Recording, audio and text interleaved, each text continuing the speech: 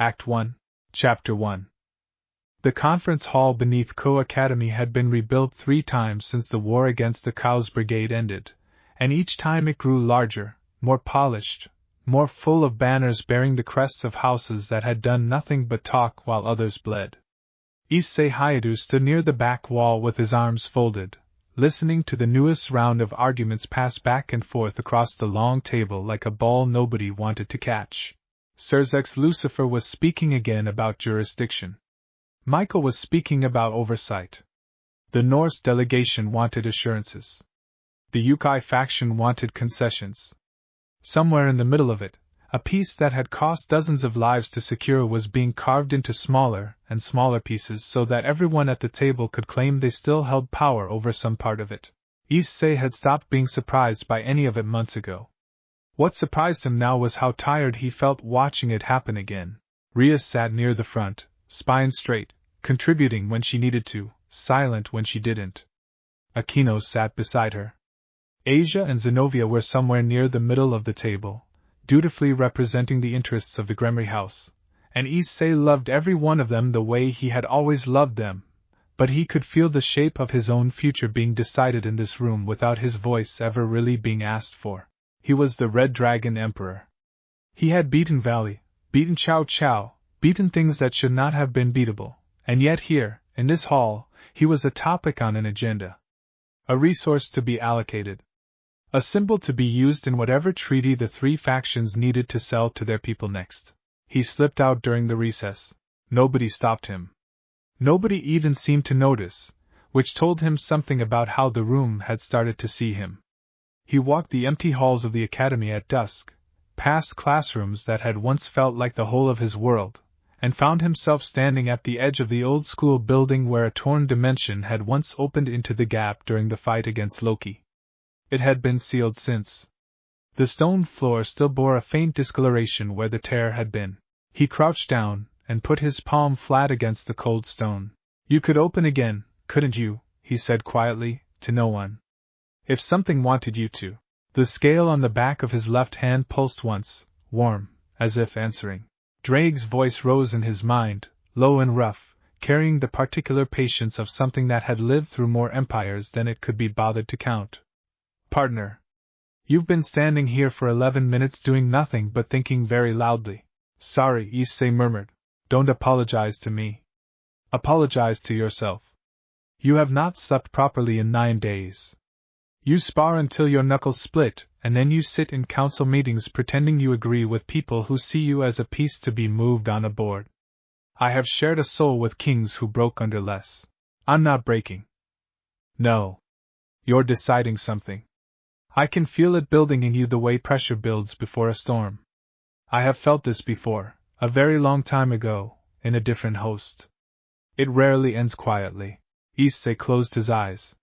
He thought about the years since he had first died on a park bench for a girl who turned out to be a fallen angel, since he had first felt Drake's presence uncoil inside him like a second heartbeat.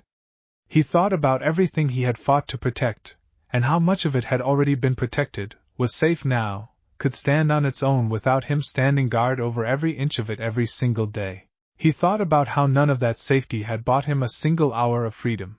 "I want to talk to her," he said. Drake didn't need to ask who he meant.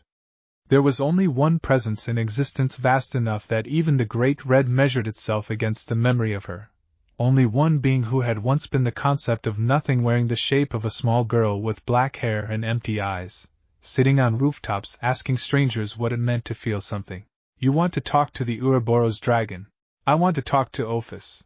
There was a long pause, the kind Drake only allowed himself when he was genuinely considering something rather than simply commenting on it. "She is chaos, partner. She does not attend council meetings. She does not care about treaties or factions or the delicate balance you people spend so much time protecting. If you go looking for her, you go looking for something that exists outside every rule you have built your life around. Maybe that's the point." Drake made a sound that might have been a laugh, if dragons laughed the way people did. "Then let us go looking. It has been a very long time since I saw the boundary of the world from the outside."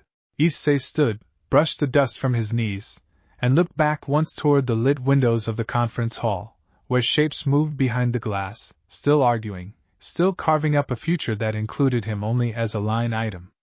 He thought briefly of leaving a note, of telling Rias, of explaining himself to Azazel or to his parents, and then he thought about how every single time he had tried to explain himself in that building lately, his words had been folded into someone else's agenda before he finished the sentence. He would come back. He was sure of that. In the same instinctive way he was sure the sun would rise. But he needed, for once, to walk somewhere that no faction owned. He raised his left hand. The boosted gear answered before he finished the thought, gauntlet blooming up his forearm in a lattice of crimson scale and gold jewel, the dragon's eye on the back of his hand opening slow and patient. Boost. The single syllable rolled out across the empty courtyard like a held breath released. Issei felt the familiar surge climb through him, doubling, and he did not stop it, did not release it into a strike or a shield the way he always had before. He simply let it build, and kept it building, calling it inward instead of outward, until the air around him began to hum with a pressure that made the leaves on the nearby trees still their motion entirely, as if the world itself had paused to watch what he intended to do. Where the dimension had once torn open above the old school building, a thin seam of not quite darkness, not quite light, began to show itself, drawn forward by the boosted resonance of a Longinus that had once fought its way through the gap and remembered the shape of the door. Issei stepped toward it without hesitation. Behind him, in the conference hall, the argument continued exactly as it had for the last 2 hours, and no one noticed that the Red Dragon Emperor had already left the world they were so carefully redrawing. Chapter 2. The dimensional gap did not have a color so much as an absence of the need for one. Issei had been here before, briefly, violently, in the middle of a battle where surviving had taken every ounce of his attention. He had never simply stood in it before, with nothing to fight and nowhere he needed to be. It was quiet in a way that made his own heartbeat sound loud. Endless space stretched in every direction, not black, not white, but something his eyes kept trying and failing to name, folding gently around him the way still water folds around a stone dropped into it. There was no ground beneath his feet, and yet he stood as though there were. Drake's presence in his mind had gone very still, watchful, the particular stillness of an old and powerful thing choosing not to announce itself. "I know you're here," Issei said to the emptiness. "I can feel it. You've probably known I was coming since before I decided to come." For a long moment nothing answered him. Then the space ahead of him simply folded, the way a piece of paper folds, and where there had been nothing a small figure now stood, black hair falling straight past her shoulders, eyes the color of a night sky with no stars in it. She wore the same plain, almost childlike clothing he remembered from years ago, and she looked at him with the same unreadable patience. "Red Dragon Emperor," Ophis said.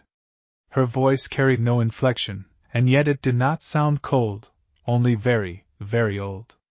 "You came looking for me. That is unusual. Most who enter my domain do so by accident, or by force, or because they wish to take something from it." "I don't want to take anything," Issei said. "I wanted to ask you something." "Ask." He hesitated, and found that out here, with nothing around him but a being who had once been the concept of the void itself. The careful diplomatic phrasing he'd grown so used to using in council halls felt suddenly useless. He decided to simply tell her the truth. "I'm tired," he said. "Not tired like I need to sleep. Tired like I've spent years fighting so that everyone else could have somewhere safe to stand, and every time I finish one fight, 3 more people show up wanting to decide what I'm allowed to do with the strength I earned doing it. I'm the strongest thing in most rooms I walk into, and I still don't get a say in my own life. I wanted to know what it's like. Being something nobody can tell what to do. Being outside all of it." Ophis tilted her head, an oddly human gesture on a being who was anything but.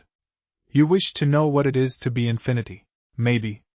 I don't know if that's really what I'm asking. I think I just wanted to talk to someone who isn't part of any of it. The factions. The politics.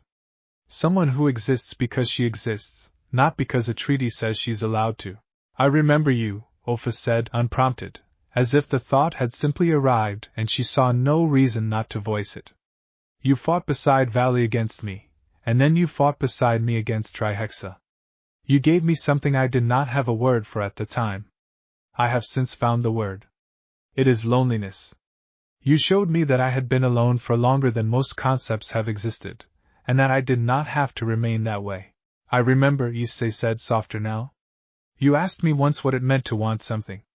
I never really answered you properly. I was a little busy trying not to die. The faintest suggestion of something that might have been amusement crossed her small, ancient face. You are not busy now. No. I'm not. She studied him for a long moment, the kind of study that felt less like being looked at and more like being read, every layer of him laid open and considered at once. You carry a burden that is not yours alone. The boosted gear holds the memory of a dragon who once burned half a continent because he was denied the freedom he believed he deserved. You carry the expectations of 3 factions who fear what you could become if you were ever allowed to become it fully. You carry the love of people who need you to stay small enough to remain within their reach. Issei said nothing, because there was nothing to say. She had simply named it, cleanly, the way only something outside the whole tangled mess of it could. I do not offer things to those who ask for power, Ophis continued. Power is not scarce to me. It never has been. What is scarce, even for something that is infinity itself, is a reason to use it for something other than existing. You gave me that reason once, without meaning to. I have wondered, since, whether I might return the favor. What are you saying? I am saying that I am Ouroboros. I am the boundary and the space beyond every boundary. I do not answer to the 3 factions because there is no throne high enough to reach me, no treaty wide enough to bind me.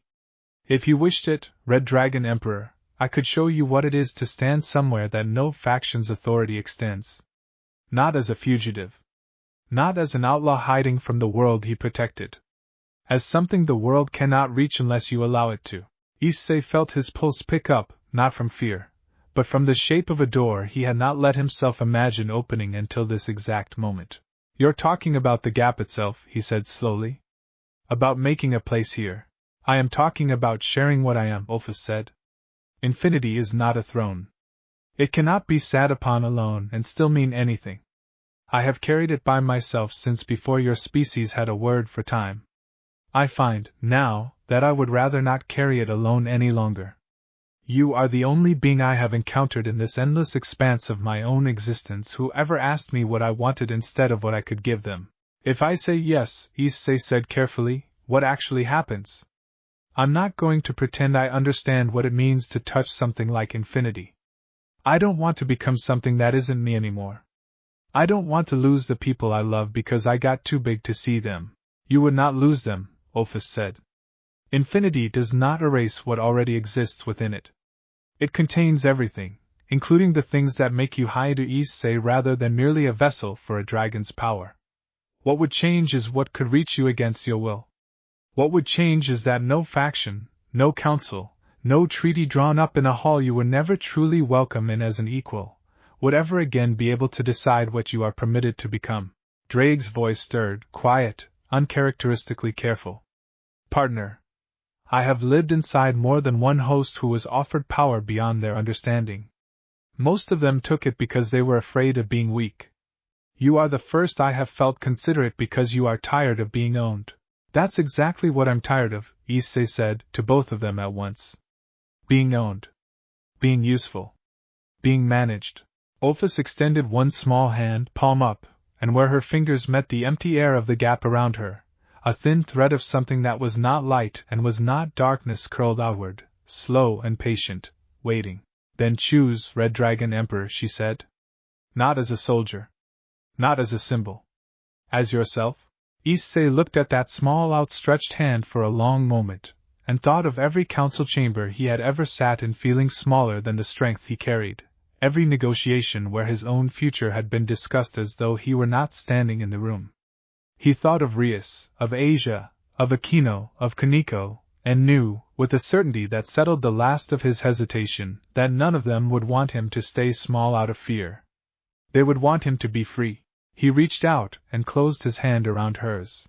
The dimensional gap did not explode with light, did not roar or shake the way power usually did when it changed hands in the world he came from.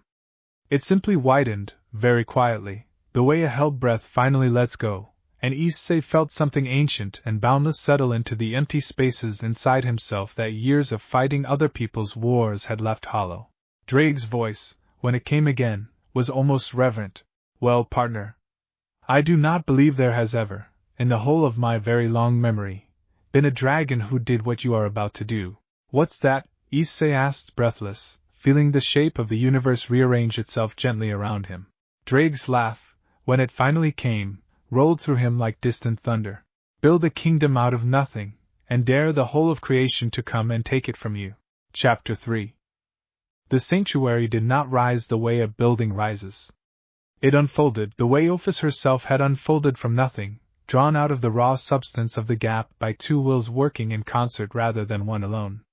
Issei stood at its center in the days that followed, watching structures of pale stone and dark glass grow outward from a single point like a flower, learning what shape it wanted to be, and understood, in a way he had never understood anything about his own power before, that this was the first time in his life that what he built belonged to no one's approval but his own. There was a courtyard open to the endless shifting non-sky of the gap.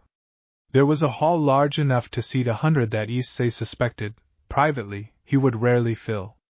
There were quiet rooms he could not yet explain the purpose of, as if the sanctuary itself understood he would need them before he did. Ophis moved through it all with the detached curiosity of someone experiencing architecture, and hospitality, and the very idea of a home, for the first time in a life longer than the universe's own memory. She did not speak often, but Issei had begun to notice the small things, how she lingered near windows that looked out on nothing, how she had started sitting instead of simply existing in a fixed point in space, how once, watching him laugh at something Drake said inside his own head, the corner of her mouth had moved in a way that might, someday, become a smile.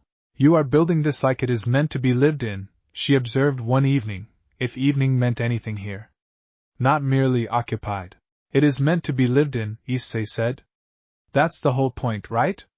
You said this could be a place nobody could reach unless we let them. I don't want it to just be a fortress. I want it to be somewhere people I care about could actually be happy. You intend to bring others here. Eventually. If they want to come. I'm not going to force anyone into anything, not after everything I just walked away from.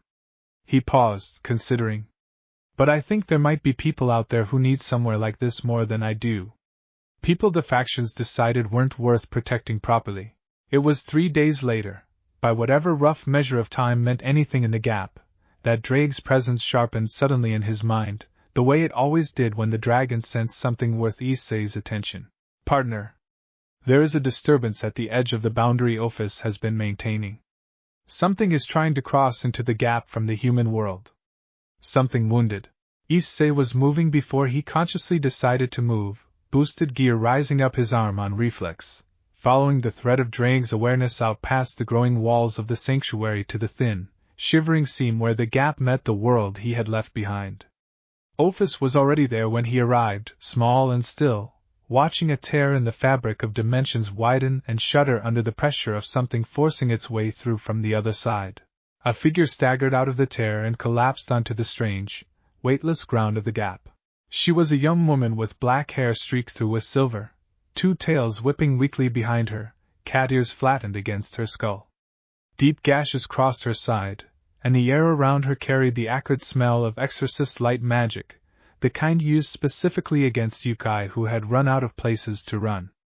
Issei recognized her instantly, though he had only met her a handful of times, always in passing, always at the edges of conflicts that were never quite resolved cleanly. Kuroka. She's a Chaos Brigade defector, Issei said quietly, kneeling beside her. Kaniko's sister. She was cleared of most of the old charges years ago, but some of the old factions never really let it go. They kept an unofficial bounty on her even after the amnesty. Boost. The gauntlet's surge poured not into a fist this time but into his palms, into the careful application of a healing technique Asia had spent months teaching him back when the world had still felt small enough to have time for such things. Kuroka's breathing steadied under his hands, ragged but no longer fading. Her eyes opened, gold and glassy with pain, and focused on him with a flicker of disbelief. Sekurudai, she rasped. Of all the people to find me dying in the space between worlds. You're not dying, Issei said. Not on my watch. What happened? Exorcist strike team, Kuroka said, wincing as she tried and failed to sit up. Independent faction, not officially sanctioned by anyone, which means nobody with authority is going to lift a finger to stop them. They caught me near the border of the Yukai territories. Said the old crimes never went away just because a piece of paper says they did. She laughed, a short, bitter sound. Tried to open a rift to escape into. Didn't expect it to dump me here. You're safe now, Issei said. Am I? Kuroka's gaze slid past him to the small, ancient figure watching in silence a short distance away, and her eyes widened with a recognition that had nothing to do with politeness and everything to do with instinct. That's Ophis. The Ouroboros dragon. You're standing in her domain. It's not just her domain anymore, Issei said. It's a place I'm building. A place where people the factions decided weren't worth protecting can actually be safe. You're welcome to stay if you want. No conditions. No debts. I'm not going to pretend I fully understand what it means for me to have this kind of power now, but I know I don't want to use it the way everyone else with power like this has used it on people like you. Kuroka studied him for a long moment, some of the wariness in her expression giving way, slowly, to something more complicated. You're serious. I've never been more serious about anything. My sister, Kuroka said quietly. Kaneko. Does she know you're doing this? No, Issei admitted. Not yet. I haven't figured out how to explain any of this to anyone back home. But I promise you, this isn't about hiding from them. It's about building somewhere that exists on its own terms. I'd never keep you from your sister if that's what you wanted. Something in Kuroka's expression eased at that, the wariness of someone who had spent years being hunted finally allowing itself, cautiously, to consider trust. She let her head fall back against the strange ground of the gap and closed her eyes, exhaustion finally overtaking the adrenaline that had carried her this far. All right, Hyoudou, she murmured. Build your little kingdom of nobodies. I'll stay long enough to see what it looks like when it's finished. Naya. Issei felt something settle in his chest, warm and certain, that had nothing to do with the vast borrowed infinity now humming quietly beneath his skin. It was the simple, old feeling of having done something right. Ophis watched the two of them without comment, but later, when Kuroka had been settled into one of the quiet rooms that the sanctuary seemed to have known it would need, she found Issei standing alone in the growing courtyard, looking out at the shifting nothing beyond its walls. You did not have to save her, Ophis said. The factions would not have noticed one more unresolved case. That's exactly why I had to, Issei said. If this place is going to mean anything, it can't just be about what I want. It has to be about what I'm willing to protect, even when no one's watching, even when there's nothing in it for me. That's the only version of power I ever actually wanted, Ophis. Not power that lets me stop caring about people. Power that finally lets me care about the ones everyone else stopped bothering to. Ophis was quiet for a long moment, looking at him the way she sometimes looked at the endless expanse of her own domain, as if trying to find the edge of something that did not appear to have one. I begin to understand, she said finally, why you were the one who taught me what it meant to want something. Issei smiled, tired and honest. Give it time. I think we're just getting started. Chapter 4. Kuroka healed quickly once she stopped needing to run. Within a matter of days she had claimed a wing of the sanctuary as her own, filled it with cushions and warmth, and the particular chaos of someone who had spent too many years sleeping in whatever hiding place she could find and intended to make up for it. She teased Issei mercilessly about the seriousness with which he approached everything, called him Hyoudou-chan when she wanted to needle him, and had, within a week, appointed herself something between a guest and a permanent fixture of the sanctuary's growing life. It was Kuroka, in fact, who first raised the subject of Fay. You're thinking about who else deserves a place here, she said one evening, curled in a window seat that looked out over the pale unfolding architecture of the courtyard. I can see it on your face. You've got that look, like you're carrying a list around in your head. Maybe I do, Issei admitted. There's a girl on Vala's team, Kuroka said, studying her claws with studied casualness. Fay Pendragon. Arthur's little sister. Sweet kid, powerful mage, got roped into that team because of family obligation more than anything she actually wanted for herself. I ran with the Cows Brigade long enough to have crossed paths with Vala's crew more than once. Fay always struck me as someone who was doing what was expected of her, not what she wanted. Issei frowned, remembering brief encounters with Vala's team over the years, remembering a young mage with pale hair and careful eyes who had always seemed slightly out of step with the aggressive confidence of the rest of the group. Vala's not cruel to his people. He's just Vala. No, he's not cruel, Kuroka agreed. But he's not exactly warm either. And Fay's been on that team since she was a child, propping up the fighting style of a bunch of battle maniacs with support magic, while everyone forgets she might want a life outside of being useful to them. The word landed on Issei harder than Kuroka likely intended it to. Being useful to them. He knew that particular weight intimately. He found himself, 3 days later, watching from a careful distance as Vala's team clashed with a rogue faction of magicians near the ruins of an old sealed temple in the human world. Drake's senses stretched thin across the battlefield to keep track of every combatant at once. Vala fought with his usual cold brilliance. Biko and Arthur held their own. And Fay stood near the rear, weaving barrier after barrier, healing wound after wound, giving everything she had to keep the others standing while asking for nothing in return, not even acknowledgement. It was when one of the rogue magicians broke through the formation and turned every ounce of his focus toward the unprotected mage in the back line that Issei moved. He did not think about factions, or jurisdictions, or whether it was his place to interfere in a fight that was not his own. He simply crossed the distance between one heartbeat and the next, boosted gear flaring, and put himself between Fay and a spell that would have ended her. The magic shattered harmlessly against his forearm. Hyoudou, Vala's voice cut across the battlefield, edged with the particular irritation of someone who did not like surprises, even helpful ones. This isn't your fight. Wasn't planning on making it mine, Issei called back, already moving to press the advantage the interruption had bought them. Just didn't feel like watching someone die today. The battle ended within minutes after that, the rogue magician scattering under the combined pressure of Vala's team and an unexpected Hyoudou who fought, Issei noted with some satisfaction, considerably harder than he needed to. When the dust settled, Fay was staring at him with wide, startled eyes, one hand still pressed against the barrier she had been weaving when he arrived. You didn't have to do that, she said, quiet, almost apologetic, as if his intervention had somehow inconvenienced him. I wanted to, Issei said simply. Are you all right? I'm fine. I'm always fine. That's kind of my job, keeping everyone else fine. She said it without bitterness, the way someone says a fact they've long since stopped questioning, and something about the flatness of it settled uneasily in Issei's chest. Vala approached, arms crossed, studying Issei with the particular assessing look he reserved for things that had changed since he last paid attention to them. You feel different, he said. There's something in you now that wasn't there before. Something old. Long story, Issei said. I have time.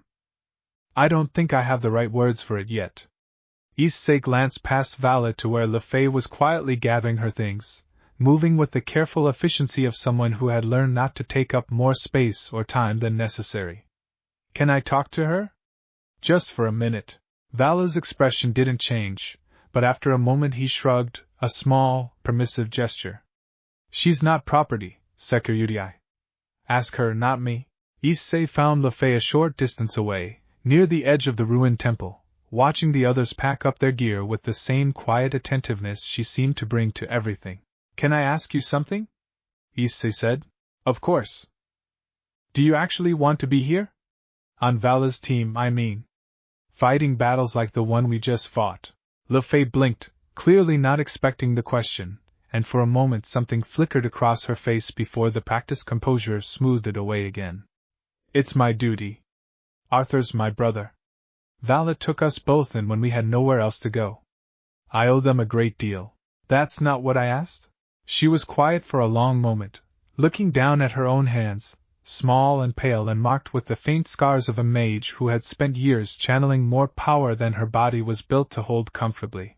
No, she admitted finally, so quietly he almost missed it.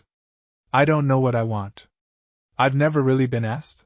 I'm asking now, Issei said. Not because I think you owe me anything. I'm not trying to pull you away from your brother, or from Vala, or from anyone who's actually good to you. But I've been building somewhere. A place that isn't part of any faction, any team, any obligation. A place where the only thing that matters is that the people there actually want to be there. I think you'd be welcome, if you ever wanted to see what that felt like. Even just to visit. Why me? Because I recognize what it looks like when someone's spent their whole life being useful to other people and forgot they're allowed to want something for themselves, Issei said. I spent a long time like that too. It took me almost losing myself entirely to realize I didn't have to keep doing it. Fay looked at him for a long moment, something uncertain and hopeful warring behind her careful expression, the look of someone being offered a door she had never quite let herself imagine walking through. I'll think about it, she said finally. That's all I'm asking, Issei said, and meant it. He returned to the sanctuary that evening with no promises, no guarantees, only the quiet certainty that he had planted something worth waiting for. Ophis met him in the courtyard, watching him with the particular stillness she reserved for moments when she was working through something new. You gave her a choice, Ophis observed. Rather than simply taking her, the way most who acquire power eventually do. That's the whole point, Issei said. If I build a kingdom out of people who didn't actually choose to be here, I haven't built anything better than the factions I walked away from. I just built a smaller version of the same cage. Kuroka, lounging nearby with the boneless ease of a cat in sunlight, cracked one golden eye open. You really are an idiot, Hyoudou, she said, fond and teasing in equal measure. The good kind. Don't worry. That girl's been waiting her whole life for someone to ask her what she wants instead of what she can give. She'll come. It was 6 days later, by the sanctuary's own uncertain measure of time, that a careful, familiar pulse of magic touched the boundary Ophis maintained around their domain, hesitant, almost shy, asking permission rather than forcing entry. Issei was waiting at the threshold himself when the tier opened and Fay Pendragon stepped through, a single small bag slung over her shoulder, her expression a fragile mixture of terror and determination. I told Vala and Arthur I needed some time to figure out who I am when I'm not being useful to someone else, she said, before he could speak, the words coming out in a rush like she'd been rehearsing them the whole way here. They didn't stop me. Arthur said he understood, even if he looked sad about it. I don't know if this is the right choice. I don't know anything, really, except that nobody's ever asked me what I wanted before, and I think I want to find out what the answer is. Issei smiled, warm and certain, and stepped aside to let her see the growing courtyard behind him, the pale unfolding architecture, Kuroka lounging in a window seat with a lazy wave, Ophis standing quiet and watchful at the center of it all. Then welcome home, he said. Take all the time you need. Fay stepped across the threshold, and somewhere deep in the fabric of the sanctuary itself, something settled, complete in a way it had not quite been the moment before, as if the place itself had been waiting for exactly this. Chapter 5. There was a rhythm to the sanctuary now that had not existed in its first uncertain days. Issei woke to the sound of Kuroka humming some half-remembered lullaby to herself while she stretched in the courtyard sunlight that Ophis had, without ever being asked, learned to weave into the endless gap above their home. He found Fay most mornings in the quiet room she had claimed as her own, surrounded by books she had brought with her, and new ones that seemed to simply appear on her shelves whenever the sanctuary decided she might want them, absorbed in study that no one required of her, pursued for its own sake rather than anyone's approval. It was, Issei thought more than once, the strangest and most peaceful stretch of his life since the day Drake first spoke inside his mind. He had not gone back to the world he'd left, not yet. He knew he would have to, eventually. Rias deserved an explanation. His parents deserved to know their son was alive and whole and not lost to whatever rumors would inevitably spread once his absence from council business became impossible to ignore. But every time he considered the timing of it, some instinct told him to wait, to let the sanctuary finish becoming whatever it was in the process of becoming before he brought the weight of the old world anywhere near it. That instinct proved correct on the 7th day, though not in the way he expected. Drake's presence sharpened without warning in the middle of a quiet afternoon, the particular sharpness that meant something was approaching that the dragon considered worth Issei's full attention. Partner. Something has found the boundary. Something that did not knock politely, the way Kuroka's tear did, or Fay's. Something that is testing the wall itself, looking for a seam to force. Issei was on his feet before Drag finished speaking, boosted gear rising unbidden along his arm. Across the courtyard, Ophis had gone very still, her dark eyes fixed on a point in the distance that Issei's own senses could barely register, a faint tremor moving through the fabric of the gap itself like the surface of water disturbed from somewhere far beneath. Someone is attempting to breach the boundary I have set, Ophis said, her voice as flat and unhurried as ever, though something in her stance had shifted, coiled and attentive. Not by accident. Deliberately. They have been searching for the edge of this place for some time. Kuroka appeared at Issei's side in an instant, ears flattened, tails lashing, every line of her body shifted into the readiness of a predator who had spent years learning to sense danger before it announced itself. Who'd be stupid enough to go looking for a hole in Ophis's own domain? Someone who does not fully understand what they are looking for, Ophis said. Or someone desperate enough not to care. Fay emerged from her study a moment later, drawn by the shift in the air itself, a thin barrier already forming reflexively around her fingertips, old habits from years on Vala's team surfacing without conscious thought. I feel it too. It's not one presence. There are several. Small, though. Not god tier. More like scouts.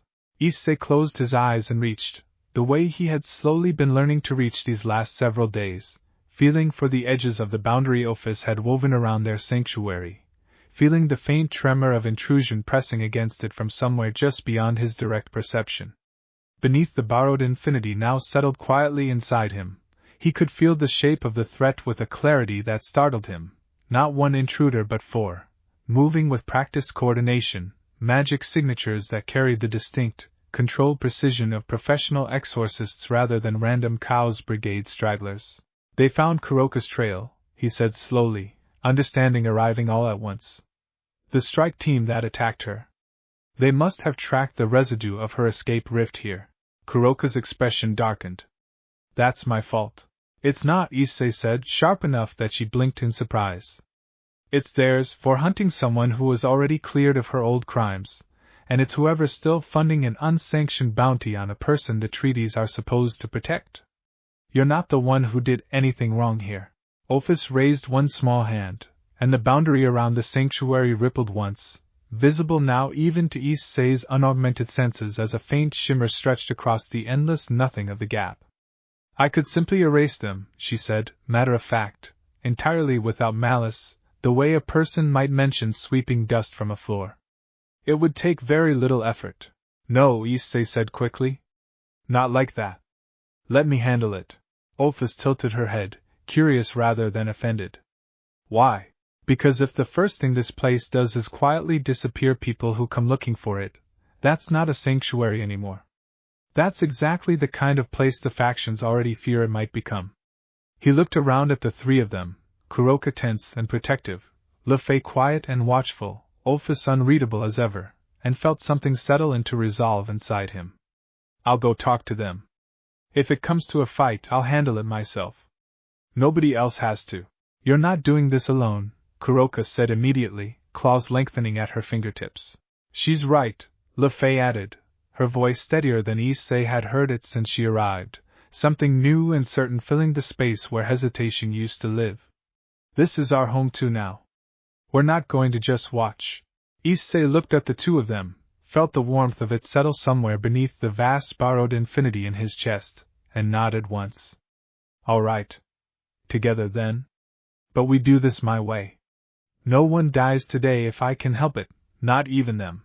The tear in the boundary widened under Ophis's guidance, controlled and deliberate rather than forced, and beyond it Issei could see the faint outlines of four figures in the gray robes of independent exorcists, weapons of consecrated light already drawn, expressions hardening with the particular fervor of people who believed, wrongly, that they were doing something righteous.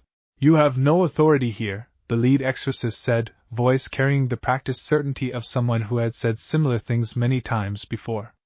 The Nikomata criminal known as Kuroka is wanted for crimes against the church. Stand aside. She was cleared, Issei said, stepping forward, letting the full weight of what he now carried settle visibly into the air around him, not as a threat, but simply as fact, the way weather settles over a landscape without needing permission. Years ago. By every faction with the authority to make that call.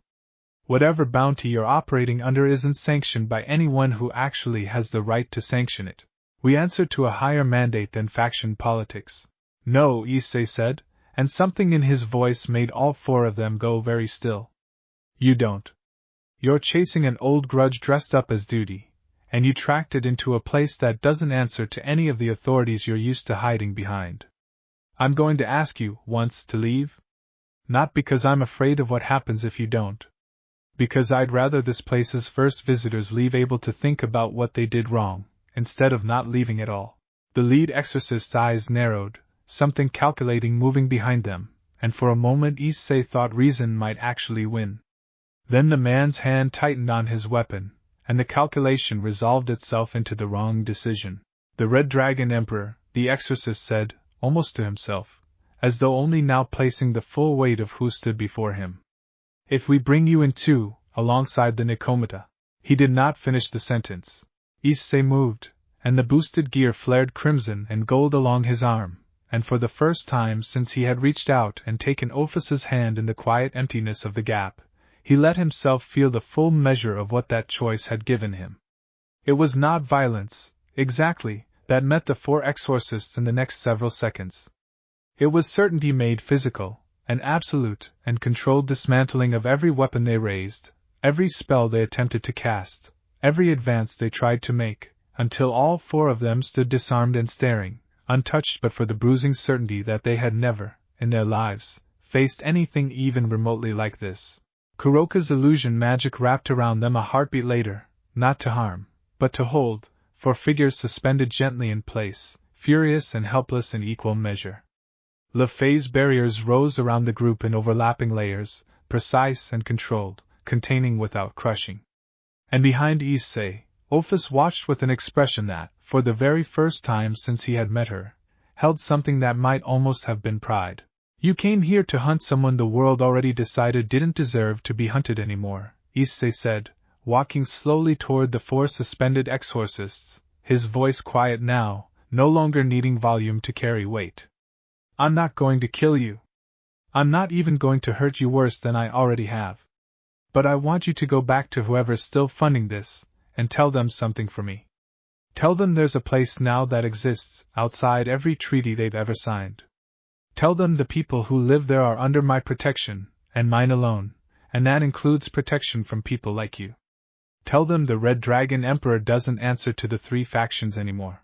The lead exorcist stared at him, pale and shaken, and said nothing at all.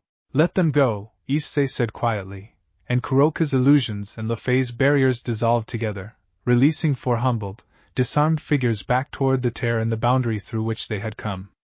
They fled without another word, the tear ceiling shut behind them under Ophis's quiet guidance until the boundary around the sanctuary was whole again, undisturbed, silent. Issei let out a long breath, and felt the tension of the last several minutes drained slowly out of his shoulders.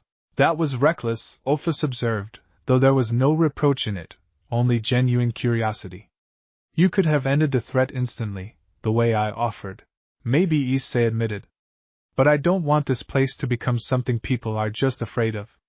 I want it to be something people respect because they understand what it stands for. There's a difference. Kuroka bumped her shoulder companionably against his, some of the earlier tension melting into something warmer, gratitude wrapped in her usual teasing. You're a strange one, Sekiryutai. Strong enough to erase four grown exorcists without breaking a sweat, and the first thing you do with that strength is let them walk away with their lives and a message instead of a grave. That's kind of the whole point, Issei said, smiling despite the exhaustion settling into him now that the adrenaline had faded. I didn't build this place to become someone people should be afraid of. I built it to be somewhere people don't have to be afraid anymore. Fay, standing quietly beside them, looked at the sealed boundary where the tear had been, and then at Issei, something settled and certain in her expression that had not been there the day she first stepped through the threshold. I think, she said slowly, that this is the first time in my life I've actually felt like I was protecting something I chose to protect, instead of something I was told to. Get used to that feeling, Issei said. I think it's going to become a habit around here. Chapter 6.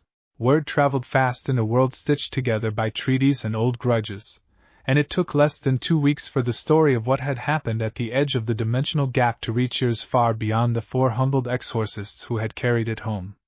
Issei felt the ripples of it even from within the quiet safety of the sanctuary, the way Drake occasionally relayed fragments of gossip and rumor picked up from the currents of magic that still, faintly, connected him to the world he had stepped away from.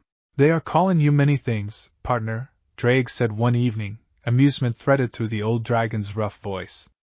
A deserter, by some of the more traditionalist voices in the old church factions who resent losing their favorite target for blame. A god in hiding, by some of the younger devils who have started treating the story like a legend already. Surzex, I am told, has said almost nothing publicly, which from him is its own kind of statement. And Rias? Issei asked quietly, standing alone at the edge of the courtyard, looking out at the shifting nothing of the gap. Drake was quiet for a moment, in the way he only ever was when he wanted to choose his next words carefully. She has not said much either. But I am told she has stopped attending the council sessions where your name comes up as a subject of debate. I believe, partner, that she understands more of what you're doing here than you might expect. She always did see you more clearly than the rest of them. Issei let that sit for a while, warm and a little painful in the way that honest things about people you loved often were. He would go back, eventually. He knew that with the same certainty he'd carried since the day he first stepped through the tear above the old school building. But not yet. Not until this place had finished becoming solid enough to stand on its own, to hold the people who had chosen to call it home without needing him to defend every inch of it personally. Behind him, he heard the familiar padding of bare feet against stone, and turned to find Kuroka approaching with 2 cups of something warm balanced carefully in her hands, an expression on her face that mixed genuine care with her usual teasing edge. You've got that broody look again, Sekiryudai, she said, pressing one of the cups into his hands. The one where you're thinking about all the people you left behind and feeling guilty about being happy without them. Is it that obvious? You're an open book, Naya. Always have been. She settled beside him at the edge of the courtyard, tails curling comfortably around her legs. For what it's worth, I don't think any of them would want you feeling guilty about this. Not really. You built somewhere that saved my life, gave Fay a chance to figure out who she actually is instead of who everyone expected her to be, and gave an ancient dragon concept who spent longer alone than the universe has existed something that finally looks a little bit like family. That's not something to feel guilty about. Issei looked down into the warm cup she'd handed him, something loosening in his chest at the simple, unguarded honesty of it. Thank you, he said. For staying. For trusting this place, and me, even after everything that happened to you before. Kuroka bumped her shoulder against his, warm and easy. Don't get sentimental on me. I'll start thinking you've gone soft. Too late for that, Fay's voice added from behind them, and they turned to find her approaching with the quiet, settled confidence that had grown steadily in her these last 2 weeks. A confidence that had nothing to do with power and everything to do with finally being allowed to simply exist as herself. I finished the wards you asked about, Issei. The outer boundary should be considerably harder to even locate now, let alone breach. Ophis helped with the parts that required her particular understanding of how the gap folds around itself. You didn't have to do that tonight, Issei said. You've been at it all day. I wanted to, Fay said simply, and there was something quietly powerful in how easily she said it now, compared to the careful, dutiful compliance he remembered from the girl he'd first spoken to at the edge of that ruined temple. It's the first time I've ever gotten to work on something because I found it interesting, instead of because someone told me it was necessary. I'm not in a hurry to stop. Ophis emerged from the depths of the sanctuary a short while later, drawn, Issei suspected, less by any particular need and more by the simple pull of wanting to be near the small, strange family that had gathered around her without her ever quite understanding how it had happened. She settled beside them without a word, watching the endless shifting expanse of the gap with the same patient stillness she always carried, though something in the set of her shoulders had softened these last 2 weeks in ways Issei doubted she was even fully aware of. You are content, Ophis observed, after a long silence, looking at Issei rather than the view. It was not quite a question. I am, Issei admitted, and found, saying it aloud, that it was entirely true. For the first time in longer than I can remember. I find that I am also, Ophis said, and there was something almost wondering in the flatness of her voice, as if the sentence itself were a discovery she was only now fully making. This is unusual for me. Contentment was not a concept I understood well, before this place existed. Get used to it, Kuroka said, echoing Issei's own words back at him with a knowing smirk. I have a feeling it's going to become a habit around here.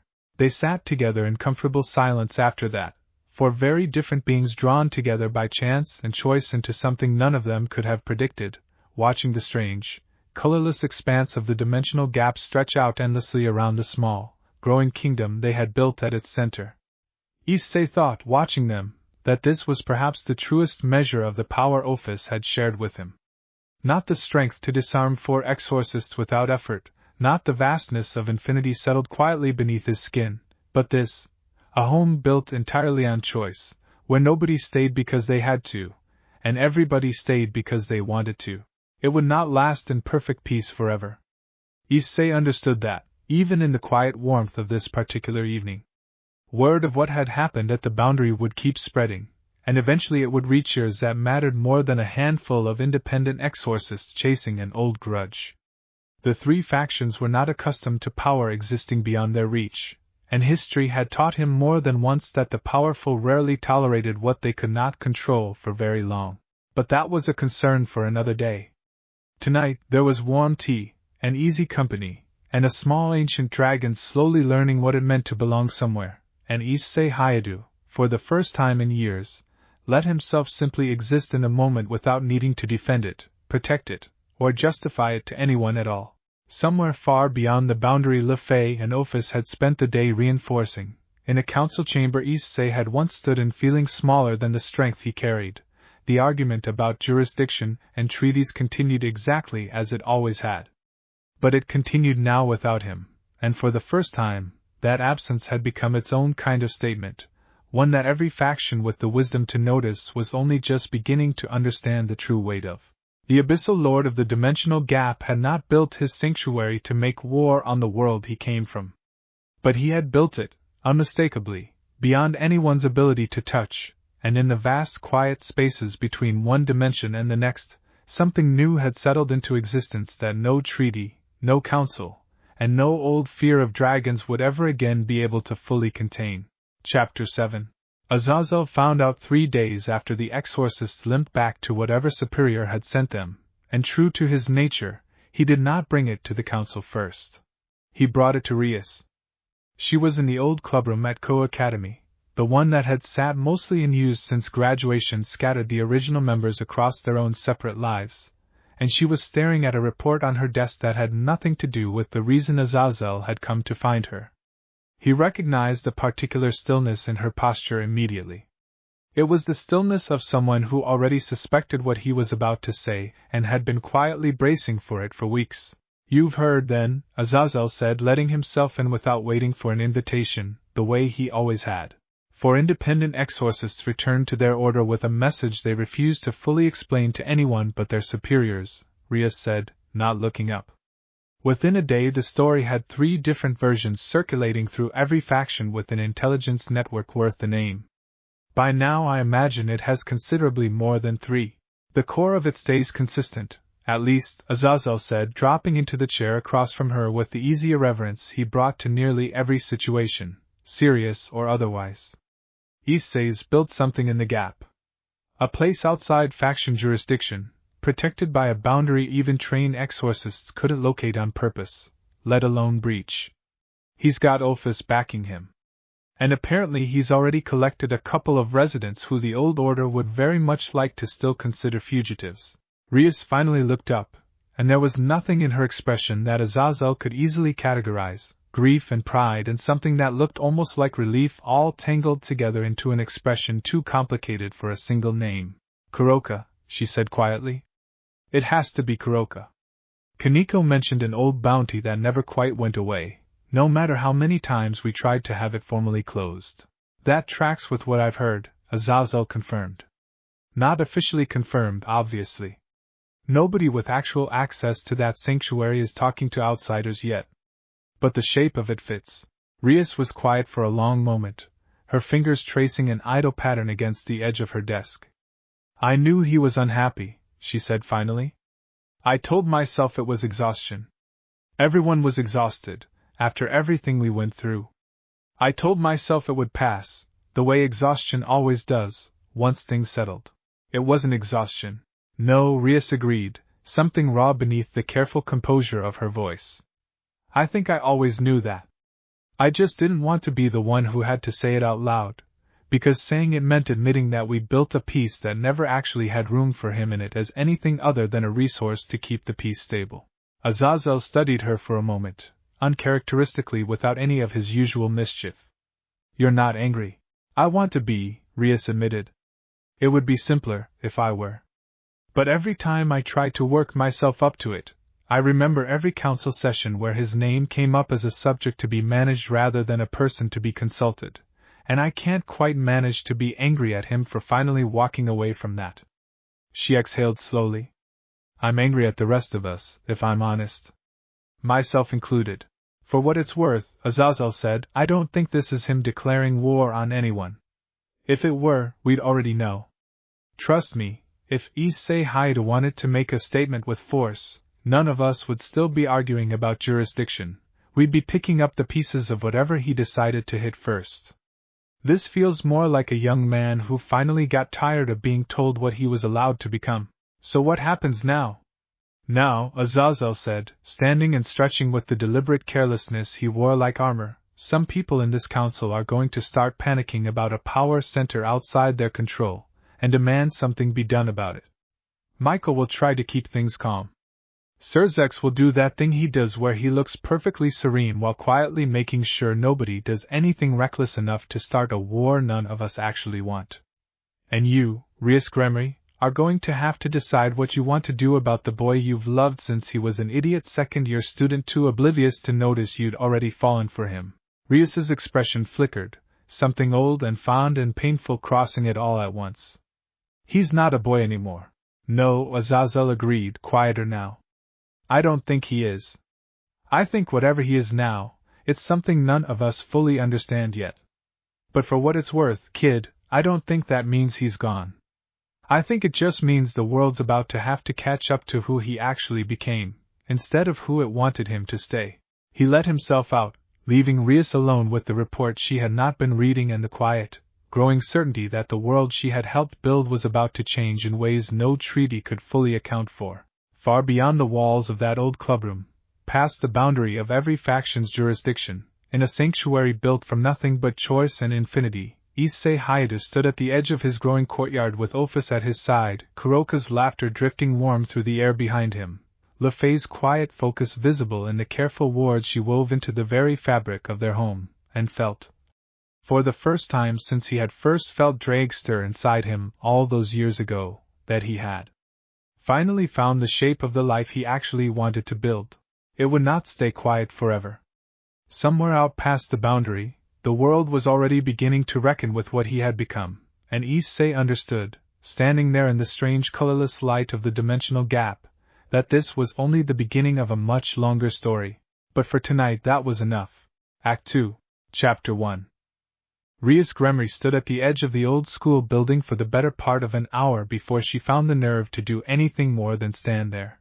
The discoloration in the stone floor was still visible, faint and pale, marking the place where a dimension had once torn open during the fight against Loki and, if the rumors circulating through every faction with an intelligence network worth the name were true, had torn open again more recently, quietly, at the request of a boy she had watched grow into something the world no longer had a category for. She had come here after dark, alone, without telling Akino or Asia or anyone else what she intended to do, because she was not entirely sure what she intended to do. Only that she could not sit through one more council session arguing about jurisdiction over a person she loved without at least trying to understand what he had actually built. You could just knock, Azazel's voice said from somewhere behind her, and she did not startle, because some part of her had known he would follow. Metaphorically speaking. I doubt there's an actual door. I don't know how to reach him, Rias admitted, not turning around. I don't even know if he wants to be reached. He left without a word to any of us. Maybe that was the point. Maybe, Azazel agreed, coming to stand beside her, hands in his pockets, studying the same faint discoloration in the stone with an expression that was, for once, entirely without mischief. Or maybe he left because every time he tried to say something in that council hall, it got folded into somebody else's agenda before he finished the sentence, and he didn't think any of us would actually listen if he explained it properly instead of just walking away. Rias's jaw tightened. That's not fair, isn't it? Azazel's voice was gentle, but he didn't back down from it. When was the last time anyone in that hall asked Issei what he wanted, instead of what the treaty needed him to be? I've sat through 100 of these sessions, Rias. I watched it happen too. I didn't stop it either. She had no answer for that, because he was right, and she had known he was right for longer than she wanted to admit. I want to see him, she said finally. Not to bring him back. Not to argue jurisdiction, or ask him to explain himself to the council, or any of the things half the factions want me to do because they think I still have some kind of influence over him. I just want to see him. I want to know he's alright. Azazel studied her for a long moment, then reached into his coat and produced a small, folded piece of parchment, worn soft at the edges from handling. I've been sitting on this for a few days, he admitted. One of my informants managed to get a message through the boundary. Not much of one. A single line, and I don't think it was meant for me specifically. I think it was meant for anyone who might actually be listening for it. Rias took the parchment with hands that were not quite steady, and unfolded it to find a single line of familiar, slightly messy handwriting. Tell Rias the door is open if she wants to walk through it. No pressure. I just don't want her thinking I left because of her. She read it twice, then a third time, and felt something in her chest loosen that had been tight for weeks without her fully realizing it. How do I find the door? She asked. You don't, not exactly, Azazel said. From what I understand, the boundary only opens for people the sanctuary decides to let in. I imagine that decision belongs mostly to Ophis, though I'd guess Issei has some say in it too. He nodded toward the faint discoloration in the stone. But this is where the last tear opened, and where the note came through. Might be worth standing here a while longer and seeing what happens. Rias looked down at the note again, then folded it carefully and pressed it against her chest, and stood at the edge of the old school building in the quiet dark, waiting, the way she had once waited on a rooftop years ago for a boy who had promised to always come back to her, no matter how far away the fight took him. It took nearly 20 minutes before the air in front of her began to shimmer, faint and hesitant, a seam of not quite light and not quite darkness widening slowly in the space where the discoloration marked the stone. Issei stepped through it, and for a moment neither of them said anything at all. He looked the same, and he did not. The same warm brown eyes, the same slightly unruly hair, the same easy set to his shoulders that had always made her feel, somehow, safer just by standing near him. But there was something new beneath it now, something vast and quiet settled just under the surface, visible only in the particular stillness of how he held himself, the way still water holds far more depth than its surface ever suggests. Hey, he said, quiet, a little uncertain, in a voice that sounded exactly like the boy she'd fallen in love with years ago. Hey, Rias managed, and found, without deciding to, that she had already closed the distance between them and wrapped her arms around him, holding on with the particular fierceness of someone who had spent weeks not letting herself admit how frightened she'd been. Issei held her back just as tightly, and for a long moment neither of them said anything at all, content to simply stand there in the quiet dark, two people who had loved each other through more battles than either of them could easily count, finally allowing themselves a moment that had nothing to do with strategy, or duty, or the careful diplomatic distance the world kept trying to force between them. I'm sorry, Issei said finally, voice muffled against her hair. For leaving without explaining. I didn't know how to explain it in a way that wouldn't get turned into a political problem before I finished the sentence. I know, Rias said. Azazel already gave me that particular lecture. He's not wrong. No, Rias admitted, pulling back just enough to look up at him, searching his face for whatever had changed, whatever vast new thing now lived quietly behind his familiar eyes. He's not. I've had a lot of time to think about all the ways we let that happen. All the ways I let that happen, without ever really meaning to. You didn't do anything wrong. I didn't do anything at all, Rias said. That was the problem. I sat in that hall watching them talk about you like you were a resource to be allocated, and I told myself I was being strategic, being patient, waiting for the right moment to push back. I don't think there was ever going to be a right moment. I think I was just afraid of what pushing back might cost. Issei was quiet for a moment, studying her with an expression that held no judgment at all, only the particular tenderness of someone who understood exactly how complicated fear could be. I'm not angry at you, Rias. I want you to know that. This isn't about anyone I left behind doing something wrong. It's about me finally admitting I needed something none of that world was built to give me. Can I see it? Rias asked, quiet, hesitant, as if she wasn't entirely sure she had the right to ask. The place you built. I don't need to stay. I just want to understand. Issei looked at her for a long moment, something warm and certain settling into his expression, and extended his hand. Yeah, he said. I think it's time you did. Chapter 2. The tear widened to admit them both, and Rias stepped through into the dimensional gap for the first time since the desperate, chaotic battle against Trihexa years earlier, when the endless colorless expanse had been a battlefield rather than a home. It looked entirely different now. Where once there had been only the vast indifferent nothing of a space that existed outside creation, there now stood pale stone architecture unfolding gently against the shifting backdrop, courtyards open to a sky that was not quite a sky, warm lights spilling from windows that should not have been able to hold warmth at all. Issei, Rias breathed, turning slowly to take in the whole of it. This is incredible. Still not finished, Issei said, a little sheepish. It kind of keeps growing on its own. I think the gap itself likes having a shape to hold on to. Kuroka appeared first, drawn by the unfamiliar presence at the boundary, ears pricked with immediate wary attention that eased the moment she recognized who stood beside Issei. Ah. The famous Rias Gremory. I've heard plenty about you, Naya.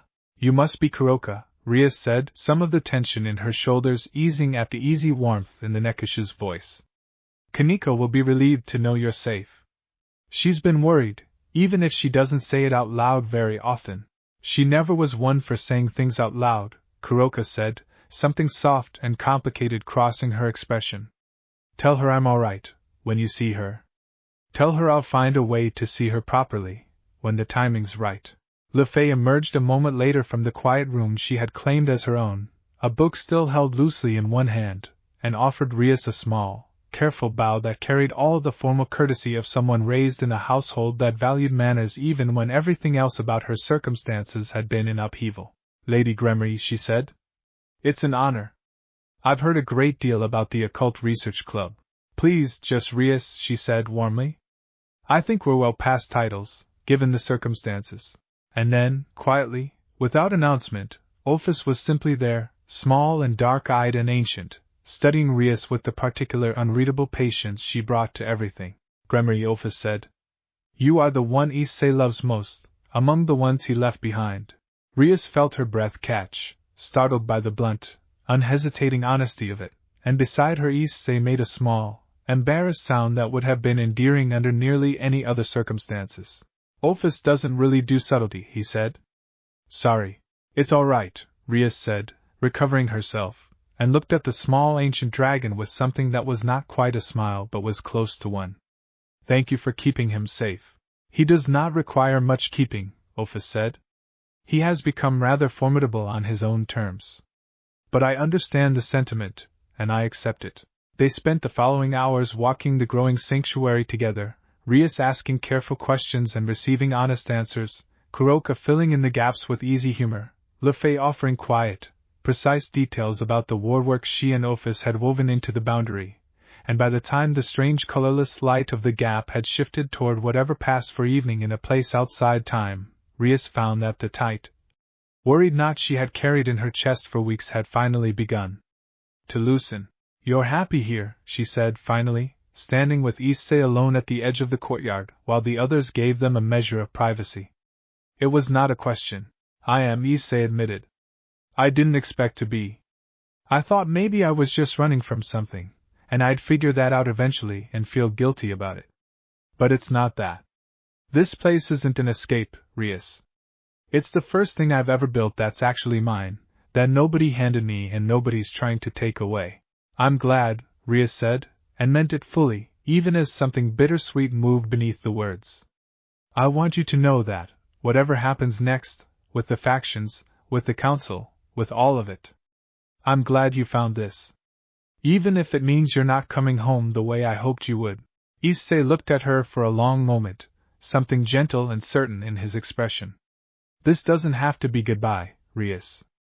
I'm not disappearing from your life. I just needed somewhere that wasn't defined by what everyone else needed from me. That doesn't mean there isn't room in it for you, or for anyone else who actually wants to be here.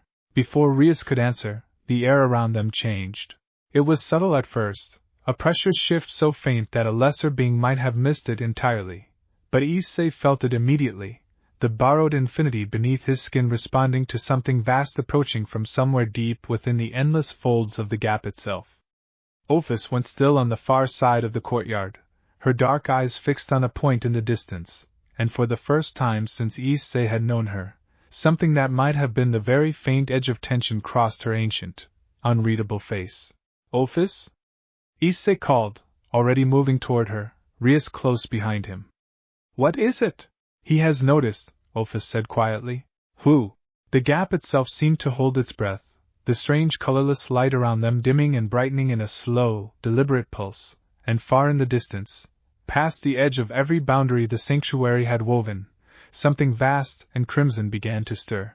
The other dragon god who calls this domain home, Ophis said, her voice carrying, for the first time, something that was not quite fear, but was close enough to it that Issei felt his own pulse quicken in response.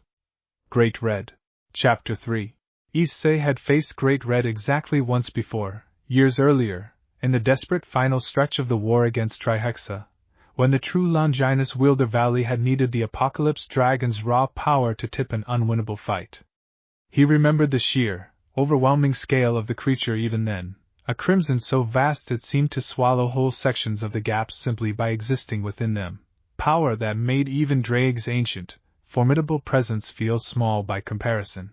He had not expected to feel that scale pressing against his own sanctuary's boundary quite this soon. Should we be worried? Rias asked quietly, her hand finding Issei's without either of them quite deciding it should. I don't know, Issei admitted. Ophis, is he hostile? Is this his territory? I never actually asked whose domain the gap technically belongs to. It belongs to no one and everyone, Ophis said. Great Red and I have coexisted within it for longer than most civilizations have existed, an uneasy balance neither of us has ever felt the need to disturb. He does not typically involve himself in matters that do not directly concern him. She paused, considering. This concerns him. Kuroka and Fay had gathered close by now, drawn by the shifting tension in the air, and Issei felt the familiar rise of the boosted gear along his arm before he consciously called for it, instinct rather than decision. Boost. The word rolled out across the courtyard, and in the distance, the vast crimson presence that was Great Red seemed, impossibly, to pause, as if the sound itself had drawn his full attention for the first time. Don't provoke him, Ophis said, quiet but firm. He is not an enemy to be fought carelessly, and he is not, I believe, coming here with hostile intent. Curiosity, more likely. Something has changed in his domain that he did not orchestrate himself, and dragons, even ones as old as he is, do not typically enjoy surprises they did not choose. The tear that opened in the fabric of the gap moments later was unlike anything Issei had witnessed before, not the careful, controlled seam Ophis used to admit visitors, but a vast, effortless parting of reality itself, as though the Apocalypse Dragon simply willed the boundary between one space and another to no longer apply to him. Through it, scaled and crimson and impossibly vast even in the compressed, humanoid form he chose to present, Great Red stepped into the courtyard of the sanctuary with the unhurried confidence of a being who had never in his long existence needed to fear anything at all. His eyes, gold and ancient, swept across the gathered group, lingering longest on Ophis, then on Issei, then on the pale stone architecture rising around them, taking in the whole of the transformed gap with an expression that gave away almost nothing. Ouroboros, Great Red said, his voice carrying an easy, rolling weight that seemed to settle into the very stone beneath their feet. You have been busy. I have, Ophis said, unbothered by the vastness of his attention in a way that only another being of equal age and scale could manage. You disapprove? I did not say that. Great Red's gaze shifted fully to Issei now, considering, curious in the particular way of something that had lived so long it rarely found anything genuinely new. Red Dragon Emperor. You carry something of hers now. Not merely borrowed. Woven in. I have not felt a bond quite like that in a very long time.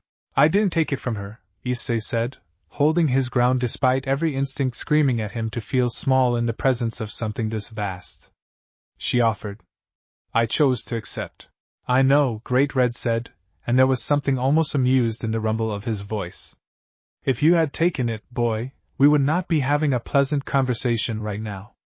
I have very little patience for thieves in my domain, however grand their titles. Your domain, Ophis repeated, something dry in her flat voice that might, in a lesser being, have been called a challenge. I do not recall ceding sole ownership of the gap to you, old friend. A figure of speech, Great Red said, waving one massive clawed hand in dismissal. Do not start that argument again. We have had it enough times across enough centuries that I have genuinely lost count.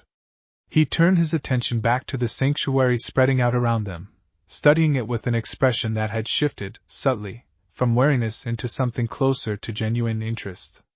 This is new, though. In all the time I have called this space home, I have never seen it hold something like this. Warmth. Structure. Purpose beyond simply existing. Is that a problem? Issei asked. No, Great Red said simply. It is merely unexpected, and I have lived long enough that unexpected things have become rare enough to be interesting rather than threatening. He studied Issei for a long moment, gold eyes unreadable, ancient in a way that made Issei feel, briefly, every one of his own comparatively short years. You built a kingdom in the space between all worlds, Red Dragon Emperor, and you did it not for conquest, but because you were tired of belonging to people who never fully belonged to you in return. I find I respect that more than I expected to. I wasn't trying to earn your respect, Issei said honestly. I didn't even know you'd notice. I notice everything that happens within this space, eventually, Great Red said. I simply do not often care enough to act on it. He glanced once more at Ophis, something almost fond passing between the two ancient dragons in a silent exchange Issei could not fully read. I will not interfere with what you have built here. It does not threaten the balance I have maintained, and it does not appear, from what I can sense, to be built on the kind of hunger for domination that would eventually force my hand. But I will say this, boy, because I think you should hear it plainly rather than discover it the hard way. Say it, Issei said. Power like the kind you now carry does not stay quiet for long, no matter how carefully you build the walls around it, Great Red said. Word has already spread beyond the three factions. There are older things in this universe than council treaties, things that have slept through ages because nothing worth waking for existed. A sanctuary outside every faction's reach, built by a dragon-wielding borrowed infinity, is exactly the kind of thing that tends to wake old, hungry things up. A chill settled over the courtyard that had nothing to do with the strange, colorless light of the gap. What kind of things? Rias asked quietly.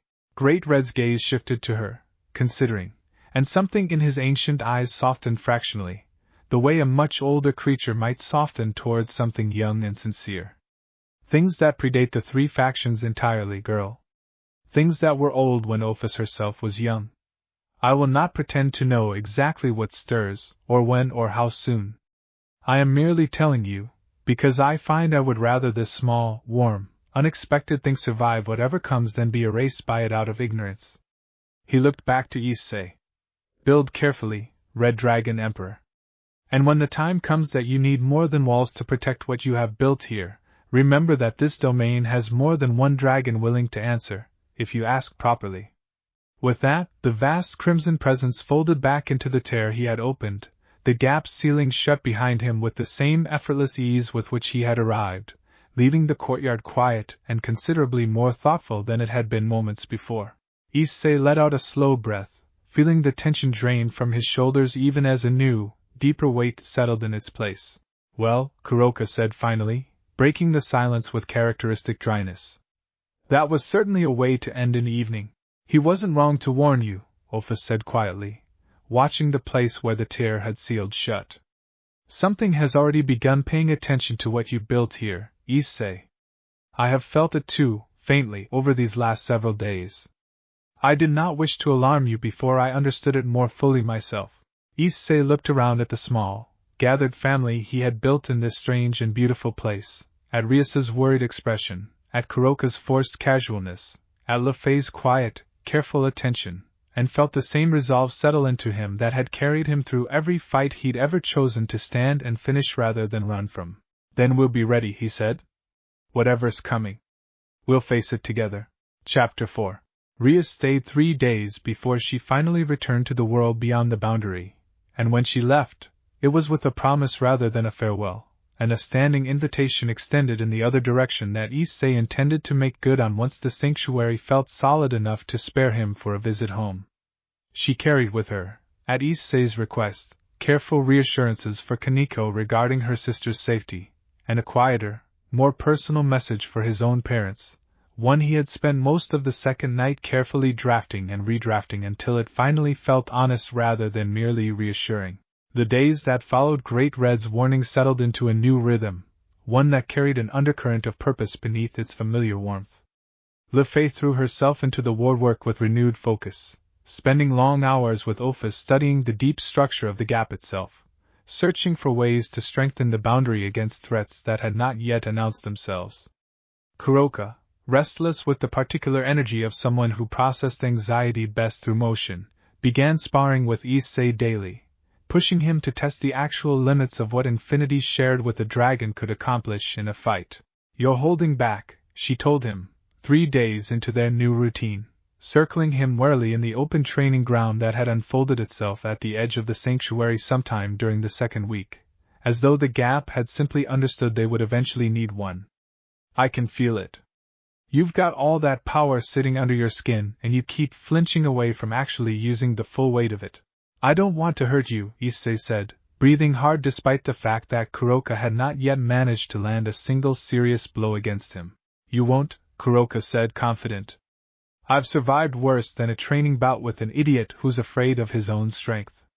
But if you keep pulling your punches with me, you're going to hesitate for real when it actually matters. And that hesitation is going to get someone hurt for real. Maybe you. Maybe one of us. I'd rather you learn the shape of what you can do here, with people who trust you, than find out the hard way in front of whatever Great Red thinks is coming. Issei considered that, and found he couldn't argue with the logic of it, however much the idea of unleashing his full strength against someone he cared about made his stomach twist. All right, he said. But if I actually hurt you, we're stopping immediately. Deal, Kuroka said, grinning with sharp teeth, already dropping into a lower, more serious stance. Now come at me properly, Hyoudou. Show me what infinity actually feels like. He did, carefully at first, and then with steadily increasing intensity, as Kuroka matched him blow for blow, her illusion magic weaving through the training ground in dazzling, disorienting patterns that forced him to rely on senses beyond simple sight, on the strange new awareness that Ophis's shared power had given him of the boundaries and folds of space itself.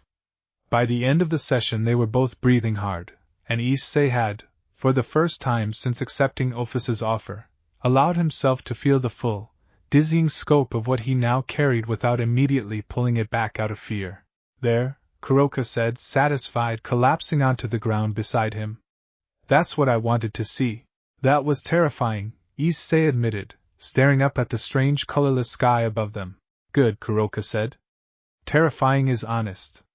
Pretending you're not carrying something that big just means you're going to be caught off guard the day pretending stops working. They lay there in comfortable silence for a while, until Kuroka, with the particular casualness she used whenever she was about to say something that actually mattered to her, spoke again. You know, she said, I never thought I'd end up somewhere like this. Safe. Wanted instead of hunted. I spent so many years assuming the best I could hope for was staying one step ahead of whoever wanted me dead this time. She turned her head to look at him, gold eyes uncharacteristically serious. I don't say thank you very often, Sekirudii. It's not really my style. But I mean it, for whatever it's worth. You gave me something I stopped believing I was allowed to have. Issei turned to look at her, something warm and quiet settling in his chest. You don't have to thank me. You're the one who chose to trust this place, even after everything. That took more courage than anything I did. Kuroka's expression softened, and for a moment the usual teasing edge fell away entirely, leaving something simpler and more honest in its place. You're a good man, Issei Hyoudou.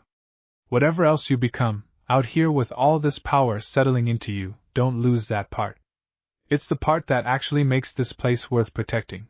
Elsewhere in the sanctuary, Fay had discovered something in her research that left her staring at the same page of notes for the better part of an hour, turning the implications over in her mind with the careful, methodical attention she brought to everything she cared about. Ophis, she said finally, looking up from the dense cluster of diagrams she had spent the afternoon compiling. The boundary structure you and I have been reinforcing. I think I understand now why it keeps needing adjustment every few days. Ophis, seated nearby in the quiet, book-filled room Fay had claimed as her own, tilted her head with interest. Explain. It's not just holding against outside intrusion, Fay said, spreading her diagrams across the table between them. It's growing to match something. The sanctuary itself is expanding faster than either of us have actually been directing it to. I think it's responding to Issei. To how much of himself he's settling into this place. The more he commits to this being home, rather than a temporary refuge, the more the boundary strengthens on its own, almost like it's anchoring itself to his intention rather than just to raw magical structure. Ophis considered this for a long moment, something thoughtful crossing her ancient features. That would explain a great deal, she said finally. Infinity does not simply exist as raw power. It reflects what fills it. I gave Issei access to something boundless, but the shape that boundlessness takes depends entirely on what he chooses to build with it. A person who wanted conquest would have shaped a fortress bristling with weapons. He shaped a home. Is that unusual? Fay asked. For someone given power like that? Extraordinarily, Ophis said. I have existed for longer than this universe has had a coherent shape, and in all that time, I have met exactly one being who took hold of something limitless and chose, deliberately, and repeatedly, to make it gentle. Something in her flat voice carried, for just a moment, an emotion too complex to easily name. I did not expect that to matter to me as much as it has. And yet it does. Fay smiled, quiet and genuine, and returned her attention to the diagrams spread across the table, already sketching out the next set of adjustments the growing boundary would need, content in the particular way of someone who had finally found work worth doing for its own sake, in a place that had finally given her room to want something simply because she wanted it. Chapter 5. The delegation arrived 9 days after Rias's visit, and unlike the exorcists who had come hunting Kuroka, or Great Red who had come out of ancient curiosity, this arrival came through the front door, so to speak, a formal request for audience carried through the same careful channel Rias had used, relayed by Azazel with a note that made Issei laugh despite the circumstances. They want to talk properly this time, the note read, in Azazel's familiar scrawl. Serzex insisted on coming himself rather than sending a proxy, which should tell you something about how seriously this is being taken. Michael's coming too. I'm tagging along mostly because someone needs to keep everyone honest, and let's be real, that's basically my whole job description at this point. Issei stood at the boundary with Ophis, Kuroka, and Fay beside him when the tier opened, and watched Serzex Lucifer step through first, his expression carrying none of the careful political neutrality Issei remembered from council sessions, replaced instead with something more genuinely uncertain, almost hesitant. Michael followed close behind, radiating the same quiet, patient warmth he always had, and Azazel brought up the rear with his hands in his pockets and an expression that suggested he was thoroughly enjoying being the least important person in the room for once. Issei, Serzex said, and there was real feeling in the way he said it, none of the careful diplomatic distance of a Satan addressing a subject of council debate. Thank you for agreeing to see us. I wasn't sure I would, Issei admitted honestly. But Azazel's note made it sound like you actually wanted to talk, instead of just wanting me to explain myself. Those aren't the same thing, and I've had enough of the second one to last a lifetime. Fair, Sirzex said, something rueful in his expression. I'd like to think this is the first kind. I can't promise every voice in the council shares that intention, but I came here as myself, not as a representative of anyone's official position. Michael inclined his head in agreement. As did I. What you've built here, Issei, has caused a great deal of debate in halls you're no longer present to hear directly. I thought it only fair that at least some of that debate be conducted where you could actually respond to it. Issei studied the two of them for a long moment, and found, to his own mild surprise, that he believed them. All right, he said. Let's talk properly then. They settled in the courtyard, the strange colorless light of the gap shifting gently overhead, and for the first time since Issei had left the world he'd grown up in, he found himself in a genuine conversation about his own future rather than a discussion happening around him. The honest concern, Sirzex said, choosing his words with visible care, isn't that you've built a home. Nobody with any decency begrudges you that, especially given everything you sacrificed to keep the peace stable in the first place. The concern is what a power center entirely outside every faction's authority means for the balance we've all worked so hard to maintain. Precedent matters, Issei. If you exist beyond our reach, others will eventually ask why they shouldn't as well, and not all of them will use that freedom as carefully as you have. That's fair, Issei said, and meant it.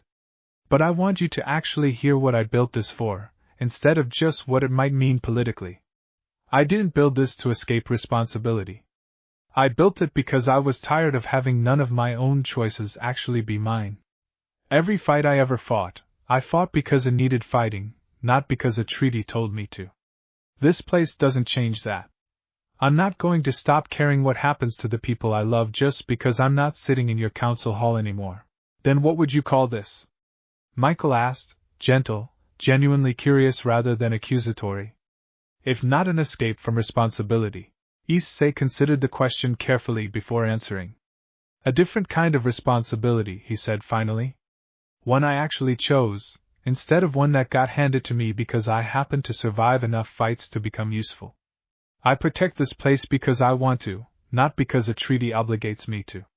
And if the three factions ever genuinely needed help against something bigger than any of us, I'd still show up.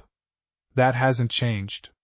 What's changed is that nobody gets to decide that for me anymore. I decide it, because it's my choice to make. Sirzex was quiet for a long moment, studying Issei with an expression that held real thought rather than immediate judgment. Great Red's warning, he said finally. Azazel mentioned it, carefully, without details he wasn't authorized to share. Something older than the factions taking notice of what you've built. You know about that.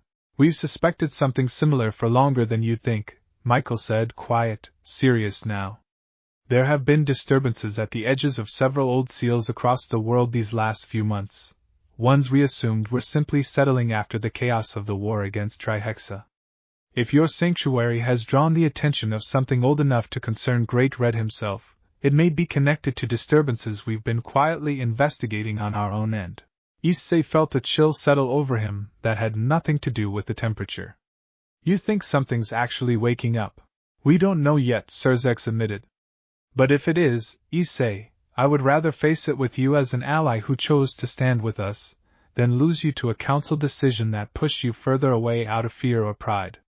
Whatever this place is, whatever it means for the balance we've built, I would rather that balance include you willingly than try to force a version of peace that never actually had room for who you needed to become. It was, Issei realized, the first time anyone in that world had ever said something so plainly honest to him without wrapping it in the careful, guarded language of politics. I'm not coming back to live under the council's authority, he said. I want to be clear about that. This place stays mine. The people here stay under my protection, not the factions. But if something old and dangerous really is stirring, I'm not going to pretend I don't care what happens to the world I came from. I'll help. Not because a treaty says I have to. Because I choose to. Sirzex extended his hand, something like genuine relief settling into his expression for the first time since he'd stepped through the boundary. That's all I was hoping to hear. Issei shook it, and felt, for the first time since he'd walked away from that crowded council hall, that he had finally found a version of peace that didn't require him to disappear in order to keep it. Ophis, watching the exchange from a short distance away, exchanged a glance with Kuroka and Fay that held something quietly satisfied, and above them, the strange colorless light of the gap seemed, for just a moment, to shift towards something almost like warmth. Chapter 6. Vala Lucifer did not send a note through Azazel's careful channel. He simply appeared at the boundary 2 days after the delegation's visit, alone, arms crossed, wearing the particular expression of someone who had come to say something he had been putting off for longer than he was comfortable admitting. Ophis admitted him without hesitation, which told Issei something about how little threat she perceived in the White Dragon Emperor's presence. Whatever old rivalry the two of them had once carried between them apparently settled into something closer to mutual respect. Vala, Issei said, meeting him in the courtyard. Wasn't expecting you. I wasn't planning on coming, Vala admitted, characteristically blunt. Arthur talked me into it. He's outside the boundary right now, working up the nerve to actually walk through it. I told him that was ridiculous, given that his sister's been living here for weeks. But apparently pride works differently than I expected even on him. You could have just brought him with you, I offered. He said he needed to do it himself. Vala's gaze swept over the transformed gap, the same careful, assessing attention he'd given Issei at the edge of that ruined temple weeks earlier. You've built something considerable here. Is that a problem? No, Vala said, and there was no hesitation in it. I came to see for myself what Fay chose, not to judge whether she should have chosen it. She's family, in whatever way that word applies to people who found each other the way our team did. I wanted to know she was actually safe, actually happy, before I let myself stop worrying about it. Issei studied him for a moment, then nodded toward the quiet room where Fay had spent the morning continuing her ward work research. She's inside. You're welcome to see for yourself. Fay's reaction when Vala appeared in her doorway was immediate and unguarded in a way Issei hadn't quite seen from her before, surprise giving way almost instantly to genuine warmth. Vala. I didn't expect you. Arthur's idea, Vala said, echoing his explanation to Issei with the same characteristic bluntness. He's outside, apparently negotiating with his own nerves. Fay's expression softened further at that, something fond and a little sad crossing it. I should go find him. In a minute, Vala said. I wanted to see this place first. And I wanted to ask you something directly, since apparently nobody else on the team has the nerve to. He glanced briefly at Issei, then back to Fay. Are you actually happy here? Not dutiful. Not grateful because someone offered you an escape. Actually happy. Fay considered the question with the same careful seriousness she brought to everything, and when she answered, there was no hesitation in it at all. Yes, she said simply. For the first time since I can remember, I get to decide what my days look like. I study what interests me. I help because I want to, not because I'm expected to. Nobody here has ever once treated me like I exist primarily to be useful. She paused, something gentler entering her voice. That's not a criticism of the team, Vala. You never treated me badly. But I don't think any of you ever really asked what I wanted either, and I don't think I ever gave you much reason to, because I didn't know how to ask for it myself. Vala absorbed that in silence for a long moment, something complicated moving behind his usually guarded expression. That's fair, he said finally. I won't pretend that doesn't sting a little to hear. But I'd rather know it, and have you happy somewhere else than have you stay somewhere out of obligation and call it loyalty. He looked around the quiet room, at the books and diagrams scattered across every surface, at the evidence of a mind finally given room to pursue its own curiosity. This suits you. I can see that clearly enough. Thank you, Fay said, quiet and genuine. For actually asking, instead of just assuming. Outside, in the courtyard, Arthur Pendragon finally worked up the nerve to cross the boundary, appearing with the careful, controlled composure of a knight determined not to let uncertainty show on his face, undermined slightly by how quickly that composure cracked the moment he caught sight of his sister emerging from the quiet room behind Vala. Fay, he said, and the formal restraint in his voice gave way, just slightly, to something rawer underneath it. Arthur. Fay crossed the distance between them and embraced her brother with the easy familiarity of someone who had spent her whole life measuring her affection carefully against duty, finally allowed to simply feel it without calculation. I'm sorry I didn't say goodbye properly. I didn't know how to explain it in a way that wouldn't sound like I was running from you. You weren't running from me, Arthur said, quiet, holding her at arm's length to study her face with careful, searching attention. I understood that, even if it took me a while to actually believe it. I just needed to see it myself. That you're well. That this was actually a choice, and not something you talked yourself into out of desperation. It was a choice, Fay said firmly. The first real one I think I've ever made entirely for myself. Arthur studied her for a long moment longer, then nodded slowly, something in his posture finally loosening. Then I'm glad, he said, and meant it fully. You look happier than I've seen you in years, Fay. I should have noticed sooner that you needed something the team wasn't giving you. You had your own battles to fight, Fay said gently. I never held that against you. Maybe you should have, Arthur said, rueful. It might have made this easier for both of us. They spent the remainder of the afternoon together, Arthur and Vala touring the growing sanctuary with the same careful attention Rias had brought weeks earlier, Kuroka providing running commentary that kept the mood lighter than the underlying gravity of recent events might otherwise have allowed, Ophis observing it all with her usual unreadable patience, though Issei had begun to notice, over these last several weeks, the small ways her stillness had shifted into something closer to quiet. Contentment whenever the sanctuary filled with people who genuinely cared for one another. Before he left, Vala found Issei alone at the edge of the courtyard, studying him with the same assessing attention he'd carried since arriving. You're different than you were the last time we fought seriously, Vala said. Not just the power. Something underneath it. I'm not fighting for approval anymore, Issei said. Not from the factions, not from anyone. I think that changes a person, eventually. It suits you, Vala admitted, something almost like respect in the acknowledgement. For what it's worth, if whatever Azazel's been quietly warning people about turns out to be as serious as the rumors suggest, you can count on my team standing with you. Not out of obligation. Because I'd rather face something that frightened even Great Red with allies I actually trust, and I've come to trust you more than I expected to, these last several weeks. I appreciate that, Issei said, and meant it. I hope it doesn't come to that. But if it does, I'm glad to know you'd be there. Vala offered him something that might, on anyone else, have been called a small smile, and turned toward the boundary where Arthur waited, the two of them stepping back through the tear together, leaving the sanctuary quieter, and somehow warmer, for the visit.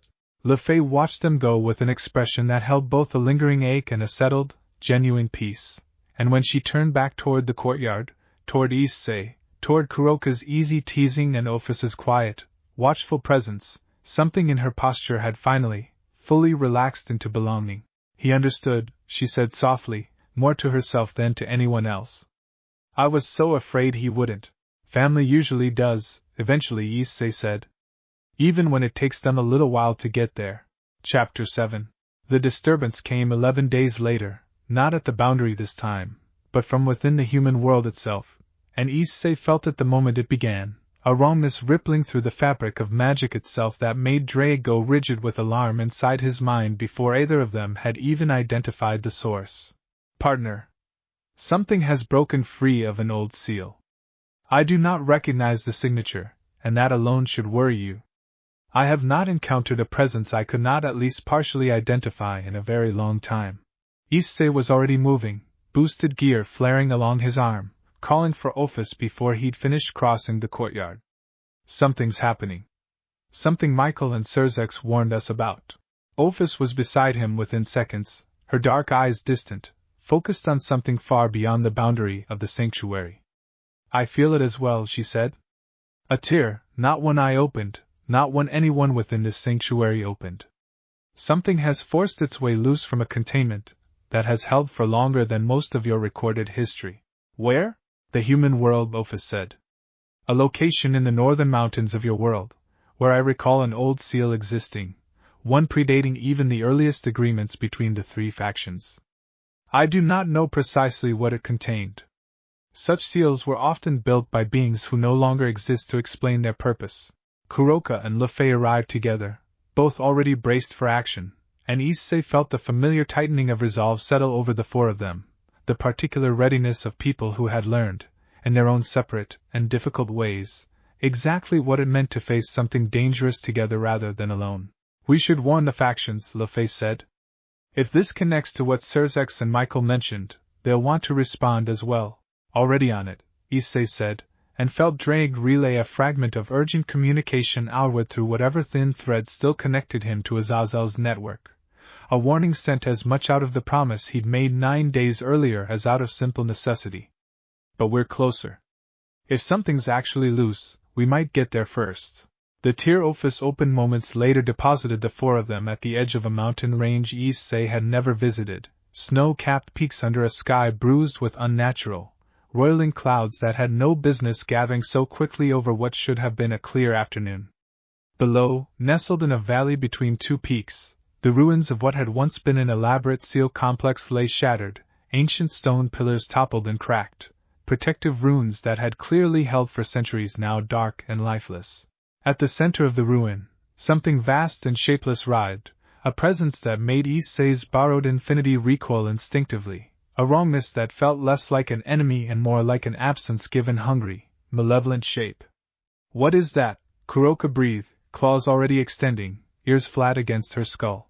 "I do not know," Ophis admitted, and the honesty of the admission, coming from a being who had existed since before concepts like time held meaning, was more unsettling than any monster could have been on its own.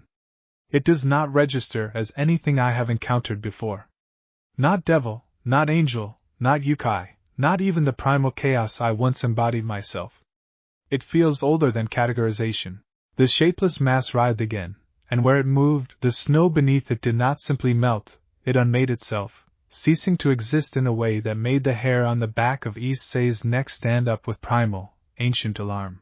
"Whatever it is," Issei said, "it's not staying contained in that valley. We need to stop it before it reaches anywhere with people." "Agreed," Fay said, already weaving the first layers of a containment barrier, her hands moving with the precise, practiced confidence she had built over these last several weeks. "I can slow it. I don't know if I can hold it." "Then we buy time until we figure out what actually stops it," Issei said, and stepped forward, boosted gear thrumming with the full weight of everything Ophis had shared with him. Boost. Boost. Boost. The rapid cascade of doublings poured through him, and this time he did not hold it inward the way he had that first day in the empty courtyard of the sanctuary. He let it flow outward, shaping itself into a barrier of crimson and gold light that met Fay's careful war work and reinforced it, buying precious seconds as the shapeless mass strained against the combined pressure of their efforts. The thing let out a sound that was not quite a roar, more an absence of sound given voice, a wrongness that seemed to press directly against the inside of Issei's skull rather than simply reaching his ears. "We remember you," the absence seemed to say, though no words existed in the impression, only meaning forced directly into thought. Small thing wearing borrowed infinity. "We remember what came before her. We remember what your kind built your little factions upon burying." "What is it talking about?" Kuroka demanded, weaving illusion magic into the containment even as the wrongness strained harder against their combined efforts. "I don't know," Issei admitted, gritted teeth, feeling the strain of holding the barrier intact. "But whatever it is, it knows about Ophis. It's not just some random thing that got loose. It's specifically talking about her." Ophis's expression, for the first time since Issei had known her, shifted into something he had never seen on her before. Not fear exactly, but the particular stillness of recognition, ancient memory surfacing from somewhere far deeper than even she had expected to revisit. "I remember now," she said quietly, and there was something in her flat voice that made everyone else in the valley go still despite the ongoing strain of the containment barrier. "This is not merely something old, Issei. This is something I helped bury myself, long before I ever took the shape of a small girl asking strangers what it meant to want something. Something that existed before infinity itself had a name to hold it apart from chaos." "Ophis," Issei said carefully, feeling the barrier straining under the combined weight of their effort. "What is it?" Ophis's ancient eyes fixed on the writhing, shapeless mass with an expression that held, for the very first time since Issei had met her, something that looked almost like genuine dread. The first hunger, she said. The thing that existed before infinity and chaos separated themselves into distinct concepts. I thought it had been sealed permanently, beyond even my own considerable memory of its existence. I did not think anything short of the end of this universe could wake it. The wrongness pressed harder against the barrier, and somewhere deep beneath the strain, Issei felt something ancient and hungry begin, slowly, patiently, to smile. We have been asleep a very long time, small dragon, the impression pressed into all their minds at once, cold and vast and utterly without mercy. But we are awake now. And we have found, at last, something worth waking for. Chapter 8. They did not defeat it. Issei understood that clearly, even as the four of them poured everything they had into the containment barrier, even as Fay's wards strained to their absolute limit, and Kuroka's illusions wove desperate, layered defenses meant to buy seconds rather than victories. Whatever the shapeless, hungry thing in the valley actually was, it was old in a way that made even Ophis's vast, ancient power feel, for the first time Issei had ever witnessed, genuinely uncertain. What they achieved, in the end, was containment rather than conquest, a desperate, combined effort that forced the wrongness back into a semblance of the seal it had broken free from, weaker now, unstable, but held, at least for the moment, by a hastily reconstructed barrier woven from Fay's careful precision, Ophis's ancient understanding of the seal's original structure, and the sheer overwhelming weight of borrowed infinity that Issei poured into the effort until his knees nearly buckled. From the strain of it, the valley fell silent afterward, snow settling gently over cracked stone and toppled pillars, the unnatural, roiling clouds above finally beginning to clear as whatever presence had been pressing against all their minds retreated back into whatever depth of dormancy they had managed to force it into. Will it hold? Kuroka asked, breathing hard, one hand braced against a toppled pillar for support. For now, Ophis said, her voice carrying an exhaustion Issei had never heard from her before, ancient and heavy in a way that made him realize, with sudden clarity, that even a being as vast as infinity itself had limits worth respecting. I do not know for how long. The original seal held for longer than your recorded history, built by beings with knowledge I do not fully possess even now. What we constructed today is a temporary measure, not a permanent solution. Fay sank to the ground, utterly spent, and Issei was at her side in an instant, boosted gear already channeling what remained of his strength into a healing pulse meant to ease the worst of her exhaustion. You did incredible work, he told her quietly. That barrier shouldn't have held as long as it did without more preparation than we had time for. I had good teachers, Fay managed, a tired, genuine smile crossing her face despite the exhaustion. And a good reason to hold on as long as I could. By the time the first of Azazel's response team arrived, a small contingent of experienced devils and fallen angels sent the moment Issei's warning had reached the council, the valley had settled into an uneasy quiet, the reconstructed seal humming faintly with contained, dangerous power, and Issei found himself explaining, as plainly and honestly as he could manage, exactly what they had faced. Azazel listened without interrupting, his usual mischief entirely absent, replaced by the focused, serious attention of someone who understood exactly how significant the implications of what Issei described actually were. The first hunger, he repeated slowly, once Issei finished. I've heard old fragments of legend referencing something like that. Nothing concrete. Most scholars assumed it was allegory, a story built to explain the difference between infinity and chaos as concepts rather than an actual entity that predated both. It's not allegory, Issei said grimly. It's real, and it's been sleeping under our noses this whole time, and something woke it up. Or something is waking up several things at once, Azazel said, and the implication hung heavy in the mountain air. You said Ophis mentioned this was only one of the old seals. If there are others starting to weaken across the world, this might not be an isolated incident. This might be the beginning of something considerably larger. Issei looked back at the reconstructed seal, humming faintly under the weight of a containment none of them fully trusted to last, and felt the shape of a new resolve settling into him alongside the exhaustion. Then we need to find out how many others there are, he said.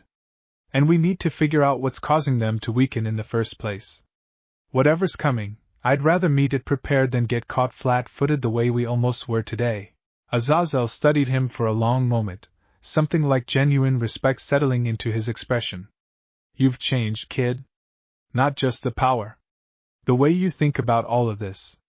A year ago you'd have charged in trying to solve this single-handed. Now you're already thinking about the people you need standing beside you to actually do it right. I learned that the hard way, Issei admitted, glancing back toward Ophis, Kuroka, and Fay, exhausted but steady, gathered together in the aftermath of a fight none of them had fully understood the shape of until it was already upon them. Nobody does something like this alone.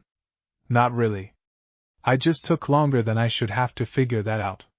They returned to the sanctuary as the strange colorless light of the gap shifted toward whatever passed for night in a place beyond time, and Issei found himself standing alone in the courtyard long after the others had finally allowed themselves the rest their bodies desperately needed, looking out at the endless, shifting expanse beyond the boundary with a new and heavier understanding of exactly what he had built this place to protect against.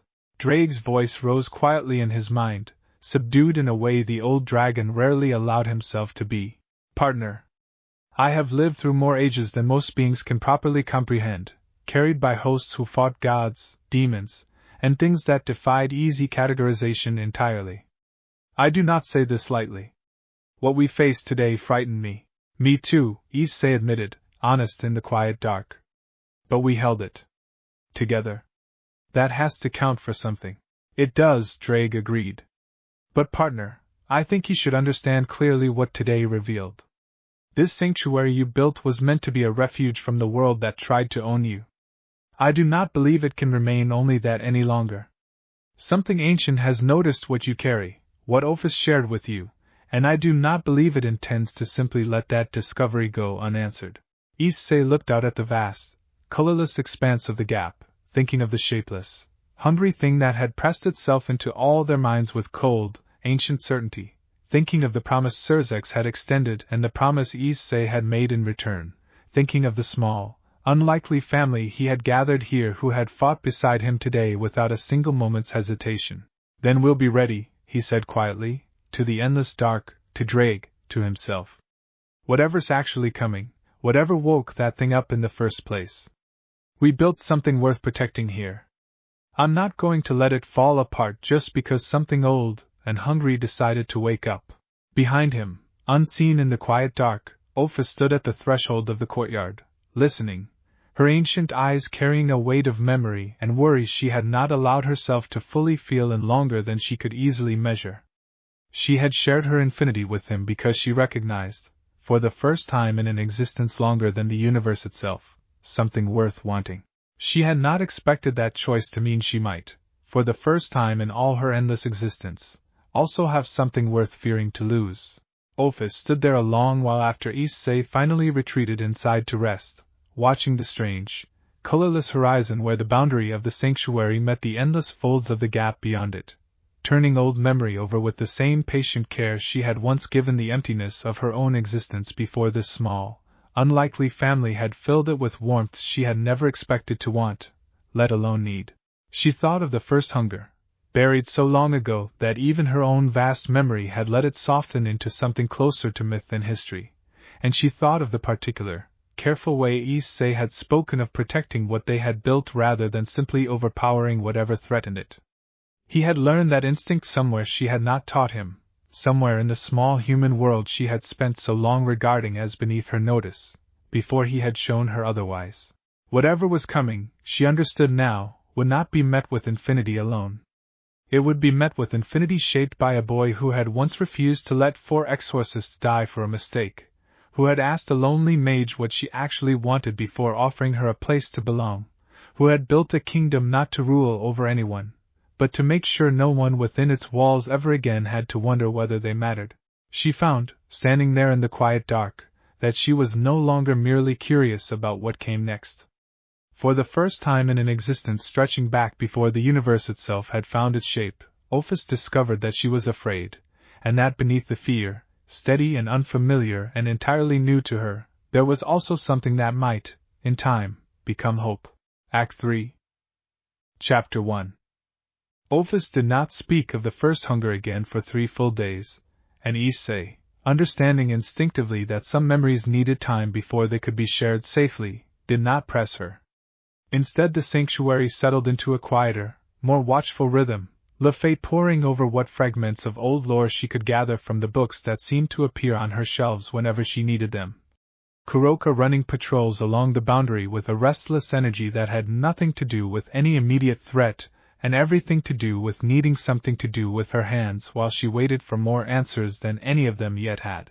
It was Ophis herself who finally broke the silence, appearing in the quiet room where Fay had set up her research on the 4th morning, settling into a chair across from her with the particular stillness of someone who had spent a long time deciding how to begin.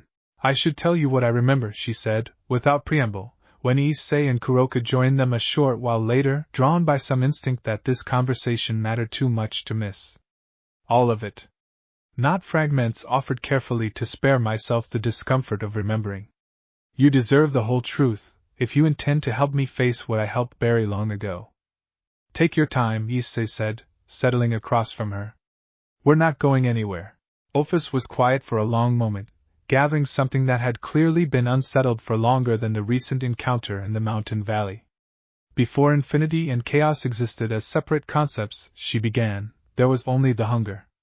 Not evil, precisely, not in the way your world understands the term. It simply was, and what it was need without limit, want without end, consuming not out of malice but because consuming was the entirety of its nature. It did not distinguish between things worth preserving and things that were not. It simply took, until there was nothing left to take." "How do you stop something like that?" Kuroka asked, quiet, uncharacteristically serious. "You do not stop it," Ophis said. "Not truly. What happened, in the earliest age I remember, was that the hunger's own boundless nature eventually divided against itself. Some part of that endless want turned inward, became curious about its own limits, began to wonder what it might mean to want something specific rather than everything indiscriminately. That division became me. Infinity, as a concept distinct from mere hunger. And what remained, the part that never learned to want anything specific, that simply continued consuming without direction or restraint, eventually splintered further still, becoming what your world now understands as chaos." Issei absorbed that slowly, feeling the weight of an origin story far older than anything he had ever imagined asking about. "So the thing we fought in that valley. It's not some monster that got summoned or created. It's what you used to be, before you became you, in a sense," Ophis said. "Though I do not think it accurate to say it was ever truly me, any more than a single splinter of wood was ever the whole of the tree it broke from. But yes. It is old in the way that predates even my own beginning as a distinct concept, and it remembers, apparently, enough of what it once shared with the being that eventually became infinity to recognize me when it finally stirred." "You said you helped bury it," Fay said gently. "How?" Ophis's expression, for the briefest moment, carried something that looked almost like old grief. "There were others, once, ancient beings who existed in that earliest age alongside myself and the hunger, and the first slow separation of chaos from infinity.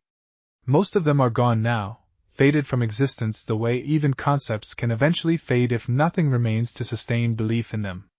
But in that earliest age, several of us worked together to seal the hunger away, dividing its vast, undifferentiated want into fragments small enough to be contained, scattering those fragments across what would eventually become your world, sealing each one beneath layers of protection meant to last until the universe itself ended.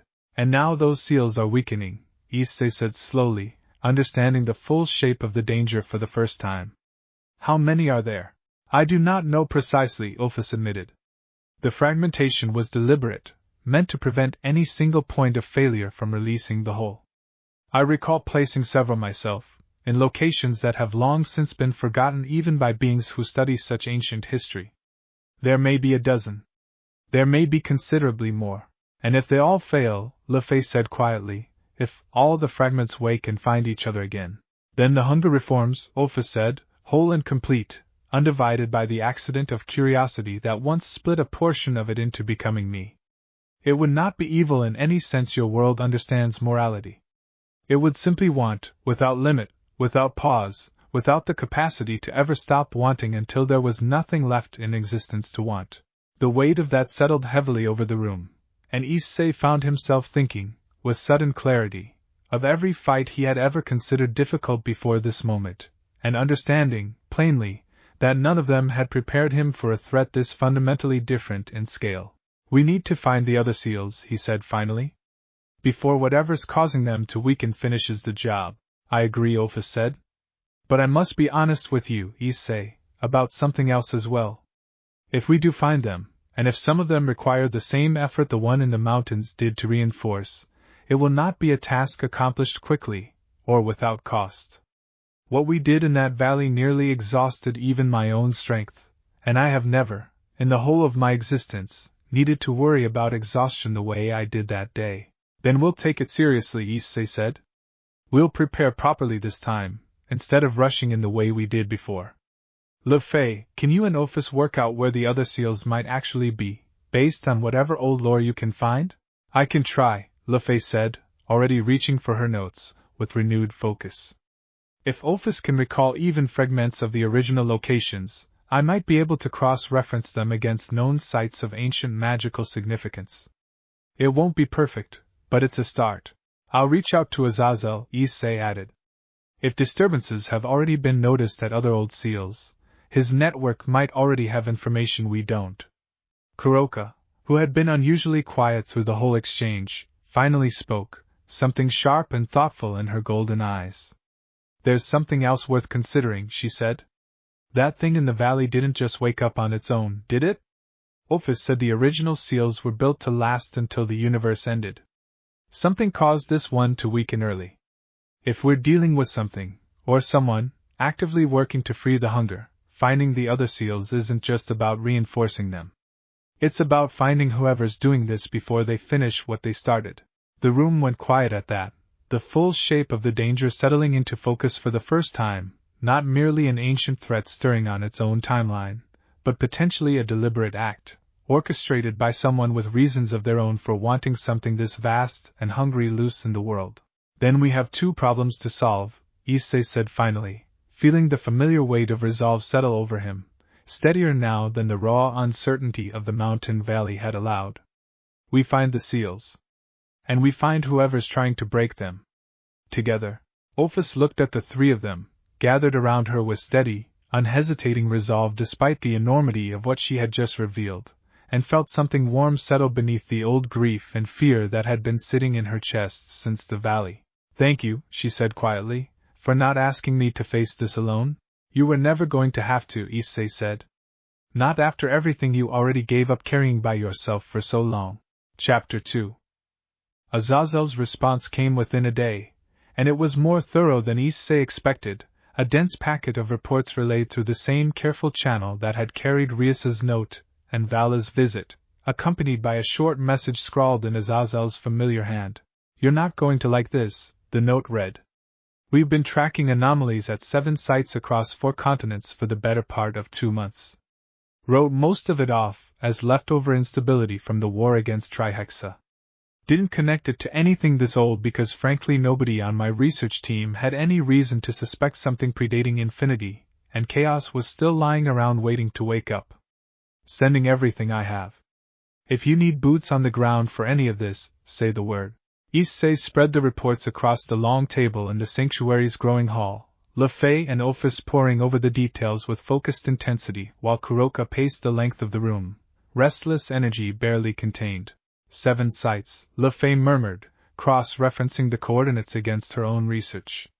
"Ophis, do any of these match locations you remember sealing something yourself?"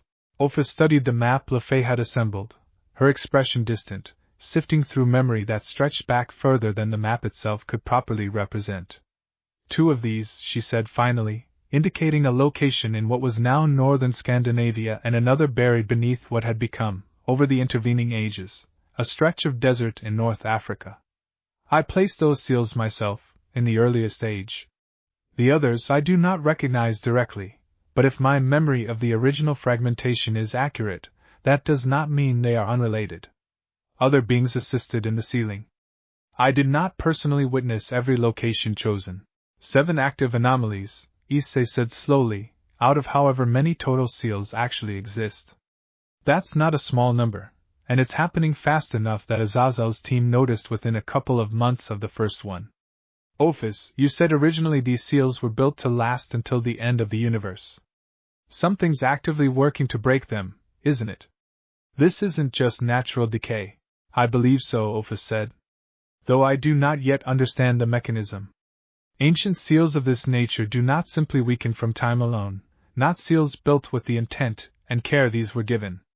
Something is deliberately unraveling them, and doing so with knowledge specific enough to know where to look, which means whoever's doing this either has access to knowledge that should have died with the beings who built the original seals, Fay said, or they've been searching for a very long time and finally succeeded in finding what they needed. Kuroka stopped pacing abruptly, something sharp crossing her expression. There's a third option, she said. One of the beings who helped build the original seals is still around, and decided, for whatever reason, to start undoing their own work. The room went quiet at the implication, and Ophis's expression, for a long moment, carried something that looked almost like reluctant consideration. It is possible, she admitted. I do not know precisely how many of the original beings who assisted in the sealing still exist in any form. Most faded long ago, but not all concepts fade at the same rate, and I cannot claim certainty about who might remain. Would you recognize them, if you encountered them again? Issei asked. I believe so, Ophis said. Though it has been a very long time, and beings of that age do not always retain the same shape or presence across the centuries. Issei studied the map spread across the table, 7 marked locations glowing faintly under the strange light of the sanctuary's hall, and felt the shape of a plan beginning to form. We can't investigate all 7 at once, not carefully enough to actually understand what's happening. But we need information faster than we're going to get it sitting here theorizing. I think we split up. Ophis and I take the 2 sites she remembers sealing herself, since she'll recognize immediately if something's different about how they were breached. Fay and Kuroka take the nearest of the remaining 5, and see what they can learn about the mechanism causing the weakening. That splits our strongest fighters apart, Kuroka pointed out. If something like what we faced in the valley shows up again while we're investigating rather than actively reinforcing, that's a risk. It is, Issei agreed. But sitting here waiting for someone else to finish unraveling seals we don't understand is a bigger one. I'd rather move carefully with what information we can gather than wait until we're forced to react without any warning at all. He glanced at Fay. Can you handle reinforcement work without Ophis directly assisting, if it comes to that? I studied everything she taught me during the mountain seal repair, Fay said, steady despite the weight of the question. I won't pretend I can match what she brought to that effort alone. But I can slow a breach, buy time, call for help if the situation is worse than expected. Then that's the plan, Issei said. Careful. Cautious. We gather information first, and we don't take unnecessary risks. If anyone encounters anything close to what we faced in the mountains, you retreat and call for backup immediately. No heroics. I mean that. Kuroka smirked despite the gravity of the conversation. Careful and cautious. Never thought I'd hear those words out of the Sekiryudi's mouth with a straight face. I've learned a few things since the last time I charged into danger without thinking it through, Issei said, a tired smile crossing his own face despite the seriousness of what lay ahead. Mostly from watching how much better things go when we actually plan instead of just reacting. They departed within the hour, the sanctuary's boundary opening in 2 careful, deliberate tiers, Issei and Ophis stepping through toward the frozen expanse of northern Scandinavia while Kuroka and Fay set off toward the nearest of the 5 unfamiliar sites, a location deep within the mountainous interior of what had once been ancient Persia. The Scandinavian seal, when Issei and Ophis finally located it, buried beneath centuries of ice and stone in a cavern system that had clearly been chosen for its remoteness, showed the same telltale signs of deliberate weakening that the mountain seal had exhibited, cracks spreading through protective runes that should have held for eternities. An unnatural pressure building slowly beneath the surface like something patient and hungry testing the strength of its cage. Someone has been here recently, Ophis said, studying the cracked runes with careful, focused attention.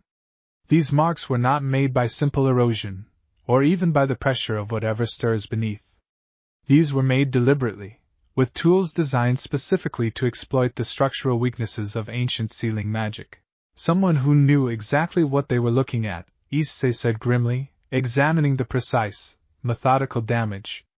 This isn't random vandalism. This is someone who studied these seals carefully enough to know exactly where to strike.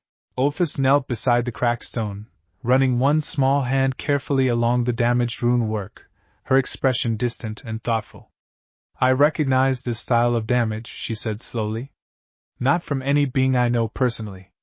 But the technique used here carries traces of magic I have not encountered since a war I barely remember fighting in, an age so old that most of what happened during it has faded even from my own memory. Can you reinforce it? Buy us time the way we did in the mountains? I can, Ophis said, already gathering the ancient power necessary for the effort. But Issei, I want you to understand something plainly before we begin. Whoever did this did not simply stumble upon this seal by accident.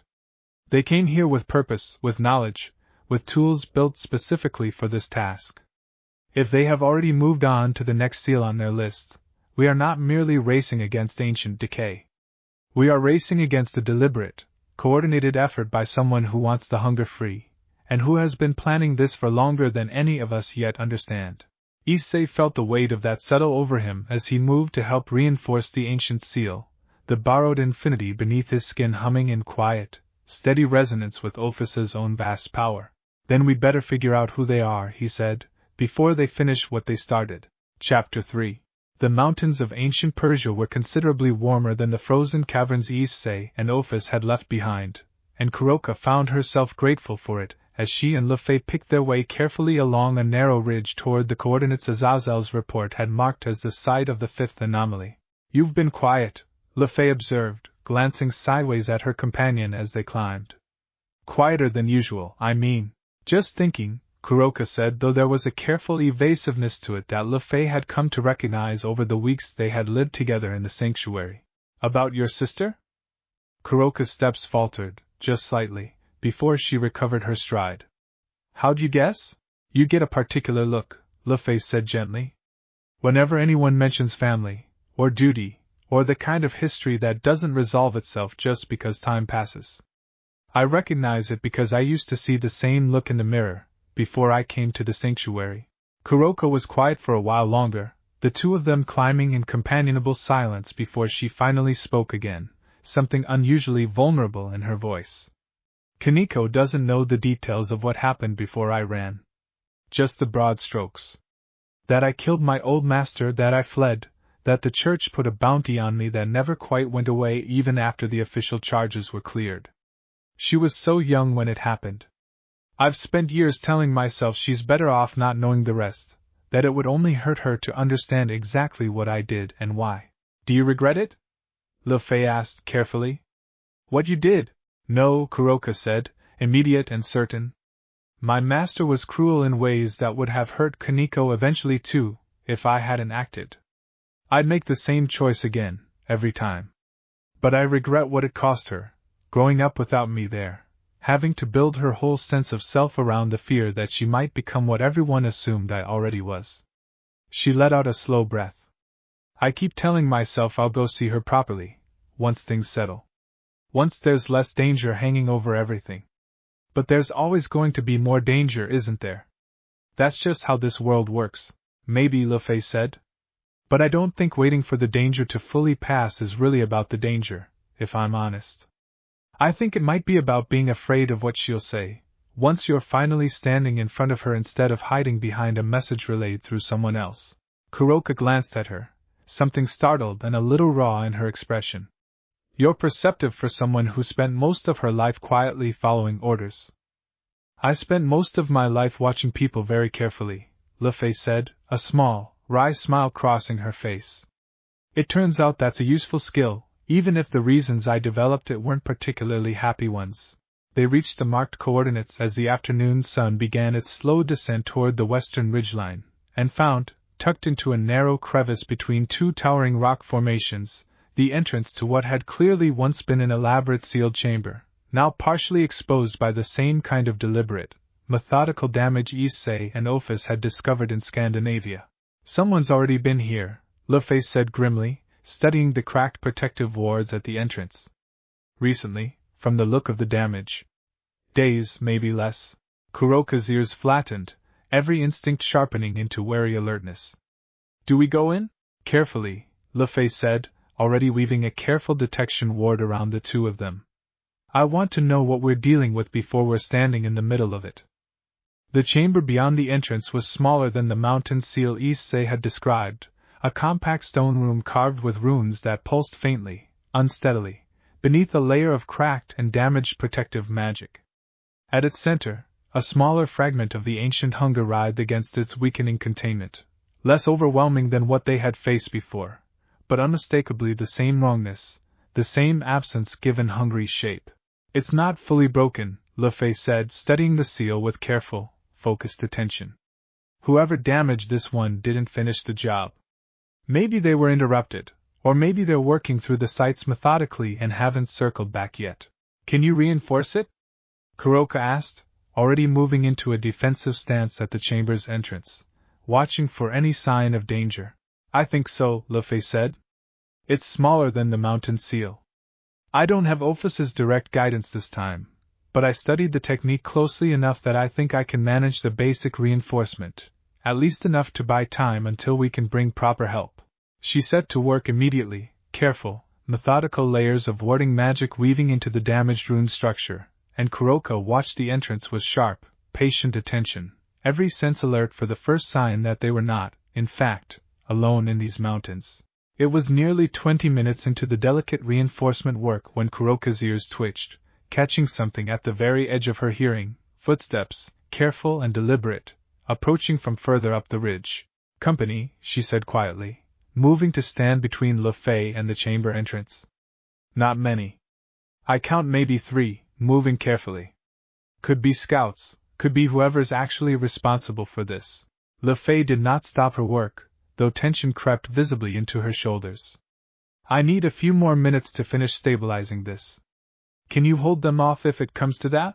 Naya, obviously, Kuroka said, claws already lengthening, a fierce, familiar readiness settling over her features. Just focus on the seal. I've got this. The 3 figures that emerged from the ridge trail moments later wore no faction insignia Kuroka recognized, dark robes marked with symbols that looked disturbingly similar to the damaged runes on the seal itself, as though whoever had designed their clothing had studied the very magic they were working to unravel. Nekasha, the lead figure said, voice carrying an eerie, hollow quality that made Kuroka's fur bristle instinctively. You should not be here. This site belongs to a purpose older than your kind's short existence. Funny, Kuroka said, dropping fully into a fighting stance. I was about to say the exact same thing to you. Care to explain what you're doing cracking open something that's supposed to stay sealed until the end of the universe? The lead figure's expression, what little of it was visible beneath the dark hood, carried something that might have been amusement, or might simply have been the eerie stillness of someone entirely convinced of their own righteousness. The hunger does not deserve its cage, they said. It existed before your factions carved up creation into neat little territories to squabble over. We serve its liberation gladly, and we will not be stopped by a fugitive cat, and whatever child mage she has dragged along with her. Big talk, Kuroka said, for someone about to get their teeth kicked in. She struck first, not waiting for them to gather whatever magic they intended to use, illusion and claw weaving together into a fast, aggressive assault that caught the nearest of the 3 robed figures off guard entirely, sending them stumbling backward with a pained cry. But the remaining 2 were faster than she expected, dark magic flaring in coordinated response, and Kuroka found herself suddenly on the defensive, weaving between strikes that carried an unnatural, hungry edge to them, magic that felt less like conventional spellwork and more like small, controlled fragments of the very hunger they were trying to free. Fay, she called, blocking a strike that left her arm numb from the contact. Might want to hurry that reinforcement along. Almost there. Fay called back, sweat beading at her temple from the strain of the delicate, rapid work. Just need a few more seconds. The lead figure pressed forward with renewed intensity, clearly sensing the urgency in Fay's voice, dark magic gathering into something considerably more dangerous than the initial, testing strikes. Kuroka positioned herself firmly between the advancing threat and her friend's vulnerable, focused work, teeth bared, every instinct honed by years of running and hiding now sharpened into fierce, protective resolve. "You're not getting past me," she said, voice carrying none of her earlier teasing, only flat, absolute certainty. "Not while she's still working." The lead figure paused, studying her for a long moment with something that might, beneath the hood, have been genuine reassessment. "Loyalty," they said finally, almost thoughtfully. "An interesting weakness for a creature who spent so long running from everyone who might have asked it of her." "It's not a weakness," Kuroka snarled, claws flexing. "It's the whole reason I've got something worth fighting for now." Behind her, Fay's reinforcement work finally settled into place, the crack seal stabilizing with a faint, steady hum, and Kuroka felt the tension in her shoulders ease fractionally, the immediate crisis of the seal itself, at least, successfully averted. "It's done," Fay called, already turning to help. "The seal's stable, for now." The lead figure's expression shifted, something colder and more calculating settling into their hooded stillness. "Then this particular site is no longer worth our time," they said, and with a gesture, the two accompanying figures fell back into a defensive retreat rather than pressing the fight further.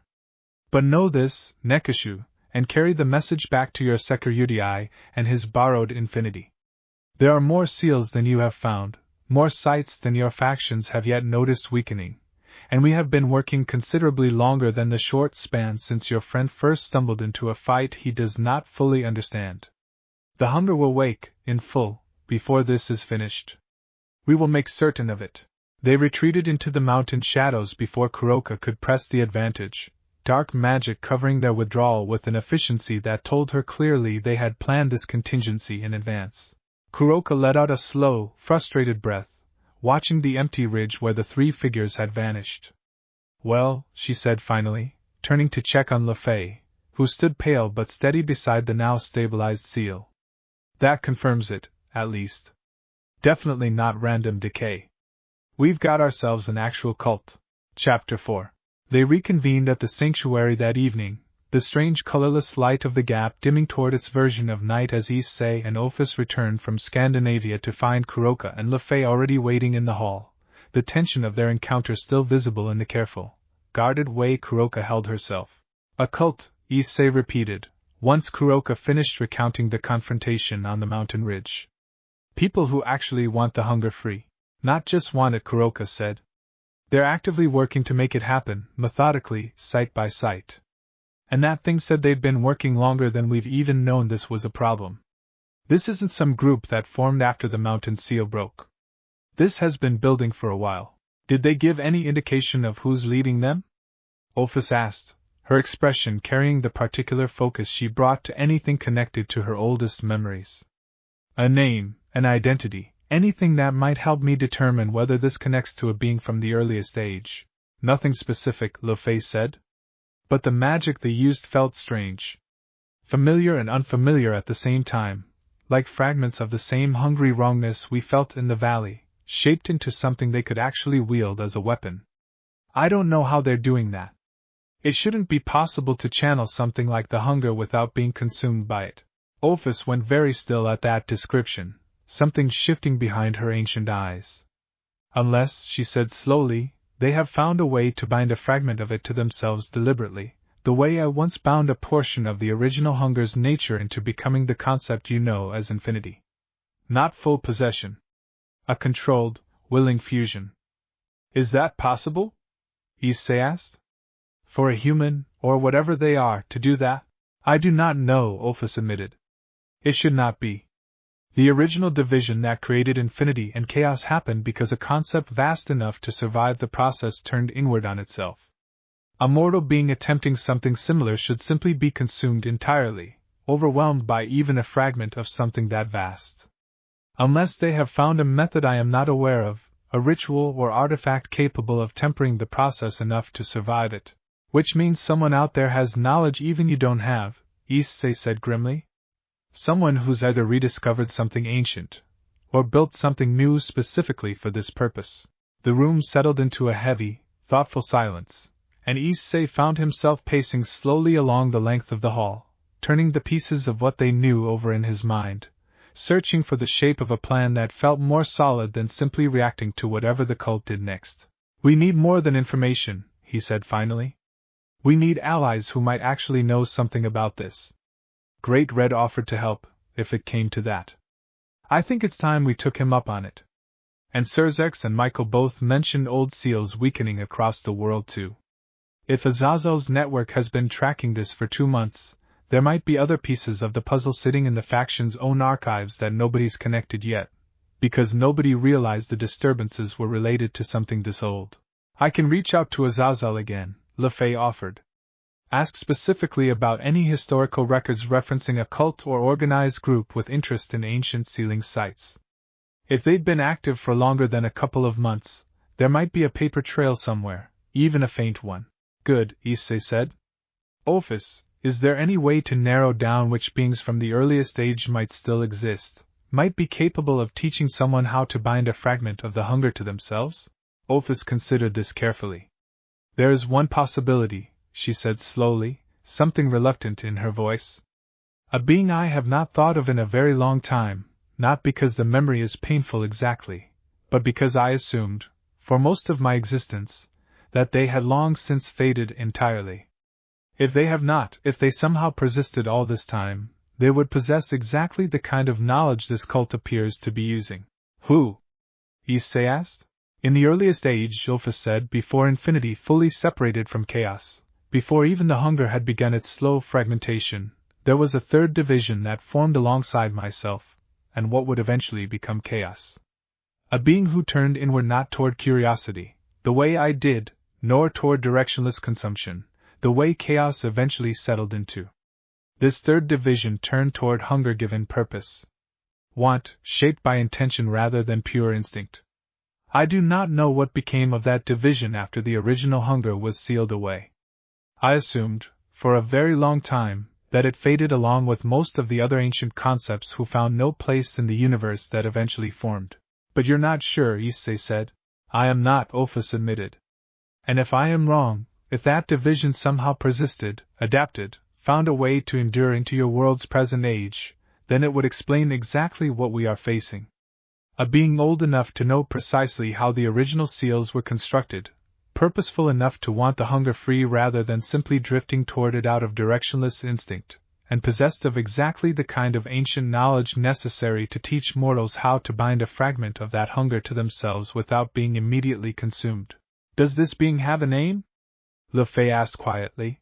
Ophis was silent for a long moment, memory stretching back across an expanse of time that made even Issei's borrowed infinity feel small by comparison. "In the earliest age," she said finally, "before names held the meaning your world now gives them, I called this division of the hunger by a word that has no direct translation into any language your world currently speaks. The closest approximation, I believe, would be something like the architect of want." The name settled over the room with a weight that made even Kuroka, restless and combative by nature, go entirely still. "That's not exactly a comforting title," Issei said finally. "No," Ophis agreed. "It was not meant to be comforting. It was meant to be accurate." "All right," Issei said, gathering his resolve despite the growing scale of what they now faced. "Then we prepare for the possibility that we're not just dealing with a cult chasing an old prophecy. We're dealing with something ancient enough to have survived since before infinity and chaos separated, purposeful enough to have spent this long planning, and powerful enough to teach mortals how to wield fragments of the very thing we're trying to keep sealed. That's a bigger fight than any of us expected when this started." "Are you having second thoughts?" Kuroka asked, watching him carefully. "No," Issei said, and meant it fully. "I'm having exactly the thoughts I should be having, given what we're facing.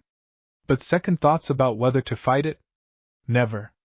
This place, the people in it, everyone out there who has no idea what's stirring beneath their feet.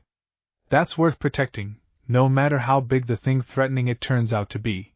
Ophis looked at him for a long moment, something steady and grateful settling into her ancient, unreadable expression. "I did not expect, when I offered you a share of my infinity, that it would eventually mean facing the very thing my own existence was born from dividing away from. But I find, watching you now, that I am glad it is you standing beside me for this, rather than facing it alone the way I once assumed I always would. You're never facing anything alone again, Issei said simply. Not while I'm still standing. Kuroka cleared her throat, breaking the weight of the moment with characteristic timing. As touching as this all is, Naya, I think we should probably get some sleep before we start planning how to fight an ancient concept older than the universe's own understanding of hunger. Big decisions go better with rested minds. Trust me, I've made enough bad ones running on exhaustion to know.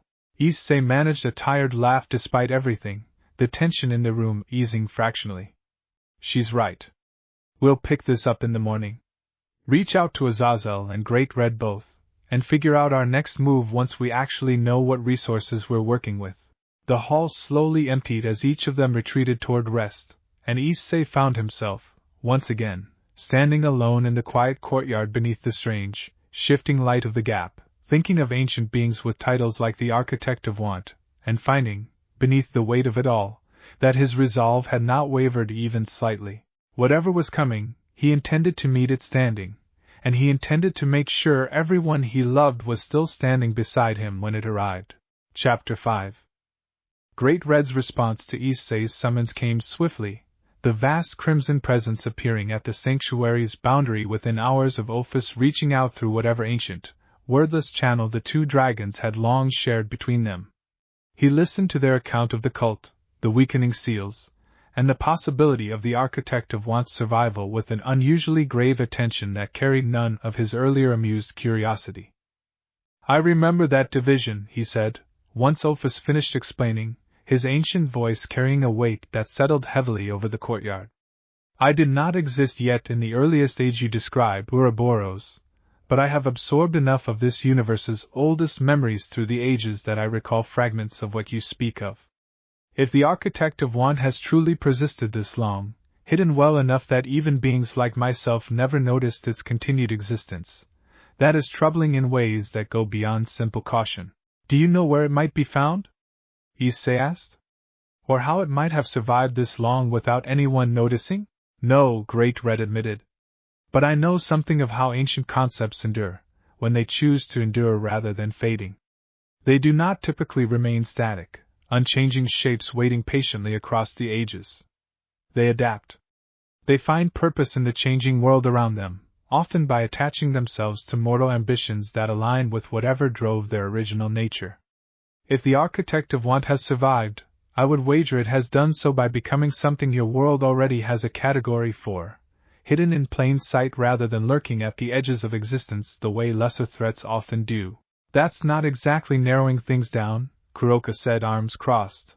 No, Great Red agreed, something almost like grim amusement crossing his ancient features. It is not. But it does suggest a starting point.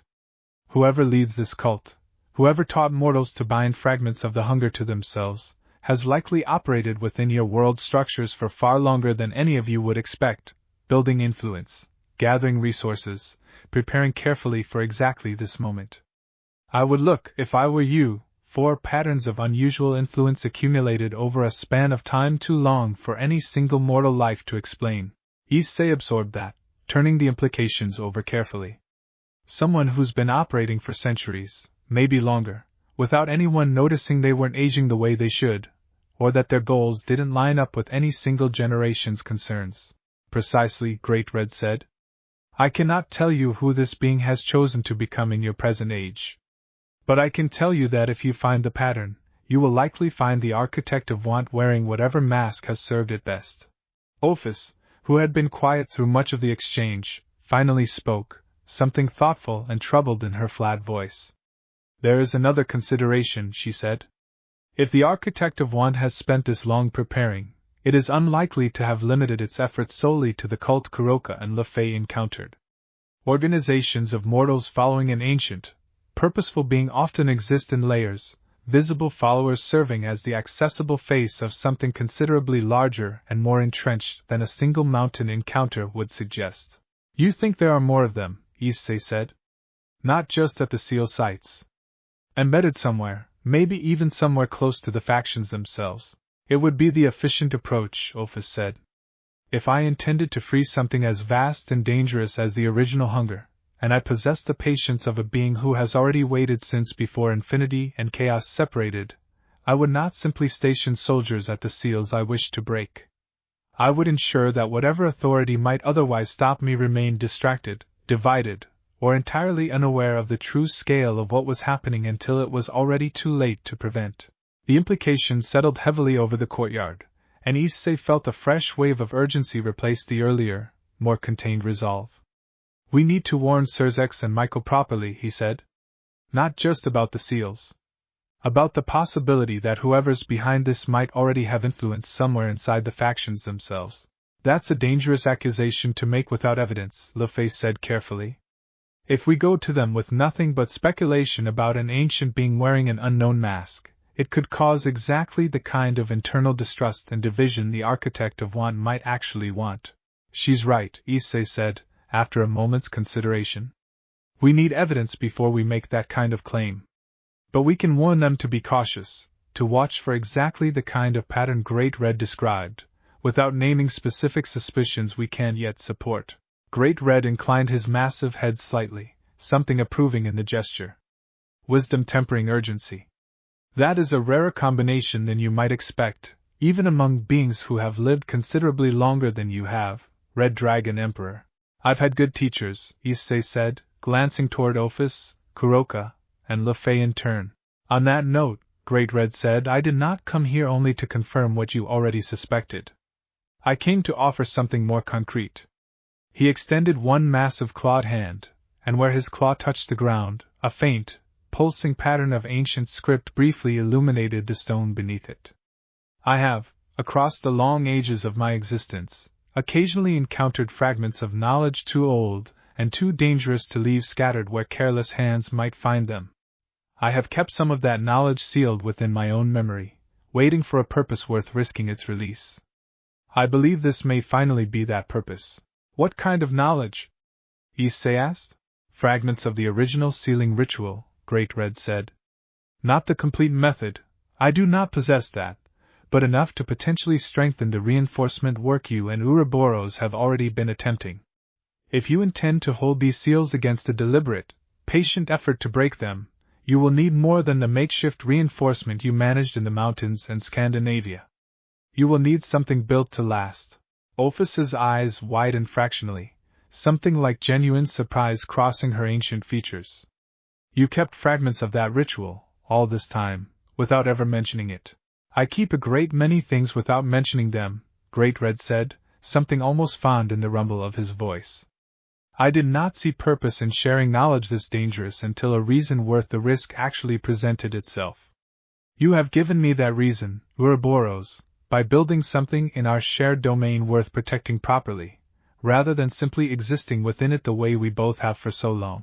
The exchange between the two ancient dragons carried a weight and history Issei could only partially grasp, decades and centuries and ages of quiet coexistence finally shifting, subtly, into something closer to genuine partnership. Thank you, Ophis said quietly, and the simple sincerity of it seemed to catch even Great Red slightly off guard. Do not thank me yet, Great Red said, recovering his usual measured gravity. The knowledge I offer will make your reinforcement work considerably stronger, but it will also make it considerably more taxing, both for you, Ouroboros, and for the boy who carries a portion of your infinity now. Ancient rituals built to last against something this old do not come without cost. We'll manage the cost, Issei said, steady despite the warning. Whatever it takes. Great Red studied him for a long moment, gold eyes carrying the particular weight of a being who had seen countless mortals make similar declarations across countless ages, some who lived up to them and many who did not. I believe you will, he said finally. Very well, Red Dragon Emperor. Let us begin preparing you properly for what is coming. Chapter 6. The training that followed was unlike anything Issei had experienced before, even in the desperate, grueling preparation that had once carried him through the war against Trihexa.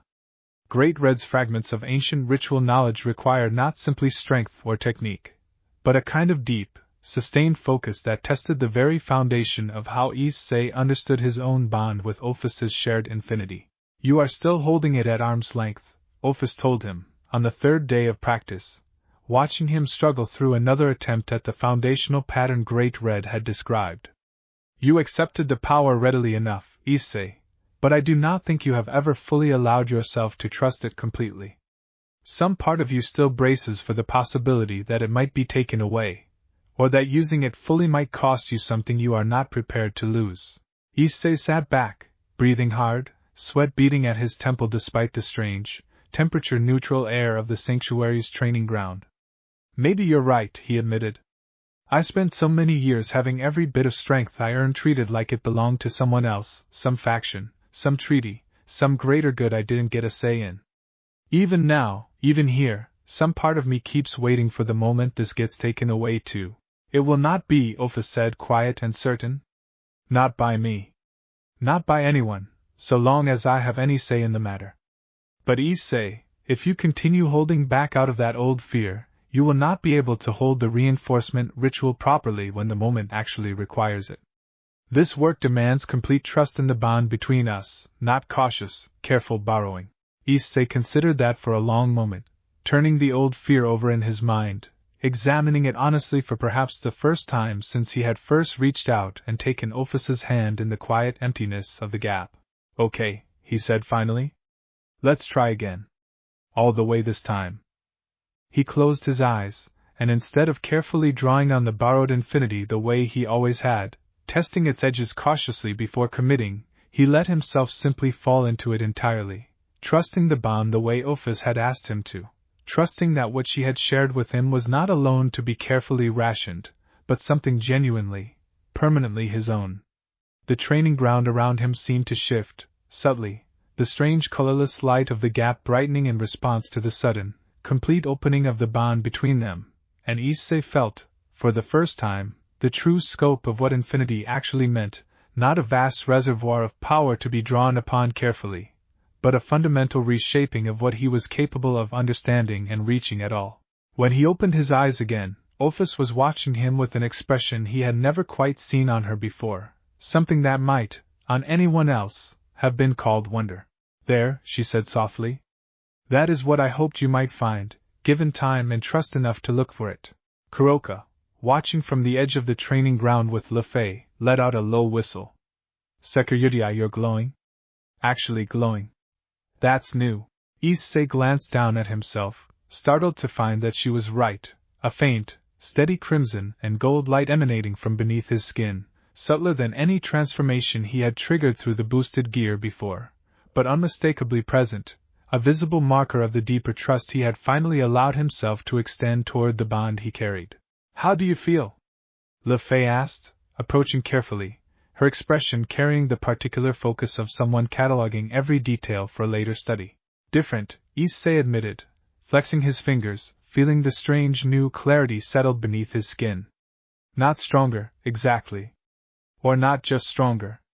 More like I finally stopped bracing against something I never actually needed to brace against. Over the following days, the training continued with renewed intensity, Ophis guiding him through the full complexity of the ancient reinforcement ritual Great Red had shared, Kuroka and Fay each finding their own roles within the larger structure of it, Kuroka's illusion magic proving unexpectedly useful for stabilizing the outer layers of the ritual's containment, while Fay's precise, methodical ward work anchored the deeper foundational structure that would need to hold against whatever pressure the sealed fragments exerted. It was during one of the final practice sessions, the four of them working in careful, practiced coordination, that Issei found himself struck by how naturally they had come to move together, each of them understanding without needing to be told exactly where their strength complemented the others, exactly when to push forward and when to hold steady and support. We're actually good at this, Kuroka observed, breathless but grinning, once the practice run finally settled into stable completion. Like properly good. Not just scraping by good. We've had good reason to get good at it, Fay said, equally breathless, but satisfied. And good people to practice with. Ophis watched the three of them with an expression that had, over these past weeks, grown steadily warmer. The ancient, unreadable stillness she had carried when Issei first met her now softened into something that carried genuine, quiet contentment even in the midst of grim preparation for an uncertain, dangerous future. You have built something remarkable here, she said, more to herself than to any of them directly. Not merely a sanctuary. A family capable of standing together against something that predates the universe itself. I did not think, in all my long existence, that I would ever witness something like this, let alone be a part of it.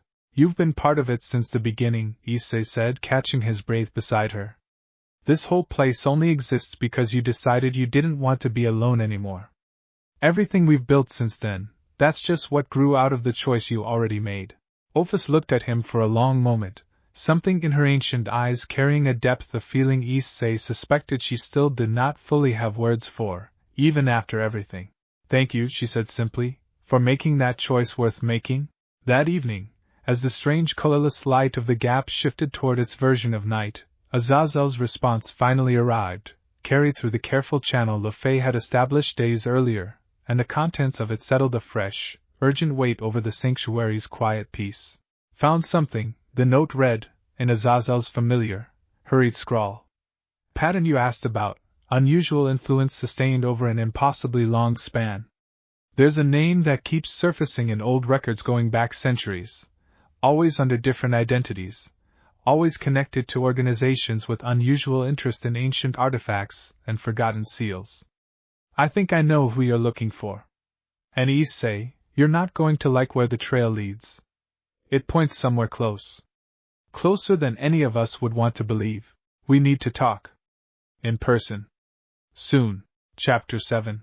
Azazel arrived at the sanctuary within the hour, alone this time, without the careful diplomatic formality that had accompanied Surzek's and Michael's earlier visit, and the grim set of his expression told Issei plainly that whatever he had discovered carried weight enough to abandon his usual easy irreverence entirely. Show me, Issei said. Once the fallen angel had settled into the sanctuary's hall, the others gathered close, sensing the gravity of what was coming. Azazel spread a series of documents across the table, old records and cross-reference reports spanning centuries, connecting seemingly unrelated names and organizations through careful, patient pattern analysis that had clearly taken his research team considerable effort to assemble. The name changes every generation or two, Azazel said, tracing the pattern across the documents. Different identities, different organizations, always positioned somewhere with access to old magical knowledge, artifacts, sealed sites. Sometimes a scholar. Sometimes a collector. Once, disturbingly, a fairly high-ranking administrator within the old church's archival division, back before the Great War. The pattern's consistent enough that I don't think we're looking at a bloodline passing knowledge down through generations. I think we're looking at the same being, wearing different names, for a very long time. The architect of want, Ophis said quietly, studying the documents with focused, ancient attention. Great Red warned us it would have found a way to hide in plain sight. That's the theory that makes the most sense, Azazel agreed. But here's the part you're not going to like. He pulled one final document from the stack, more recent than the others, and slid it across the table toward Issei. The most recent identity connected to this pattern surfaced about 15 years ago. Established credentials, careful positioning, gradual accumulation of trust within a specific organization that would give them exactly the kind of access and influence Ophis warned us to watch for. Issei studied the document, and felt something cold settle in his stomach as he read the name and affiliation listed there. This is someone inside the Grigori, he said slowly. Your own organization, Azazel. Yeah, Azazel said grim. I know. I've been sitting on this for the better part of a day trying to figure out how to tell you, because I know exactly what it means if I'm right. Someone I trusted, someone with real access to sensitive research and old sealed archives, might be the exact being we're looking for. Are you certain? Ophis asked. Not completely, Azazel admitted. The pattern's strong, but it's still circumstantial. I don't have proof beyond a reasonable doubt yet, just proof beyond a reasonable coincidence, which isn't quite the same thing. But given what's at stake, I didn't think it was smart to wait for absolute certainty before warning you. Who is it? Issei asked. Azazel hesitated, something uncharacteristically uncertain crossing his expression. Researcher named Corvin Ashworth. Joined the Grigori about 15 years ago, credentials checked out perfectly, specializes in ancient sealing magic and pre-faction era artifacts. I brought him onto several projects myself, over the years, because his expertise was genuinely valuable. If he's what we think he is, he's had 15 years of unrestricted access to exactly the kind of archival knowledge that would let him locate old seals and understand how to weaken them. 15 years is a long time to wait, Fay observed. If he's truly the architect of want, why wait this long to act, rather than beginning the moment he secured access? Patience, Ophis said quietly. A being old enough to have existed since before infinity and chaos separated does not measure time the way mortals do. 15 years, to something that ancient, may feel like little more than the careful, considered preparation necessary to ensure the effort succeeds rather than fails prematurely. Or, Kuroka said, something sharp in her voice, he was waiting for something specific. A trigger. A reason the timing finally made sense. The room went quiet at that, and Issei felt the shape of an uncomfortable realization beginning to form. Me, he said slowly. This started right around the same time I bonded with Ophis. That's not a coincidence, is it? Ophis's expression carried grave confirmation before she even spoke. It would explain the timing precisely, she said. If the architect of want has been waiting, patiently, for centuries, for a specific catalyst, the moment I chose to share my infinity fully with a mortal for the first time in the whole of my existence would represent exactly the kind of significant shift in the balance of power that might finally make its long preparation worth acting upon. So this is my fault, Issei said, something heavy settling into his chest. No, Ophis said, immediate and firm. It is not your fault that something ancient and patient chose to act upon an opportunity. You did not create the hunger, Issei, nor did you create the being who wishes to free it.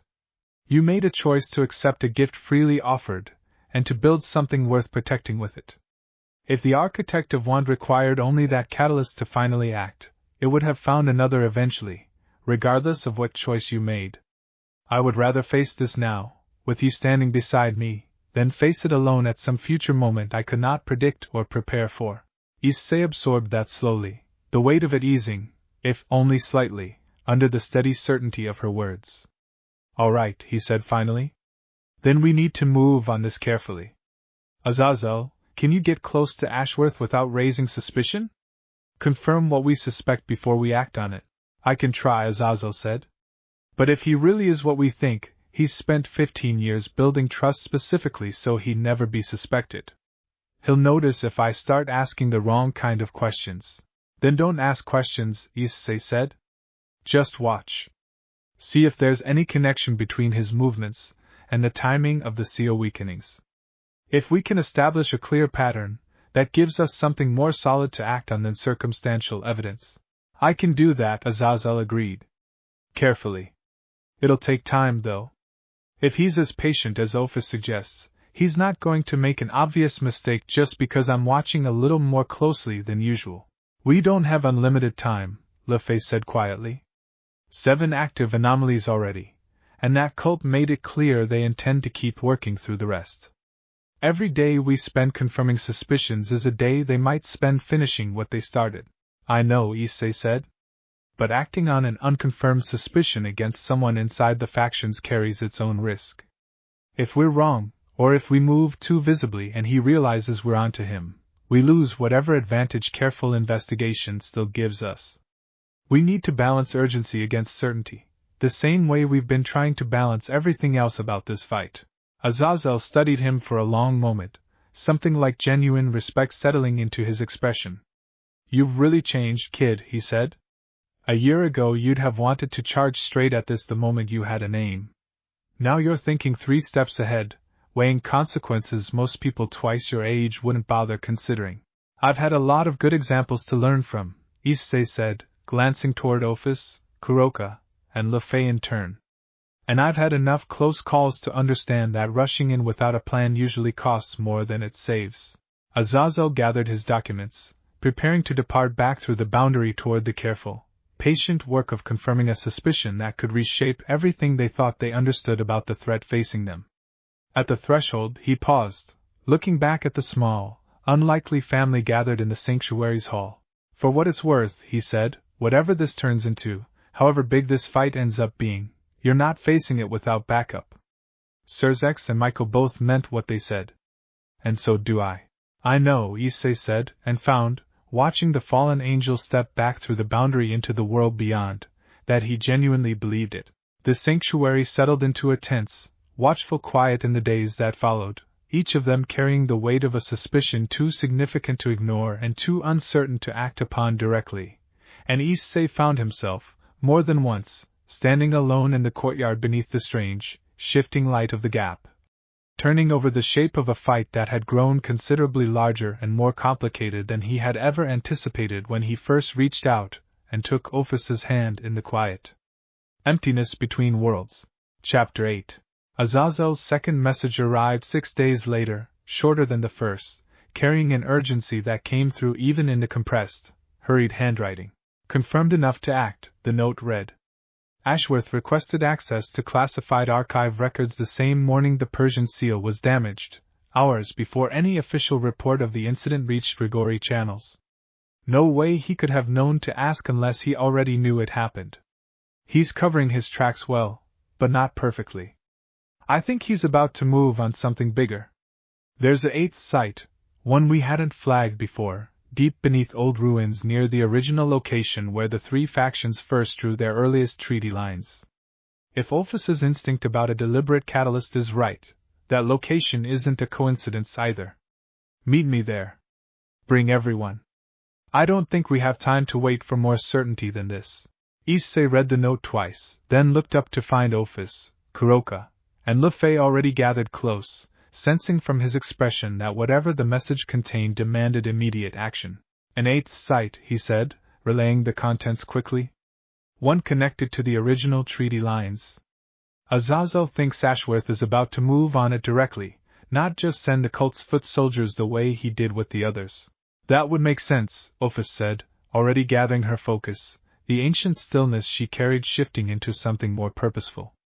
If this site holds particular significance, connected to the earliest agreements between the factions themselves, the architect of one may have been saving it deliberately, waiting for the right moment to strike at something symbolically significant rather than merely functionally significant. Symbolic in what way? Fay asked. I do not know for certain, Ophis admitted. But ancient beings of that nature often understand power as much through meaning as through raw force. Breaking a seal at the location where the 3 factions first drew their boundaries might carry weight beyond the simple fragment of hunger it releases. A statement as much as an act. A statement to who? Kuroka asked. To us, Issei said slowly, understanding settling into cold, certain clarity. To the world. Maybe to himself, after centuries of patient waiting. This isn't just about freeing the hunger anymore.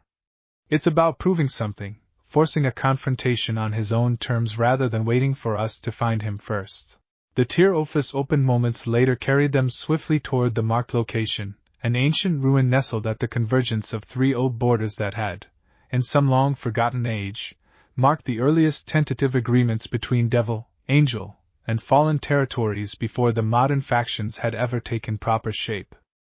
Azazel was already waiting at the ruin's edge when they arrived, his expression grim, a small contingent of trusted Grigori operatives positioned at a careful distance behind him. He's already inside, Azazel said without preamble. Went in about 20 minutes ago, alone, which either means he's supremely confident, or he wants an audience for whatever he's planning. I didn't move in without you. This felt like it needed to be your call. Issei nodded, feeling the weight of the moment settle over him, and beside him, Ophis's expression carried a grave, focused readiness that told him plainly she understood exactly what they were about to walk into. Together, he said, glancing at Kuroka, Fay, and Ophis in turn, and received steady, unhesitating nods in return. They descended into the ruin's depths, ancient stone corridors giving way to a vast underground chamber lit by an unnatural, pulsing glow that emanated from a seal considerably larger and more elaborate than any of the others they had encountered, cracked runes spreading across a chamber floor easily the size of the sanctuary's own great hall.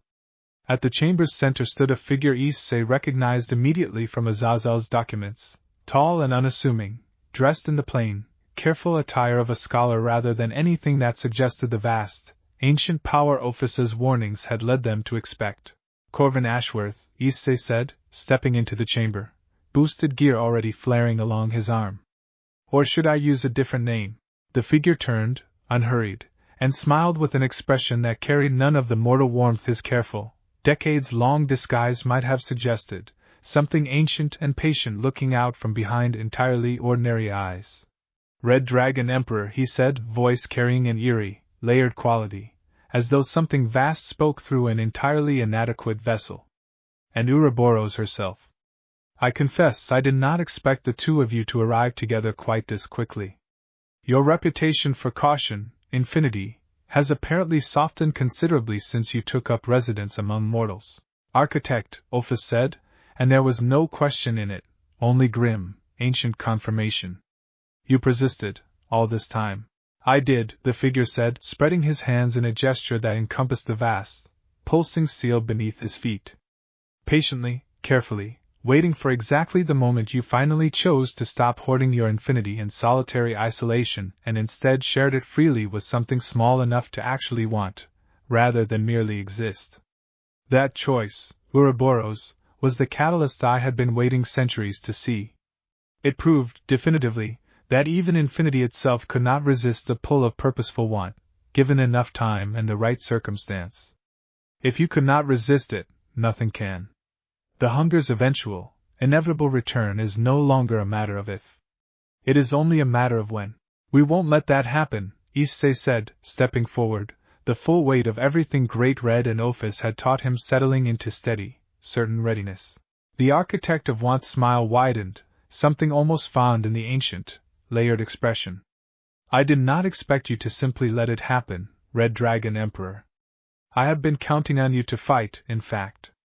Resistance, struggle, the desperate, purposeful one of mortals fighting against inevitability. That, too, feeds exactly what I am working to restore. He gestured toward the vast, pulsing seal beneath the chamber floor, and Issei felt, with sudden, cold dread, the full scale of what they had walked into finally become clear. This is not merely the eighth seal.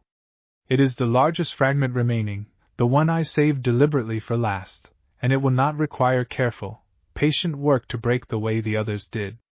It requires only witnesses, purposeful and desperate enough to want something badly enough to fuel its release. You're using us, Fay said, horror dawning in her voice. Our fight here right now. You engineered this entire confrontation to happen exactly this way. Clever girl, the architect of Want said, something almost approving in the ancient regard he turned toward her. Yes. I did not need to break this seal myself. I needed only to ensure that beings capable of want fierce enough to matter would be standing here, fighting for something they cared about deeply enough, when the moment came.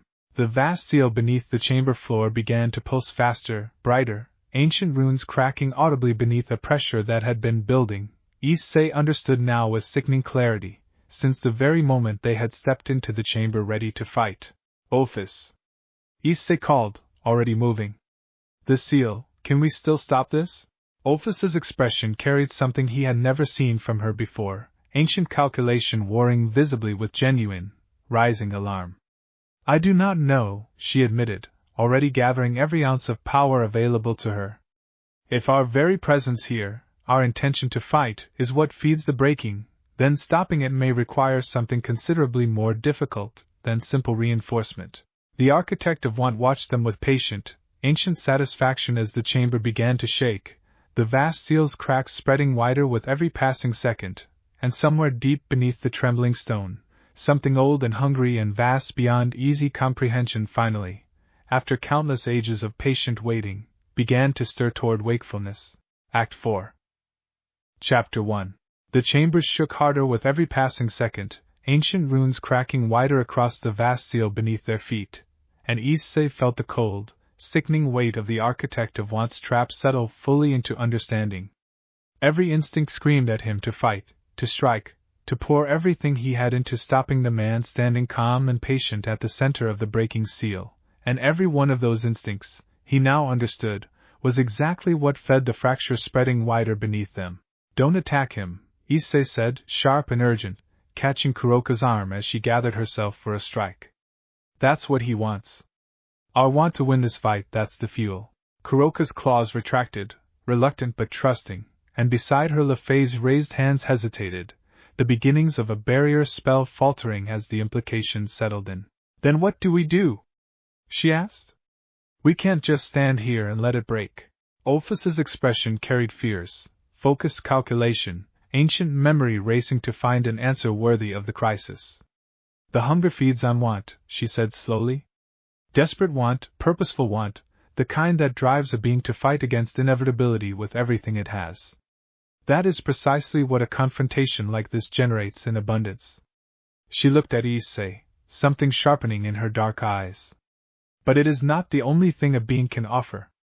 There is a difference between wanting something desperately enough to fight for it, and simply, quietly, choosing to protect it without any of that desperate hunger attached at all. I don't understand, Issei said, even as some instinctive part of him began to grasp the shape of what she meant. You built this sanctuary, Ophis said, quick, urgent. Not out of desperate want. Out of quiet, settled choice.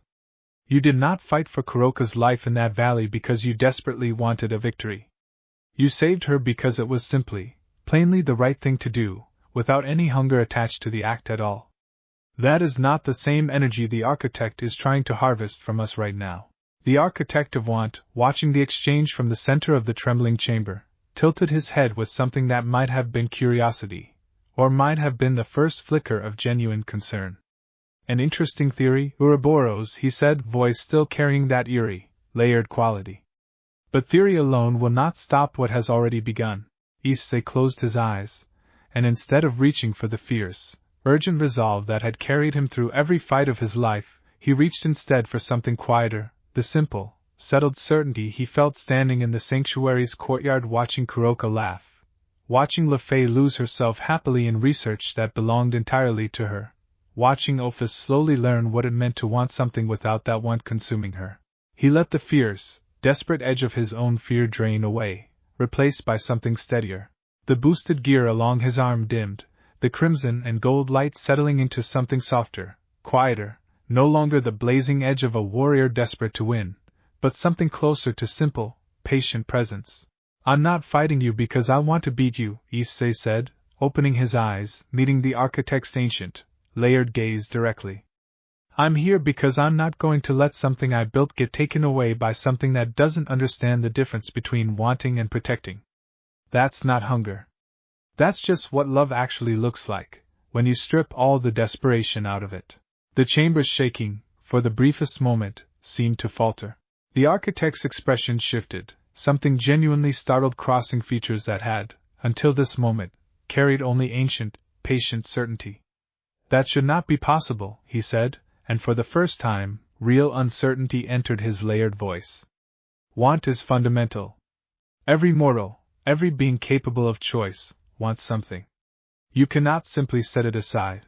I'm not setting it aside, Issei said, feeling Ophis's presence beside him settle into the same quiet, steady certainty, feeling Kuroka and Fay's focus shift, subtly, away from desperate readiness towards something calmer and more grounded. I still want plenty of things. I want my friends safe. I want this place to keep existing. But wanting something and being consumed by the desperate hunger to fight for it right this second, those aren't the same thing, and I think you've spent so long feeding on the second one that you forgot the first one even exists separately. The vast seal beneath the chamber floor pulsed, uncertain now, the cracks that had been spreading with steady, inevitable momentum slowing, faltering, as though the hungry pressure building beneath the stone had suddenly lost the clean, desperate fuel it needed to fully break free.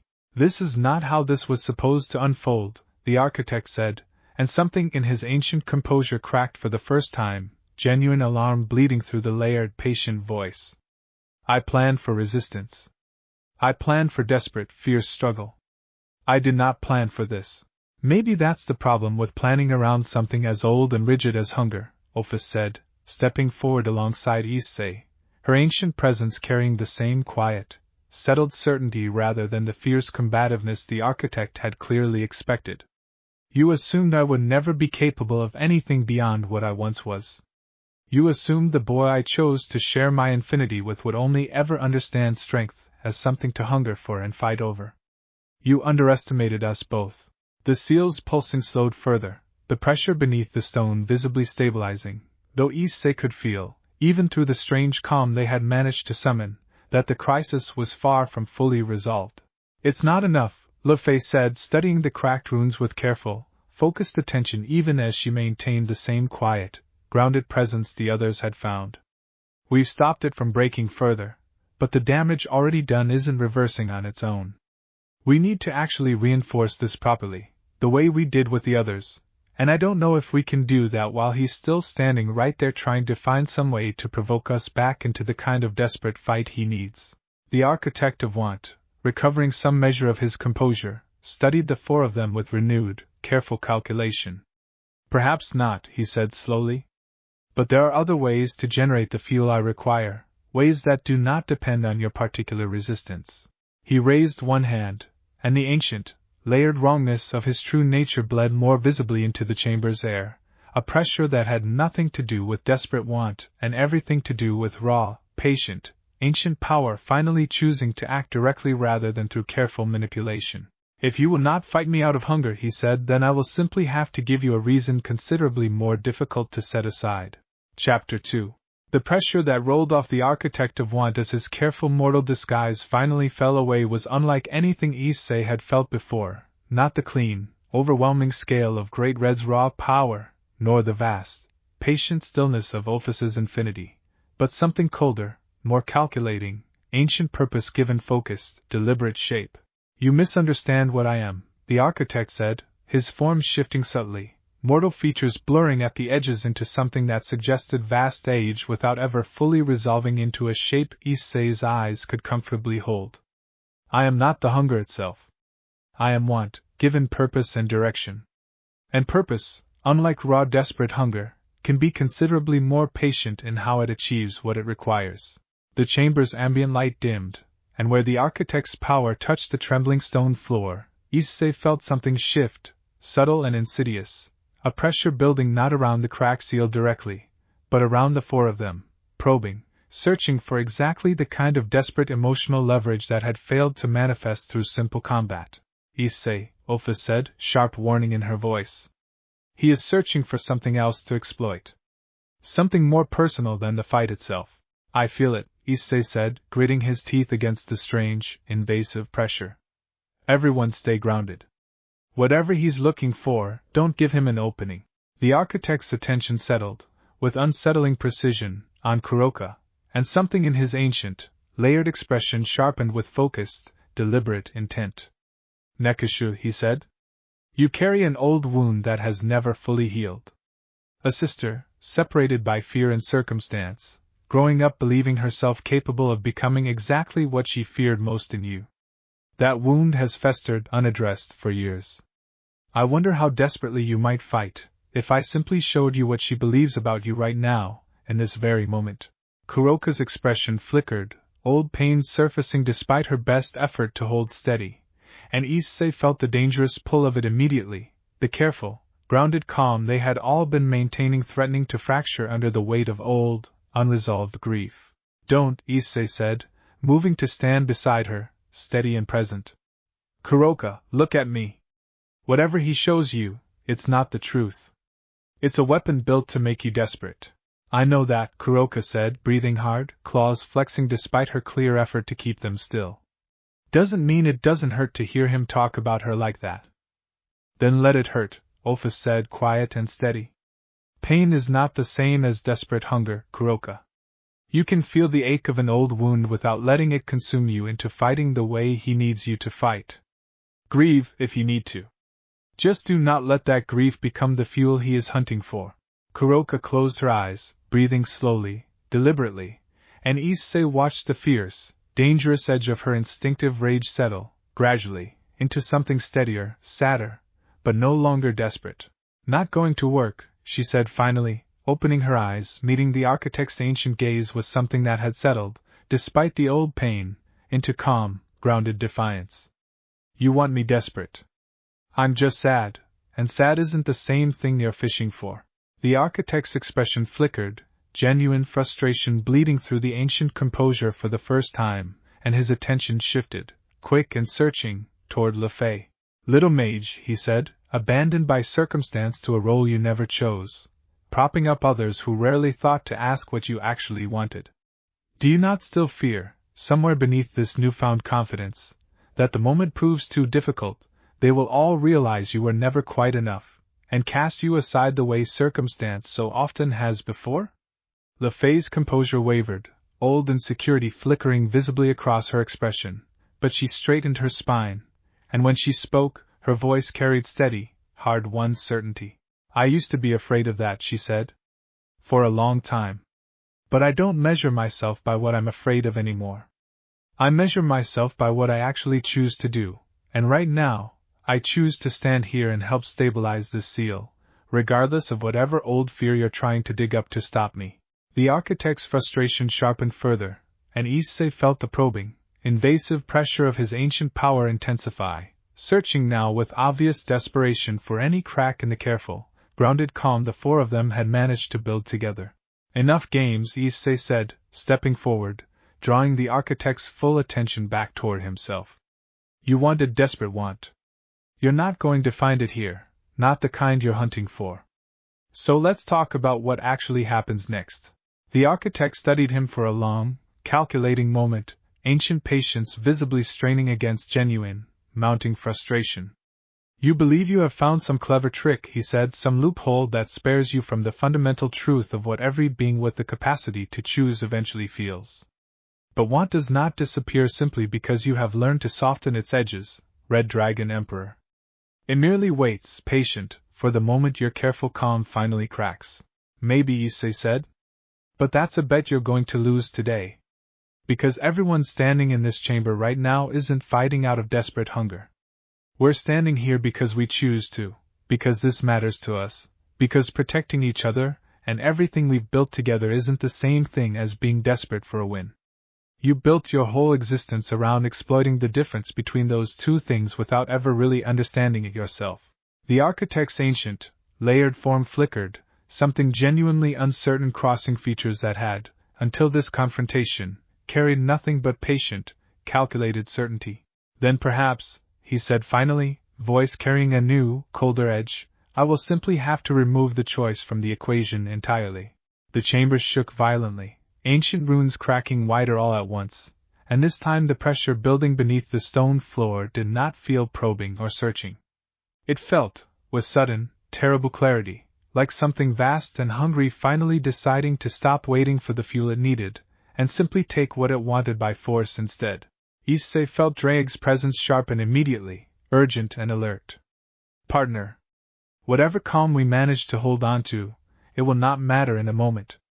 This is no longer about what we choose to feel. This is about what breaks free regardless. Prepare yourself.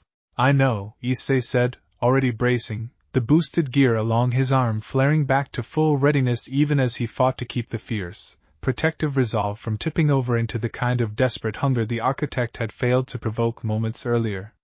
There was a difference, he reminded himself, between fighting because he was desperate to win and fighting because he refused to let the people he loved be harmed.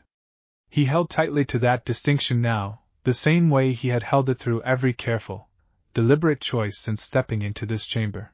Around him, Kuroka and Le Fay both shifted into readiness as well, their earlier grounded calm giving way, necessarily now, to the focused urgency the moment demanded, though none of them let go entirely of the steadiness they had fought so hard to find.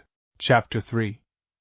The seal beneath the chamber floor shattered fully, ancient stone erupting outward in a violent cascade, and from the widening breach, something vast and shapeless surged upward, far larger than the fragment they had faced in the mountain valley weeks earlier, an absence-given hungry, monstrous shape that filled the chamber with a cold, ancient wrongness that pressed against every mind present at once.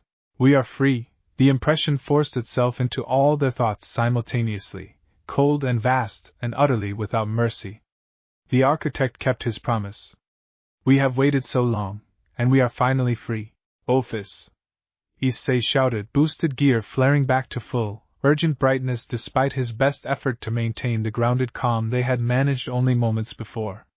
This is bigger than the mountain fragment. Can we contain it? I do not know, Ophis admitted, already gathering every ounce of ancient power available to her, the ground beneath the sanctuary's careful training suddenly tested against a threat considerably larger than anything they had prepared for. This fragment was clearly larger than the others, saved deliberately by the architect for exactly this purpose. Even the full reinforcement ritual Great Red taught us may not be enough on its own.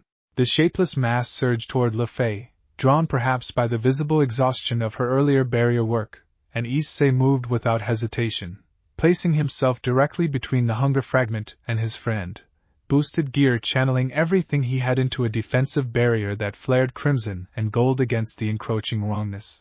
Not today, he snarled, feeling the strain of holding the barrier intact against pressure unlike anything he had faced before. Kuroka, Fay, fall back and start the reinforcement pattern. Ophis and I will hold it.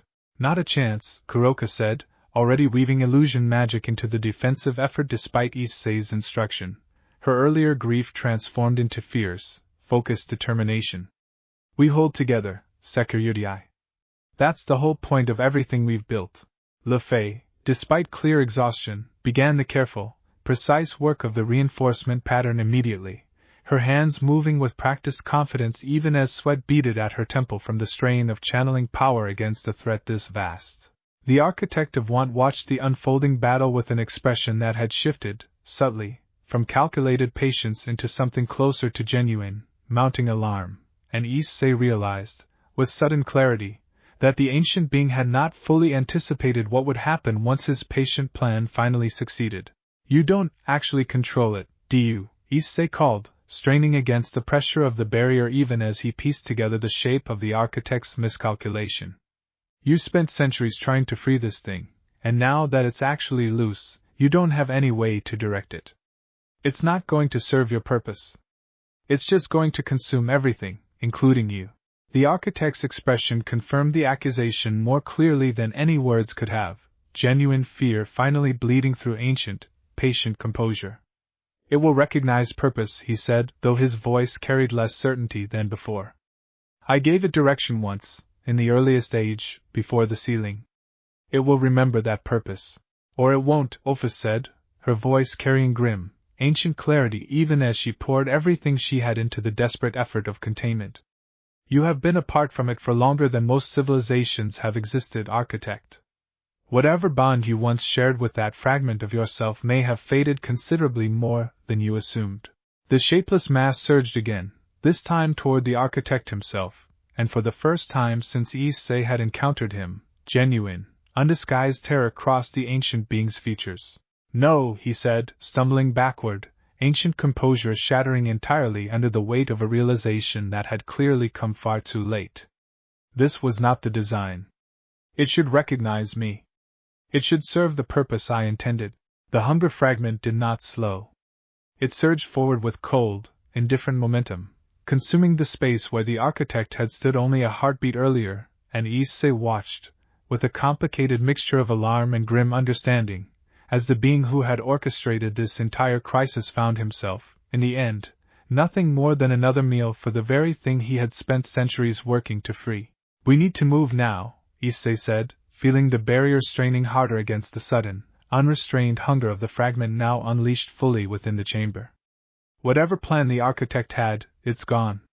This thing isn't going to stop or negotiate. It's just going to keep consuming until something stops it. The reinforcement pattern, Fay called, still working with desperate, focused speed. I need another minute. Maybe less. We don't have a minute, Kuroka said, weaving increasingly desperate illusions into the defensive effort, her earlier fierce confidence giving way to genuine, mounting strain. This thing's not falling for the same tricks the smaller fragment did. Ophis's expression carried grim, ancient calculation, and Issei felt her presence beside him shift, subtly, gathering towards something he recognized instinctively as far more significant than anything she had attempted before. Issei, she said, quiet and urgent beneath the chaos of the chamber. I need you to trust me completely, the same way you learned to trust the bond between us during our training. I believe there is a way to contain this properly, but it will require more than reinforcement. It will require me to offer this fragment something it has not encountered since before the original sealing. What's that? Issei asked, straining against the barrier's mounting pressure. Ophis's ancient eyes met his, steady despite the chaos surrounding them, carrying a depth of resolve that told him plainly she had already decided, regardless of what he said next. Myself, she said. The whole of what I once was, offered freely, rather than taken by force. It may be the only thing this fragment still recognizes clearly enough to actually respond to. Chapter 4. No, Issei said immediately, sharp and certain despite the mounting chaos of the chamber around them. Whatever that means, whatever it costs you, we find another way. There may not be another way, Ophis said, steady despite the urgency in her voice. Issei, I do not intend to sacrifice myself. I intend to offer this fragment recognition, a reminder of what it once was before the ceiling separated it into mindless hunger. I believe, if it recognizes enough of its own original nature reflected back at it, it may remember the choice I once made, the same choice I offered you. The choice to want something specific, rather than everything indiscriminately. That's a massive risk, Fay said, still working urgently on the reinforcement pattern even as she listened. If it doesn't recognize what you're offering, if it just sees vulnerability instead, then it will consume me the way it nearly consumed the architect, Ophis said, calm and steady despite the weight of the admission. I understand the risk fully.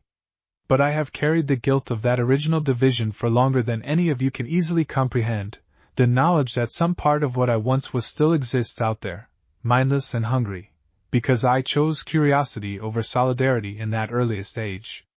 I would rather face that guilt directly, with a chance at genuine resolution, than watch this fragment consume everything I have built here while I stand back, protected, doing nothing. Issei felt the weight of her resolve settle over him, understanding, even through his fear, that this was not a decision she had made lightly, nor one she intended to be argued out of. Then I'm not letting you do it alone, he said.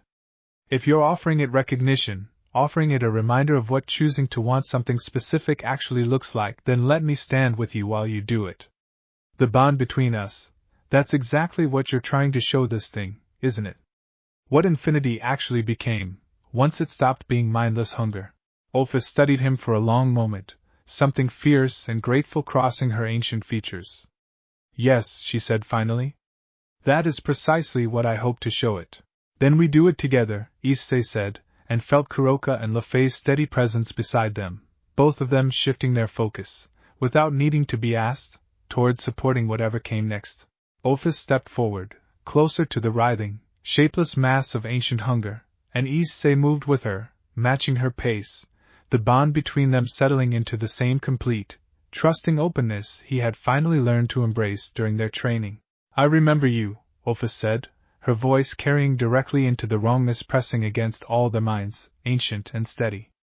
We were once the same undifferentiated want, before curiosity divided me away from you. I did not abandon you out of malice. I simply discovered something you never had the chance to discover, the possibility of wanting something specific, rather than craving everything without direction or purpose. The shapeless mass paused, its relentless, hungry momentum faltering for the first time since it had broken free, something in the ancient wrongness pressing against their minds shifting, subtly, toward what might have been recognition. You divided, the impression pressed back, cold but no longer purely hungry, carrying now something that might have been old, buried curiosity of its own. You became something apart from us. Something with edges. Something that stopped. I did not stop wanting, Ophis said, steady and clear. I simply learned to want something specific, rather than everything indiscriminately. I want this boy standing beside me to remain safe. I want the family we have built together to continue existing. I want the sanctuary we have made to remain a place where choice matters more than mindless hunger. That specificity, that direction, it did not diminish the want. It gave it meaning. The shapeless mass shifted further, the chaotic, consuming pressure of its hunger beginning, slowly, to organize itself around something closer to genuine, focused attention rather than indiscriminate consumption. We do not understand meaning, the impression pressed back, though something in its cold, ancient wrongness had softened, fractionally, into what might have been the earliest stirring of curiosity rather than pure hunger. We only understand want. Then let me show you, Ophis said, and extended one small hand toward the writhing mass, the same gesture she had once extended toward Issei in the quiet emptiness of the gap, offering rather than taking, patient rather than desperate. Issei felt the tension in the chamber shift, subtly, the desperate, chaotic pressure of the hunger fragment's presence settling, slowly, into something that felt less like an imminent, uncontrollable threat and more like a vast, ancient consciousness genuinely considering, for what might have been the first time in the whole of its existence, an alternative to mindless consumption. The shapeless mass reached toward Ophis's extended hand, slow and tentative, and for one long, suspended moment, the entire chamber held its breath, waiting to see whether ancient hunger would finally choose curiosity over consumption, the same choice that had once, in an age long forgotten, given birth to infinity itself. Kuroka and Fay stood close together nearby, both of them holding perfectly still, careful not to disturb the fragile, uncertain balance of the moment. Kuroka's tails had gone rigid with tension, every predatory instinct in her screaming at the strangeness of watching a fight simply stop mid-motion, replaced by something slower and infinitely more delicate. Fay's hands remained raised, the reinforcement pattern still half formed and ready, though she made no move to complete it, understanding, somehow, that finishing it now might shatter whatever fragile trust was building in the space between Ophis and the ancient, hungry thing before her. "Come on," Kuroka murmured, so quiet it was barely more than breath. "Choose something. Anything. Just choose." Issei felt his own heartbeat loud in his ears, the borrowed infinity beneath his skin humming in careful, patient resonance with Ophis's own vast, offered calm, and understood, with sudden clarity, that nothing he could do in this moment would help beyond simply standing there, steady and present, a living example of exactly what Ophis was trying to show the fragment it might become. Chapter 5. The connection, when it finally happened, did not arrive with violence or triumph, but with something quieter, a slow, ancient settling as the shapeless mass's hungry, chaotic edges began, gradually, to organize themselves around the offered recognition of Ophis's outstretched hand. Issei felt the change ripple through the bond he shared with her, the vast, borrowed infinity beneath his own skin resonating with something that had been separated from itself for longer than the universe had existed, finally, tentatively, beginning to remember what it might mean to want something specific rather than everything at once. We remember, the impression pressed into their minds, softer now, less an assault and more a genuine, uncertain communication. We remember curiosity. We remember choosing to divide, once, though the memory is faint, buried beneath ages of undirected want. "Then choose again," Ophis said, steady and patient, her hands still extended, still offering rather than forcing. "Not to divide further. Simply to want something specific. I cannot promise it will feel the same as the endless, undirected hunger you have known since the sealing. But I can promise it will mean something, in a way mindless consumption never could." The chamber held still, the ancient wrongness pressing against all their minds shifting, slowly, uncertainly, towards something that felt less like an external threat and more like a vast consciousness genuinely wrestling with a choice it had not faced in longer than memory could easily measure. Kuroka, watching from a short distance away, kept her voice low, tense. "Is this actually working, or is it just delaying the inevitable?" "I don't know," Fay admitted, equally quiet, still holding the reinforcement pattern ready in case the moment required it after all. "But it's the first time since this thing broke free that it hasn't been actively trying to consume everything in reach. That has to count for something." The shapeless mass's edges continued to shift, chaotic wrongness slowly, gradually organizing itself around something that resembled, faintly, a shape rather than pure formless hunger, as though the act of choosing, however tentative, had begun to give it something it had lacked since the moment of its original sealing. "What do we want?" the impression pressed, and for the first time, it carried something that sounded less like ancient certainty, and more like genuine, uncertain questioning. "We have wanted everything for so long that we do not know how to want something specific." Issei felt something shift in his chest, unexpected sympathy rising for a being that had, in its own strange, ancient way, been trapped by its own nature for longer than any mortal could easily comprehend, denied the simple, grounding experience of choice that he had spent so long taking for granted before he built the sanctuary. "That's all right," he said, stepping forward alongside Ophis, his voice carrying steady, genuine warmth despite the enormity of what they were attempting. Nobody figures that out all at once. I spent years thinking I wanted things other people decided for me, before I finally understood what I actually wanted for myself. It's not a single moment of clarity. It's a process. You don't have to know exactly what you want right now. You just have to be willing to start choosing, instead of just consuming. The shapeless mass's chaotic edges stilled further, something in its ancient, wordless presence settling toward what felt, unmistakably now, like genuine consideration rather than simple hunger. We could want, the impression pressed, slow and uncertain quiet. To exist without consuming everything around us. To simply be, the way infinity chose to be, rather than endlessly taking. That's a start, Ophis said, warmth entering her ancient, flat voice for the first time since the confrontation had begun. A very good start.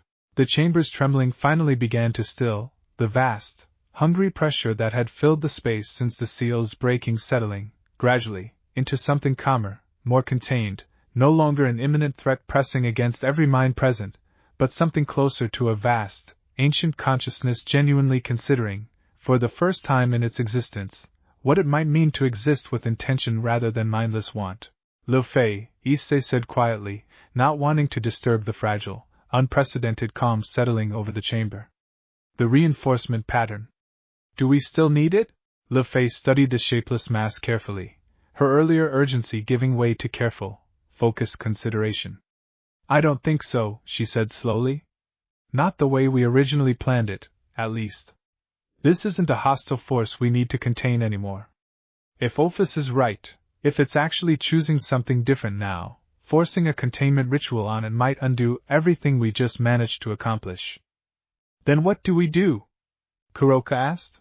Ophis considered the question carefully, her hand still extended, still offering rather than forcing, the ancient, shapeless mass settling, gradually, into something calmer and more contained around her patient, steady presence. "I believe," she said finally, "that we offer it what I once offered Issei. A choice, freely given, rather than a fate forced upon it. Whether it chooses to exist here in this world, quietly, without consuming everything in reach, or whether it chooses something else entirely, that choice should belong to it now, the same way my choice to divide myself belonged to me, long ago."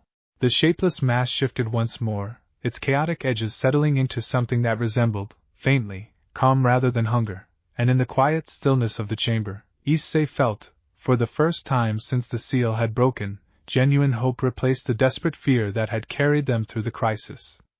"Then let's give it that choice," he said. "Properly. The way Ophis once gave it to me." Chapter 6.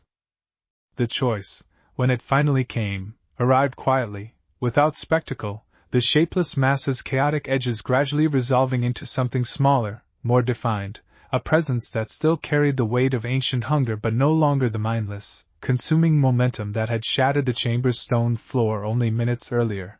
"We choose," the impression pressed, softer now, carrying something that might, in time, become genuine identity rather than pure undifferentiated want. "To exist. Quietly.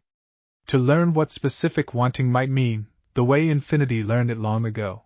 Ophis's expression, watching the transformation settle into place, carried something Issei had rarely seen from her, genuine, unguarded relief. "Then it is done," she said quietly. "Not sealed away in fear, but chosen freely, the way it should have been given the chance to choose from the very beginning, long before the original sealing ever became necessary." "What happens to it now?" Le Fay asked, studying the newly settled presence with careful, curious attention. "Does it need somewhere to exist? Someone to watch over it while it learns?" Ophis considered the question, and something in her expression suggested she had already begun turning the answer over in her mind. "Perhaps," she said.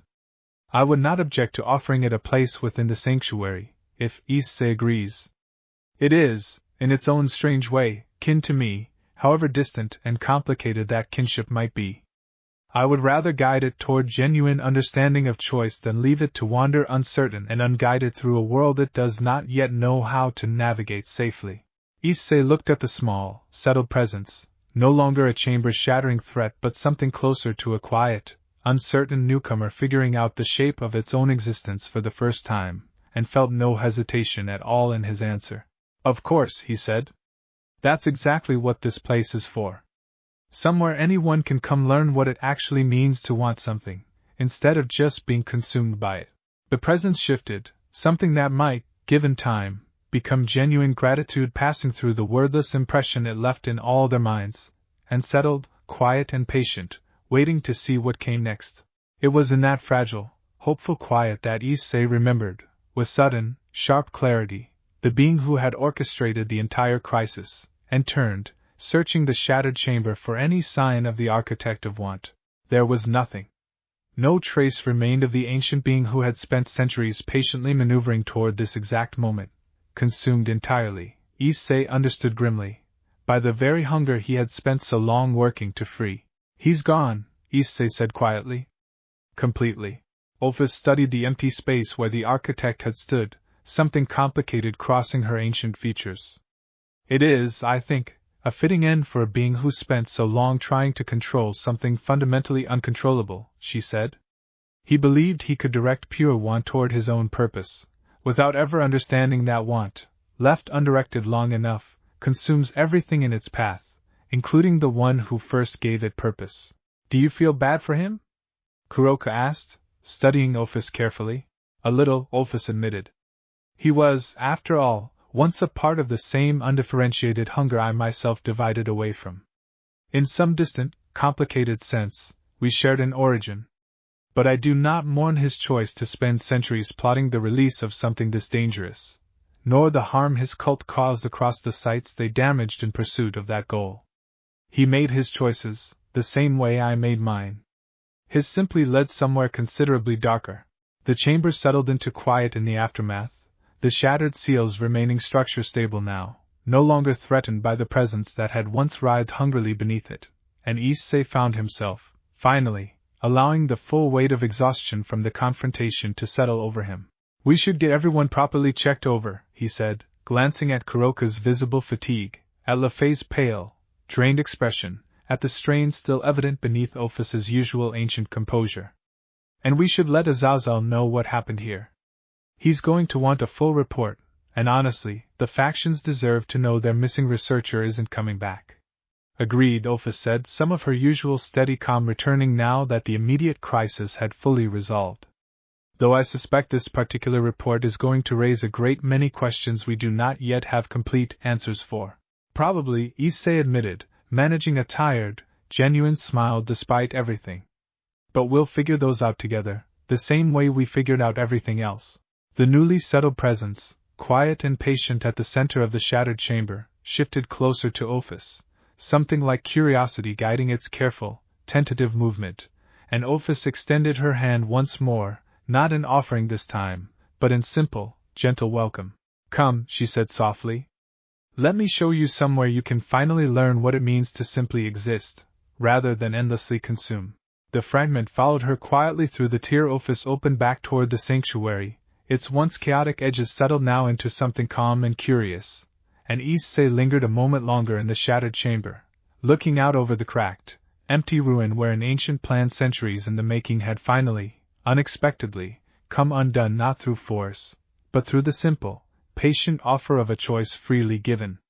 He thought, standing there in the quiet aftermath, that this was perhaps the truest lesson the whole ordeal had taught him, that even the oldest, most fundamental hungers in existence could be met with something gentler than conquest, if only someone was willing to offer it. He followed the others back toward home, carrying that thought with him like a small, steady light. Chapter 7. Great Red arrived the following morning, unannounced as always, though this time his approach carried none of the careful, measuring curiosity of his first visit. He stepped through the boundary with an urgency that immediately drew Ophis's full attention, and behind him, Issei felt the weight of the ancient dragon's focus settle, sharp and immediate, on the small, newly settled presence trailing quietly beside Fay in the courtyard.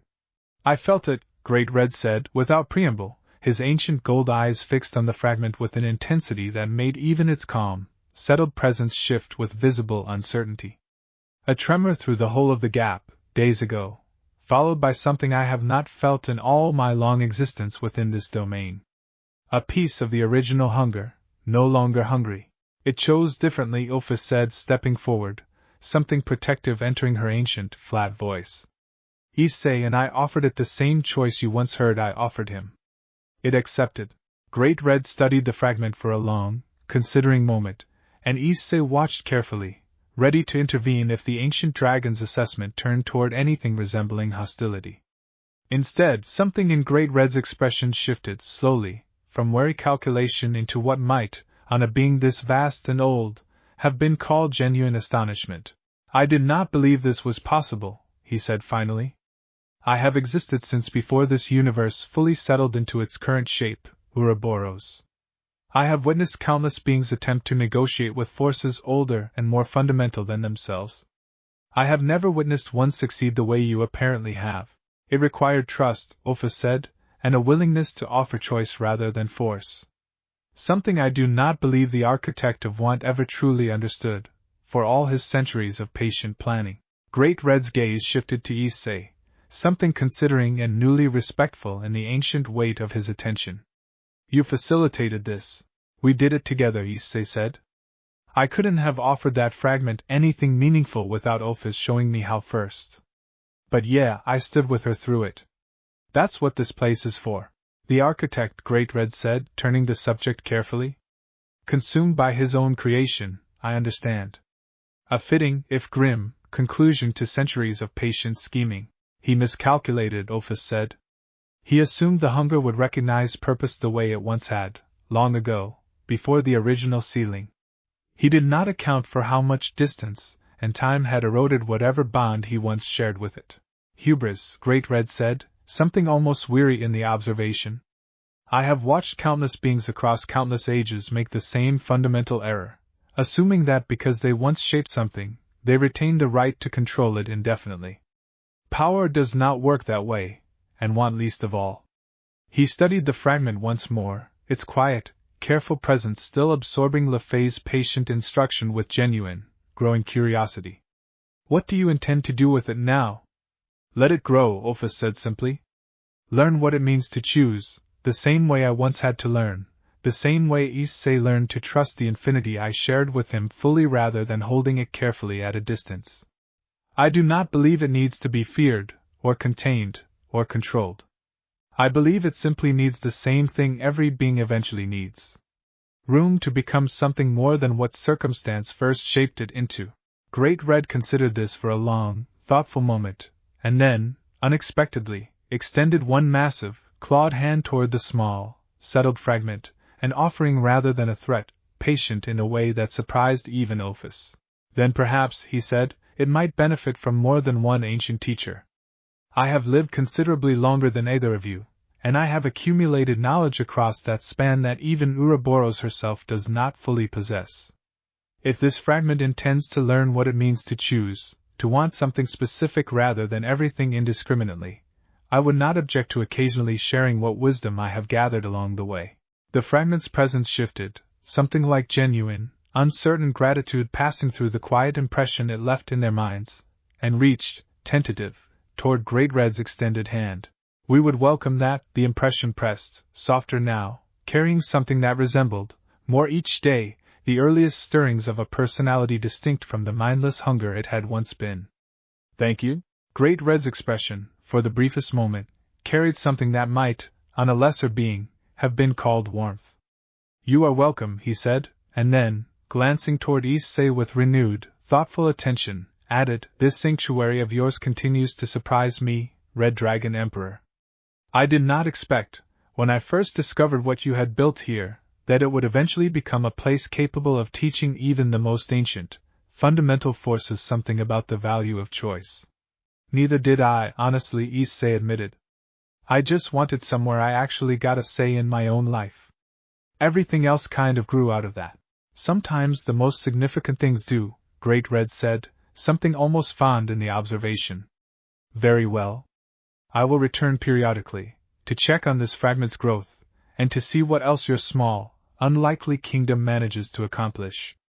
I confess I find myself genuinely curious now, in a way I have not felt in longer than I care to calculate. He departed shortly after, the boundary sealing quietly behind him, and Issei found himself standing in the courtyard beside Ophis, watching Fay resume her patient instruction with the fragment, watching Kuroka drift over to offer her own easy, teasing commentary on the lesson, and felt, for perhaps the first time since this entire journey had begun, that the sanctuary had finally settled into something that felt not just safe, but genuinely, sustainably whole. You did something remarkable, he told Ophis quietly. Not just today. This whole thing, from the very beginning. You could have stayed alone forever, Ophis. Instead you chose this. I chose you, Ophis said simply, something warm and certain in her ancient, flat voice. Everything else grew out of that choice, the same way everything you have built grew out of your own choice to finally want something for yourself. I do not think either of us fully understood, when we first reached for each other in the quiet emptiness of the gap, exactly how much that single choice would eventually come to mean. Issei smiled, warm and genuine, and looked out at the small, unlikely family gathered in the courtyard around them, at the ancient hunger fragment learning patiently beside Fay, at Kuroka's easy laughter, at the quiet, steady peace that had, against every expectation, finally settled fully into place. I think I understand it a little better every day, he said. And I wouldn't trade a single bit of it. Chapter 8. The news of what had happened beneath the ancient ruins spread through the three factions with considerably more speed and considerably more accuracy than the earlier rumors of Issei's departure had managed months earlier, Azazel personally ensuring that the full, careful truth reached Surzex and Michael before speculation had the chance to distort it into something less useful. Surzex arrived at the sanctuary 2 days later, alone this time, no formal delegation trailing behind him, and found Issei in the training ground, quietly sparring with Kuroka in a session considerably gentler than their usual practice, both of them still recovering from the strain of the confrontation. I heard what happened, Surzex said, watching the training pause as Issei noticed his arrival. All of it, as best Azazel could piece together. An ancient being predating infinity and chaos, a cult operating within our own ranks for 15 years, a fragment of primordial hunger given the chance to choose something other than mindless consumption. He shook his head slowly, something like genuine awe crossing his composed features. I don't think any of us fully appreciated the scale of what you were facing out here, even after the warnings Great Red and Ophis offered.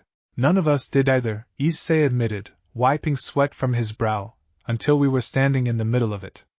It could have gone considerably worse. I'm not going to pretend otherwise. But it didn't, Surzex said. Because of choices you made that I don't think most beings, mortal or otherwise, would have had the wisdom to make in the middle of a crisis that severe. Choosing to offer that fragment a genuine choice, rather than simply trying to overpower or destroy it.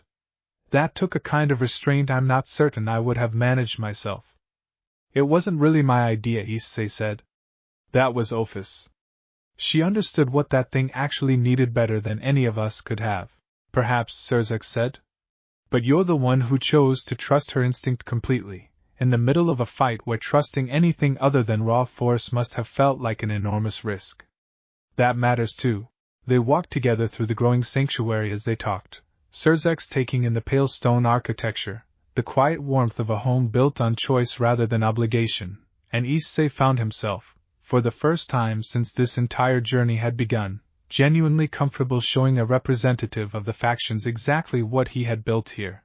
The council's going to want a formal accounting, Surzex said eventually. Not to challenge what you've built, I want to be clear about that. But an ancient threat this significant, one that nearly reformed entirely because of a mole operating within the Grigori for 15 years, that's the kind of thing every faction needs to understand properly, if only to make sure something like it doesn't happen again. I understand, Issei said.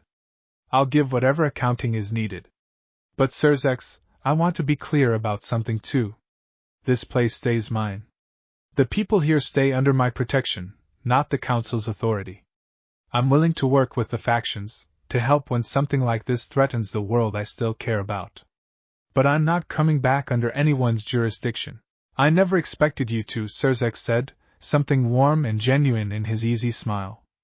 I think, after everything I've witnessed these last several months, most of the council has finally come around to understanding that trying to fold you back into the old structure would be a mistake, not just for you, but for all of us. What you've built here, what you accomplished against a threat this ancient, that's not something we should be trying to contain or control. It's something we should be grateful exists at all. Issei felt something ease in his chest at that, a tension he hadn't fully realized he was still carrying finally settling into genuine, quiet relief. There's something else, Surzex added, more carefully now.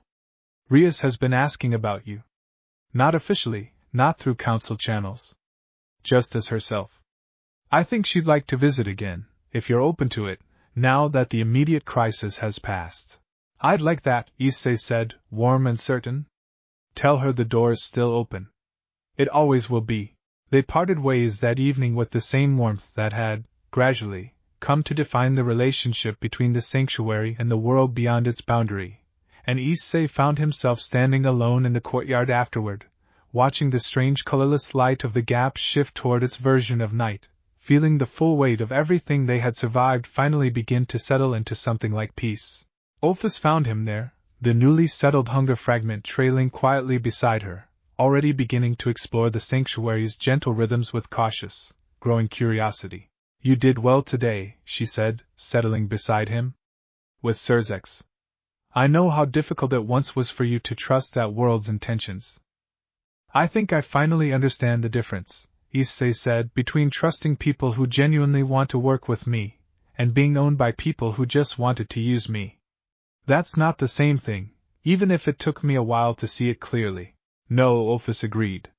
It is not the same thing at all. They sat together in comfortable silence, the quiet, hard-won peace of the evening settling over the sanctuary, and Issei found himself thinking, not for the first time, that whatever came next, whatever new threat or challenge eventually found its way to their boundary, they would face it the same way they had faced everything since the beginning. Together and by choice, rather than by hunger or obligation. Chapter 9. It was Kuroka who raised the subject first, 3 days after Surzex's visit, finding Issei alone in the quiet hours before the sanctuary's version of morning fully settled over the courtyard. I want to see Kaneko, she said, without preamble, something steady and resolved in her voice that Issei hadn't heard from her before. Properly this time. Not a message relayed through Rias. I think I'm finally ready. Issei studied her for a moment, remembering the raw vulnerability that had surfaced when the architect had tried to weaponize her old grief, and felt something warm settle in his chest at how far she had come since that confrontation. What changed? Facing that thing in the chamber, Kuroka admitted.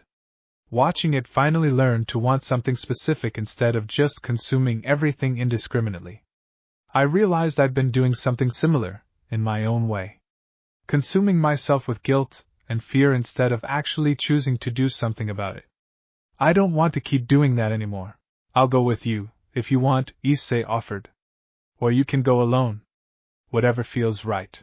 I think I need to do this myself, Kuroka said, after a moment's consideration. But I'd appreciate you opening the boundary for me. I don't think I trust myself to manage that particular bit of magic while my hands are shaking this much just thinking about it. Issei smiled, gentle and understanding, and opened the tier at the edge of the sanctuary's boundary himself, watching Kuroka step through it with visible nervousness that did nothing to diminish the quiet, hard-won courage carrying her forward.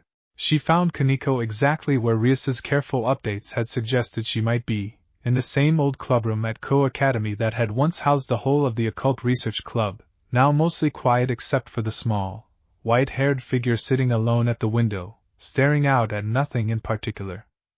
Kaneko's head turned the moment Kuroka's presence registered, gold eyes widening with a complicated mixture of shock, wariness, and something rawer underneath both. Chiron, Kuroka said softly, using the name she had called her sister by before everything had gone wrong, before running had become the only thing she knew how to do. I know I don't have the right to just show up like this. But I wanted to see you. Properly this time. Not through a message. Not through someone else telling you I'm safe. Kaneko rose slowly from the window seat, her expression carefully guarded in a way that Kuroka recognized, with a fresh ache, as a habit born entirely from years of learning not to hope for things that might not last. You're really here? Kaneko said, quiet, testing the reality of it. I'm really here, Kuroka confirmed. I found somewhere safe, Chiron. Somewhere I don't have to run anymore. I should have told you sooner, should have found a way to see you properly instead of just sending word through Rias. I was scared. Scared of what you might say, once you were actually standing in front of me instead of hearing about me secondhand. Scared of what I might say, Kaneko repeated, something sharp entering her voice for the first time. You disappeared for years, Kuroka. I grew up being afraid I'd become exactly what everyone assumed you already were, some dangerous, uncontrollable thing waiting to hurt the people around me. And now you're telling me you were scared of what I might say. The accusation landed heavily, and Kuroka absorbed it without flinching, understanding fully that she had earned every bit of the anger beneath her sister's careful composure. You're right, she said quietly. I don't have a good excuse. I ran because I was terrified, and I kept running because running was easier than facing what I'd left behind. I'm not asking you to forgive me right now, Chiron. I'm just asking you to let me actually try to be here for you, the way I should have been all along, instead of a rumor and a bounty and an absence you had to build your whole sense of self around. Kaneko studied her for a long moment, old hurt and cautious hope warring visibly behind her carefully guarded expression, and when she finally spoke, her voice carried less anger than before, though the wariness remained. Where have you been? She asked. Really? Not the vague version Rias gave me. Kuroka told her everything, then, the desperate flight from the Exorcist strike team, the accidental crossing into the dimensional gap, the sanctuary Issei had built and the family that had gathered within it, the confrontation with the architect of want and the ancient hunger fragment that had, against every expectation, finally learned to choose something other than mindless consumption.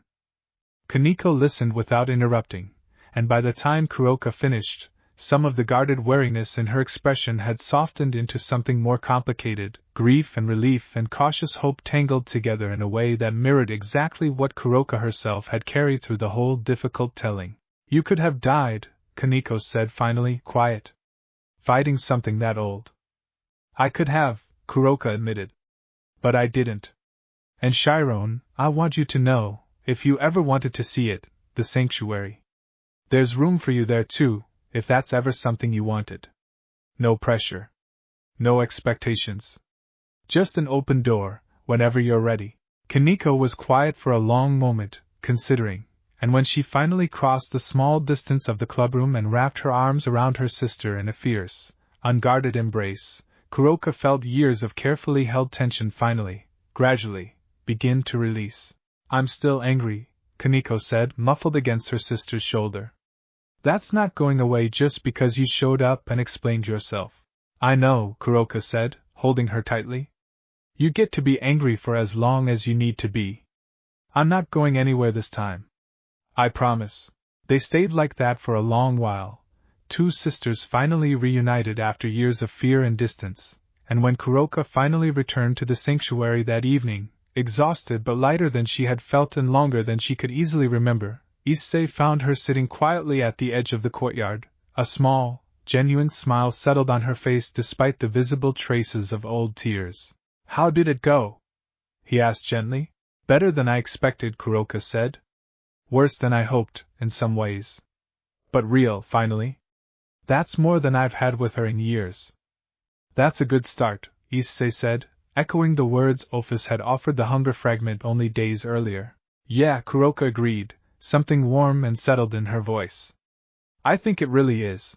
A week later, once Kaneko had grown comfortable enough with the sanctuary to visit on her own terms rather than only alongside her sister, the whole of the growing family gathered in the courtyard for what Fay, with characteristic understatement, called a small dinner, and what Kuroka, with rather less restraint, insisted on calling a proper celebration. Rias came, bringing Asia and Aquino along this time, both of them greeting the sanctuary's residents with the same warm, unguarded curiosity Rias herself had shown on her first visit weeks earlier. Azazel arrived not long after, carrying a bottle of something he swore was appropriate for the occasion and refused to explain further, and even Vala made a brief appearance, Arthur trailing quietly behind him, both of them accepting Fay's invitation with the easy familiarity of people who had finally stopped needing to justify their presence in each other's lives. This is a lot of people in one place, Kaneko observed, settling beside her sister at the edge of the gathering, watching the courtyard fill with warm conversation and easy laughter. Feels different than I expected, doesn't it? Kuroka said, nudging her shoulder gently. Not like the Cows Brigade gatherings I used to know. Nobody here's plotting anything. Nobody's using anybody. It's just people who actually like being around each other. I could get used to that, Kaneko admitted, something small and genuine softening her usually careful expression. Issei moved through the gathering with quiet contentment, accepting Asia's warm, tearful embrace, trading easy conversation with Azazel about nothing in particular, watching Ophis stand at the edge of the courtyard with the newly settled hunger fragment beside her, both of them observing the warmth of the gathering with the same careful, curious attention, still learning, in their own separate ways. Exactly what it meant to belong somewhere freely chosen rather than simply endured.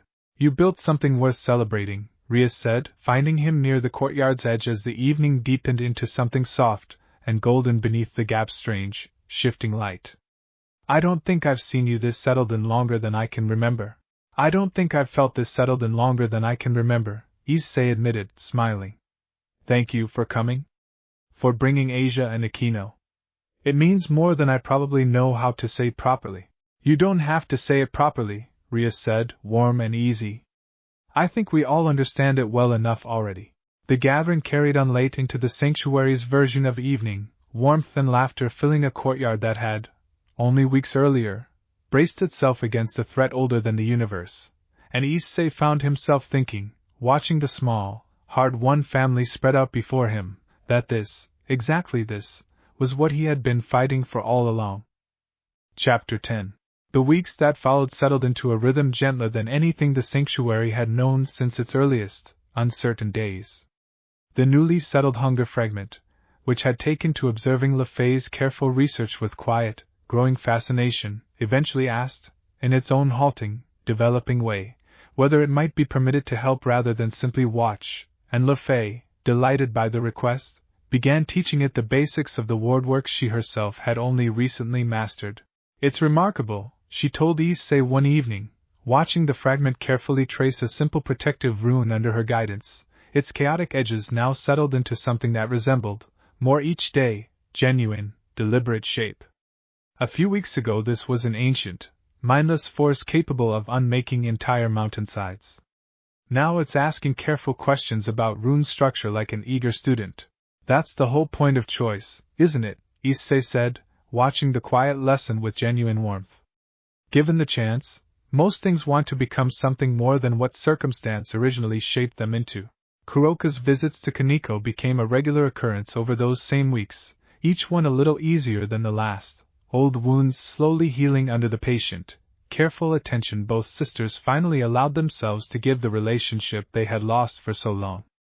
It was during the third such visit that Kaneko finally agreed to see the sanctuary herself, stepping through the boundary with visible nervousness that eased, gradually, as she took in the warm, unguarded home her sister had described. You built all this, Kaneko said, studying the pale stone architecture with quiet, genuine awe, because you got tired of being owned. Something like that, Issei said, smiling. Welcome, Kaneko. Stay as long as you'd like. There's no pressure here, just an open door. Rias visited twice more during those same weeks, each visit easier and warmer than the last, the careful, guarded distance that had once defined their relationship gradually giving way to something that felt, increasingly, like genuine partnership rather than obligation. Vala sent word through LeFay that his team remained available, should the sanctuary ever need backup against something the scale of what they had just faced, and even Surzek's and Michael's formal inquiries settled, gradually, into something closer to genuine collaboration than cautious oversight. It was, Issei thought more than once during those quiet, healing weeks, exactly the kind of peace he had once given up hoping he might ever actually find. That peace held for nearly a month before Drake's voice rose, quiet and thoughtful, inside his mind on an otherwise unremarkable evening, drawing his attention towards something the ancient dragon had apparently been considering for some time. Partner, Drake said, careful in a way that immediately caught Issei's full attention. I have been quiet about this because I was not certain it warranted concern, but I believe it is time I mentioned it properly. since the confrontation with the hunger fragment, since you learned to trust the bond with Ophis completely rather than holding it carefully at arm's length, I have felt something shifting within the boosted gear itself.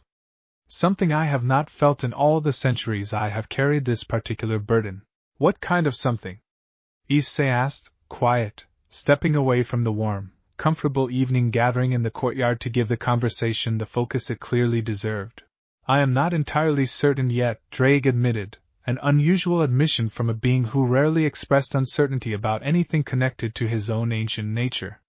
But I believe, partner, that the full, complete trust you finally extended toward Ophis's shared infinity may have opened something within our own bond as well, something that predates even my rivalry with Albion, something I had assumed lost or dormant for longer than either of us has been alive. I do not yet know what it means. But I believe, given time, we may both need to prepare for whatever it eventually reveals itself to be. Issei absorbed that slowly, feeling the familiar weight of the boosted gear along his arm, and found, beneath the surface calm of the peaceful evening around him, a fresh current of quiet, curious anticipation stirring alongside the old, familiar readiness that had carried him through every challenge so far. Whatever came next, he understood now, with the same steady certainty that had carried him through the confrontation with the architect of want, and the choice offered to the ancient hunger fragment, he would not face it alone. He had built something here worth protecting, a family gathered by choice rather than obligation, a sanctuary that had already proven strong enough to weather a threat older than the universe itself.